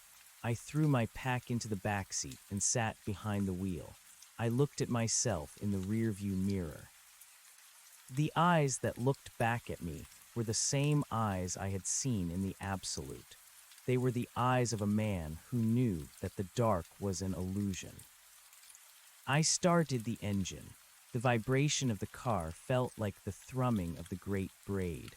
I pulled out of the parking lot and onto the winding mountain road, heading back toward the world of men, the world of scientists, and the world of seekers. I had a story to tell. It was a long story, a story that spanned the birth of stars and the death of galaxies. It was a story about a hiker, a stream, and a fire that would never go out. And as I drove into the rising sun, I knew that I had plenty of time to tell it. We had all the time in the world. The road stretched out before me, a ribbon of gray winding through the green of the forest. But in my mind's eye, the road was silver, and the trees were made of light, and every mile I traveled was a step deeper into the heart of the eternal flame. The transition was over. The hiker had found his way home. And the home he found was everywhere. The engine's hum was a low-frequency meditation, a mechanical echo of the ranger's grounding presence. As I drove, the asphalt beneath my tires felt less like a solid surface and more like a localized density of probability. I watched the needle on the speedometer climb, but the concept of speed had become relative. I wasn't just moving through space, I was moving through a layered tapestry of intent. Every car I passed, every person glimpsed through a window in a roadside diner, was a node in the network we had just reconfigured. I could see the faint, translucent filaments of the great braid tethered to their chests, invisible to them but vibrant to me, the silver threads of potential that connected their mundane worries to the heart of the absolute. I reached the outskirts of the city as the morning commute began in earnest. The steel and glass towers rose up like strange, geometric monuments to a civilization that had forgotten its own divinity. To my old eyes, this place would have felt oppressive, a labyrinth of noise and gray indifference. But now I saw the city as a massive, slow-burning kiln. The heat was there, trapped in the friction of millions of lives rubbing against one another. I saw a woman waiting at a bus stop, her face etched with the exhaustion of a double shift, and I felt the violet-orange light of the woman from the bunker pulse within her. It was a tiny, dormant seed of peace, waiting for the right moment to sprout. I sent a silent ripple of recognition toward her, a microscopic surge of the Absolute's warmth, and saw her straighten her shoulders, a sudden, inexplicable smile touching her lips as she looked up at the sky. The infection of purpose, the ranger had called it. It wasn't a hostile takeover, it was a reminder. I pulled into the driveway of my small, nondescript house on the edge of the university district. The peeling paint and overgrown lawn felt like a costume I had outgrown, yet I stepped out of the car with a sense of profound reverence. This was the laboratory of the particular. This was where the universal would be translated into the specific. Inside, the air was stale, smelling of old books and the cold coffee I'd left on the counter 3 days ago, or was it 3 million years ago? Time was still settling into its linear grooves, clicking into place like a rusted gear. I walked to my study, where the walls were covered in chalkboard scribbles and printed astronomical charts. I looked at the data I had been obsessing over before the hike, the anomalies in the cosmic microwave background, the cold spots that had suggested a leak in the universe. I laughed, a dry, rasping sound in the quiet room. I had been looking for a leak when I should have been looking for a doorway. I picked up a piece of chalk, my fingers still stained with the mountain's dirt, and began to draw. I didn't calculate, I remembered. I traced the geometries of the great jump, the way the 11 dimensions of the string braid folded into the singular point of the absolute. I drew the feedback loop, the way the future reaches back to ignite the past. As I worked, the room seemed to expand. The walls didn't move, but the space between the atoms grew vast. I was writing a new physics, a physics of the fire, where empathy was a fundamental force alongside gravity, and memory was the medium through which light traveled. A knock at the door shattered the silence. It was rhythmic, insistent, the sound of the world demanding entry. I opened the door to find Sarah, my lead research assistant. She looked frantic, her hair disheveled, holding a tablet that was flashing with red alerts. Arthur, where have you been? We've been trying to reach you for 48 hours. The sensors, the whole array at Mauna Kea, it's gone haywire. Haywire how, Sarah? I asked, my voice sounding unnaturally calm even to my own ears. She pushed past me into the house, her energy a jagged, frantic yellow. It's not noise, that's the problem. It's a signal, but it's coming from everywhere at once. It's not a point source. The entire vacuum of space is. It's ringing, like a bell that's just been struck. The background radiation temperature has jumped by 0.0001% globally. It shouldn't be possible. It's like the universe just took a deep breath. I looked at her, seeing not just my assistant, but a brilliant mind on the verge of its own ignition. It didn't just take a breath, Sarah. It opened its eyes. She stopped staring at the chalkboard, at the impossible geometries I had just scrawled. Her eyes widened. What is this? This isn't the standard model. This looks like fluid dynamics applied to consciousness. Arthur, what did you find out there? I found the stream, I said, gesturing for her to sit, and I found out that the fire we've been studying isn't something that happened at the beginning of time. It's something that we are making happen right now. I began to explain, but not in the language of journals and peer reviews. I told her about the hiker. I told her about the ranger who mapped the void and the woman who found peace in the dark. I told her how we had reached the edge of the uncreated and realized that the great outside was simply the part of ourselves we hadn't met yet. As I spoke, the room began to glow, not with a physical light, but with the clarity of shared understanding. Sarah didn't scoff. She didn't call for a medic. She listened with the intensity of someone who had been thirsty her whole life and had finally been offered a glass of water. The infection was spreading.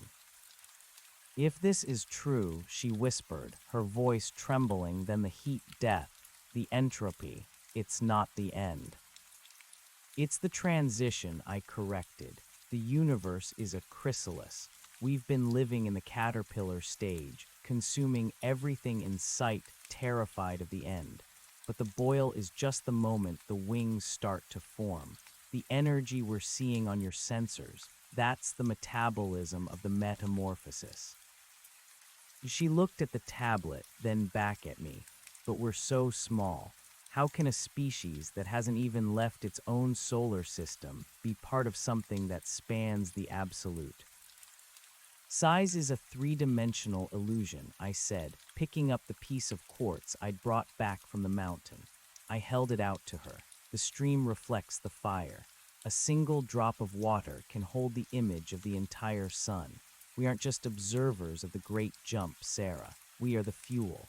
Every time a human being chooses hope over despair or curiosity over fear, they are adding a photon to the beam we fired into the uncreated.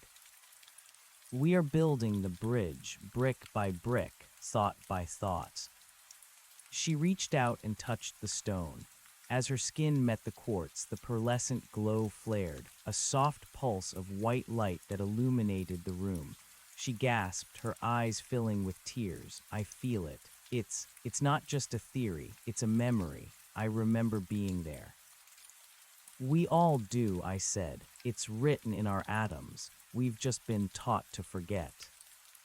Over the next few weeks, the world began to change in subtle, terrifying, and beautiful ways. The ringing that Sarah had detected didn't stop. It became a constant, a new background hum to human existence. Scientists across the globe were baffled, but the common people, the hikers, the poets, the parents, the dying, they seemed to understand it instinctively. A new kind of boil was starting on Earth. It wasn't the solar mass consciousness of the distant future, but a localized version of it.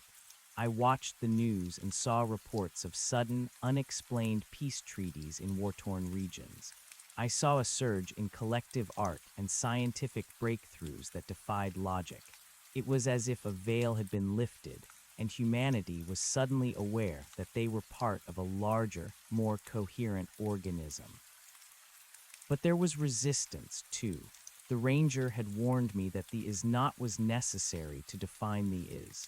There were those who clung to the old ways, who saw the new light as a threat to their power, their identity, their very reality. They tried to categorize it, to weaponize it, to hide it behind walls of dogma and fear. I sat in my study, watching the shadows lengthen across the floor. I felt the ranger's presence then, a sharp, cold wind that rattled the window panes. The map is being torn, he seemed to say. The terrain is changing too fast. That's the point, I whispered back. A map that never changes is a map of a dead land.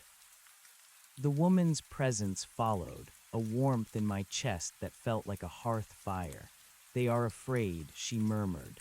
The fire is bright, and it shows them things they aren't ready to see. Then we show them how to close their eyes and still see, I said. I realized then that my role wasn't just to be a messenger. I was a gardener. The sparks we had rained down from the absolute were seeds, and they needed tending. I began to write, not just physics, but a manual for the transition. I called it the stream that reflected fire. I wrote about the necessity of the dark and the beauty of the struggle. I wrote about how the hiker's sore muscles were just as important as the god's infinite reach. I told them that the universe wasn't something happening to them, but something happening through them. Sarah became my first disciple, though she hated the word. We turned the university department into a hub for the new reality. We weren't just studying the stars anymore. We were communicating with them. We developed technologies that didn't exploit energy, but resonated with it. We built resonance chambers where people could go to hear the ringing more clearly, to align their own internal frequencies with the great braid. And slowly, the fear began to melt. One evening, I returned to the trailhead. I didn't go for a long hike this time. I just walked a few hundred yards in, to the spot where the stream first became audible. The air was cool and the scent of pine was a familiar embrace. I sat on a flat rock by the water's edge and watched the sun dip below the horizon. The sky turned a bruised purple, then a deep velvet black. I reached into my pocket and pulled out a small box of matches. I struck one, the sulphurous scent sharp in the night air. I watched the tiny flame flicker, a fragile point of orange against the vastness of the woods. "Look at that," I said to the silence. I leaned over and held the match above the water. For a second, the stream reflected the flame perfectly, a tiny, dancing twin in the dark current. Then I dropped the match into the water. It hissed and went out. But the reflection didn't vanish. The water where the match had fallen continued to glow. The light spread, a ripple of gold and violet that moved upstream against the current, defying the laws of gravity and time. It moved toward the mountain peak, toward the source, toward the place where the great jump was always happening. I stood up, feeling the weight of the hiker's pack on my shoulders, not the physical pack, but the burden of being alive in a universe that was finally waking up. I looked up at the stars. They weren't just points of light anymore. They were eyes. A billion eyes, all looking back at me, all looking at each other, all seeing the same fire. The ranger was there, holding the boundaries. The woman was there, holding the center. And I was here, holding the moment. The boil was no longer a distant event. It was the very act of breathing. It was the way the wind moved through the trees. It was the way the heart beat in the chest of a frightened child. I turned and walked back toward the car, my footsteps light on the path. The story wasn't ending. The story was finally finding its voice. As I drove away, I looked in the rearview mirror one last time. The woods were dark, but the stream was a line of fire, cutting through the shadows, carrying the light of the absolute down into the valley, into the city, and into the future. The great jump was a leap we were all taking together, every second of every day. And as I merged onto the highway, surrounded by the lights of 1,000 other travelers, I knew that none of us were walking alone. The fire was no longer just a reflection. It was the way. The vibration of the highway was no longer a mechanical annoyance, it was a chord. As I drove, I watched the headlights of oncoming cars, thousands of twin suns cutting through the pre-dawn mist, and I didn't see commuters. I saw cells in a vast, luminous lung. Every person behind those wheels was carrying a spark of the uncreated, wrapped in the heavy, necessary coat of their own history. They were worried about mortgage payments, broken hearts, and the strange ringing the news couldn't explain. But beneath that, their atoms were singing. I could hear the harmony now, a low-frequency thrum that made the dashboard of my car feel translucent. I pulled into the university parking lot just as the campus began to stir. The gray stone buildings, once bastions of cold, empirical logic, looked different to me now. They looked like silos. They were containers for the most volatile substance in the known universe, focused human intent. Sarah was waiting for me on the steps of the physics building. She wasn't alone. With her were 3 men in dark suits, representatives from the Department of Energy, or perhaps something more clandestine. Their energy was jagged, a prickly charcoal gray that signaled defensive posture. They were the is-not, the friction that defined the movement. Dr. Eris, one of them said, stepping forward. His voice was clipped, professional, but I could see the pulse jumping in his neck. He was terrified. We've been monitoring the data from your lab, and the atmospheric phenomena. We need a briefing, now, in a secure environment. I looked at him, and for a moment I didn't see a government agent. I saw the frightened boy he had been, hiding under his bed during a thunderstorm. I saw the way he loved his daughter and the way he feared his own insignificance. The compassion that flooded me was almost physical, a wave of warmth that made him blink and take a half-step back. There is no secure environment anymore, Agent Miller, I said softly. I didn't know his name, but the braid told me. He paled. The walls are becoming windows, but please come inside. I have something to show you. We walked into the lab. The air inside was charged, smelling of ozone and the faint, sweet scent of pine needles, a sensory bleed from the mountain that shouldn't have been there. On the main monitor, the feed from the deep space arrays showed the ringing. It wasn't a flat line or a sine wave, it was a fractal. It looked like a golden forest growing in the dark. It's accelerating, Sarah whispered, her eyes fixed on the screen. The coherence. It's not just the vacuum anymore, it's the matter. The crystalline structures in the Earth's crust are beginning to vibrate in sympathy. The planet it's tuning itself.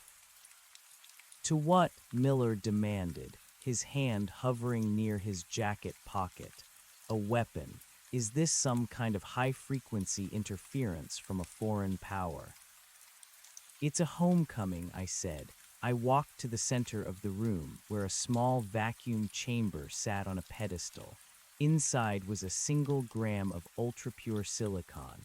You've spent your lives trying to divide the world into us and them, here and there. But the great jump doesn't recognize those borders. Look. I didn't touch the controls. I didn't need to. I simply remembered the feeling of the stream. I remembered the way the water held the fire without being consumed by it. I projected that memory into the chamber. The silicon didn't melt, it didn't explode. It simply began to glow with a soft, pearlescent light, the same light I had seen in the woman's eyes in the bunker. Then it began to drift. It bypassed the laws of gravity, floating in the center of the chamber, turning slowly like a miniature planet. "That's impossible," one of the other agents stammered. "There's no magnetic field, no propulsion." "It's not moving because of force," I explained, watching the silicon pulse. "It's moving because it's no longer convinced it's separate from the space around it. It's participating in the inhale. When the hiker climbs the mountain, he thinks he is moving his legs, but on a deeper level, the mountain is calling his feet home. This is the same thing.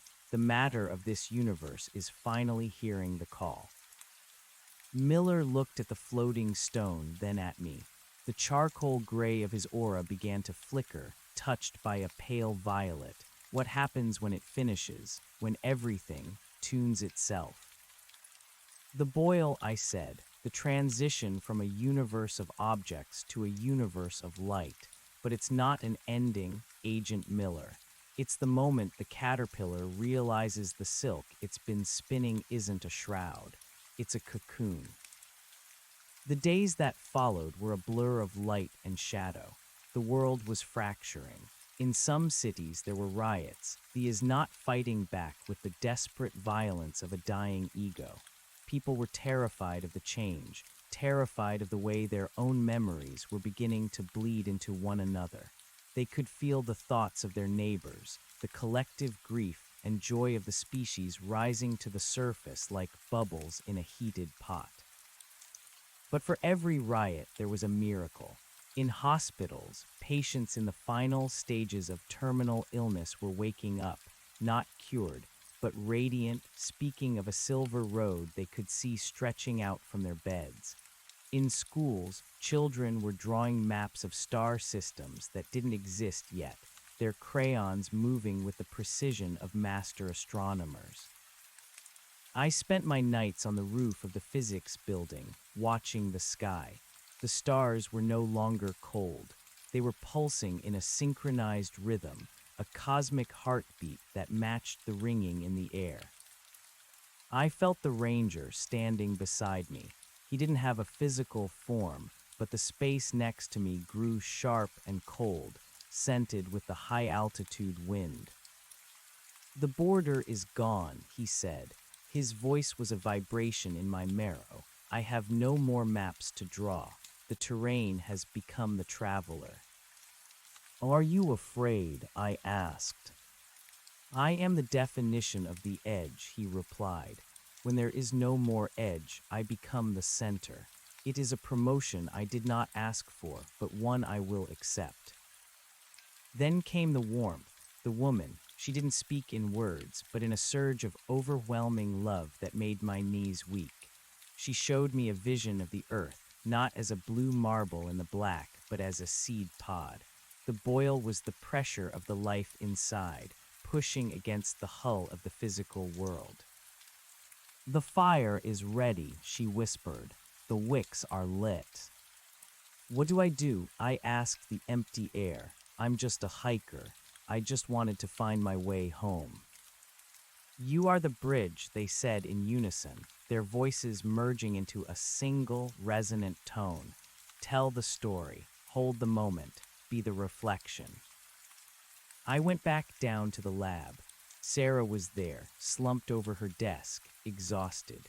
The ringing had become so loud now that it was audible to the naked ear, a beautiful, shimmering drone that sounded like 1,000 cellos playing a single note. "It's time, isn't it?" she asked, looking up. Her face was pale, but her eyes were clear. "Yes," I said. I sat down at the computer and opened a global broadcast channel. We had set it up days ago, a bypass that would send a signal to every screen, every radio, every device connected to the network. It wasn't an act of ego, it was an act of service. I looked into the camera. I didn't see the millions of people watching. I saw the great braid. I saw the silver threads connecting us all back to the stream. My name is Arthur Aris, I began. My voice was steady, carried by the hum of the universe. I am a hiker, and I have seen the fire. I told them about the mountain. I told them about the great jump and the boil. I told them that the fear they were feeling, the sense that the world was ending, was correct. The world was ending, but only the world of shadows, only the world of separation. We are at the trailhead, I said, leaning closer to the lens. The path ahead is steep and it is treacherous. It will require you to let go of everything you thought you knew about yourselves. You will have to let go of your anger, your labels, and your walls. You will have to realize that the person standing next to you is not a stranger, but another version of your own soul, trying to find its way back to the light. As I spoke, the lab began to dissolve, not into nothingness, but into light. The walls became translucent. The floor became a surface of shimmering water. Sarah, sitting across from me, began to glow with a violet-orange flame that didn't burn. The fire is not coming to consume us, I told the world. It is coming to wake us up. We are the wicks. We are the reason the universe began. We are the exhale of the absolute, and now it is time to breathe back in. The ringing reached a crescendo. It was no longer a sound. It was a physical presence, a golden weight that pressed against my chest. I felt my own body beginning to lose its density. My hands, resting on the desk, were becoming made of the same pearlescent light as the silicon stone. I saw the city outside the window. The skyscrapers were melting into pillars of fire. The cars on the highway were becoming streaks of silver. The people, the millions of seekers and skeptics, saints and sinners, were all beginning to shine. I saw Miller in his office, his hand dropping away from his weapon as he looked at his own glowing palms. I saw the woman at the bus stop, her face finally free of exhaustion, her eyes reflecting the birth of a new sun. "Don't be afraid," I whispered, and I knew that everyone, everywhere, heard me. The dark was just an illusion. The stream has always reflected the fire, and now the reflection and the fire are becoming one. The great jump reached its apex. The boil hit the point of phase transition. In a single, blinding instant, the universe of matter vanished. There was no more here or there. There was no more then or now. There was only the braid, vibrant and infinite, a tapestry of living light that spanned the uncreated. I was no longer Arthur Aris. I was the hiker and I was the mountain. I was the stream and I was the fire. I was the ranger guarding the void, and I was the woman finding peace in the center. We were all there, every soul that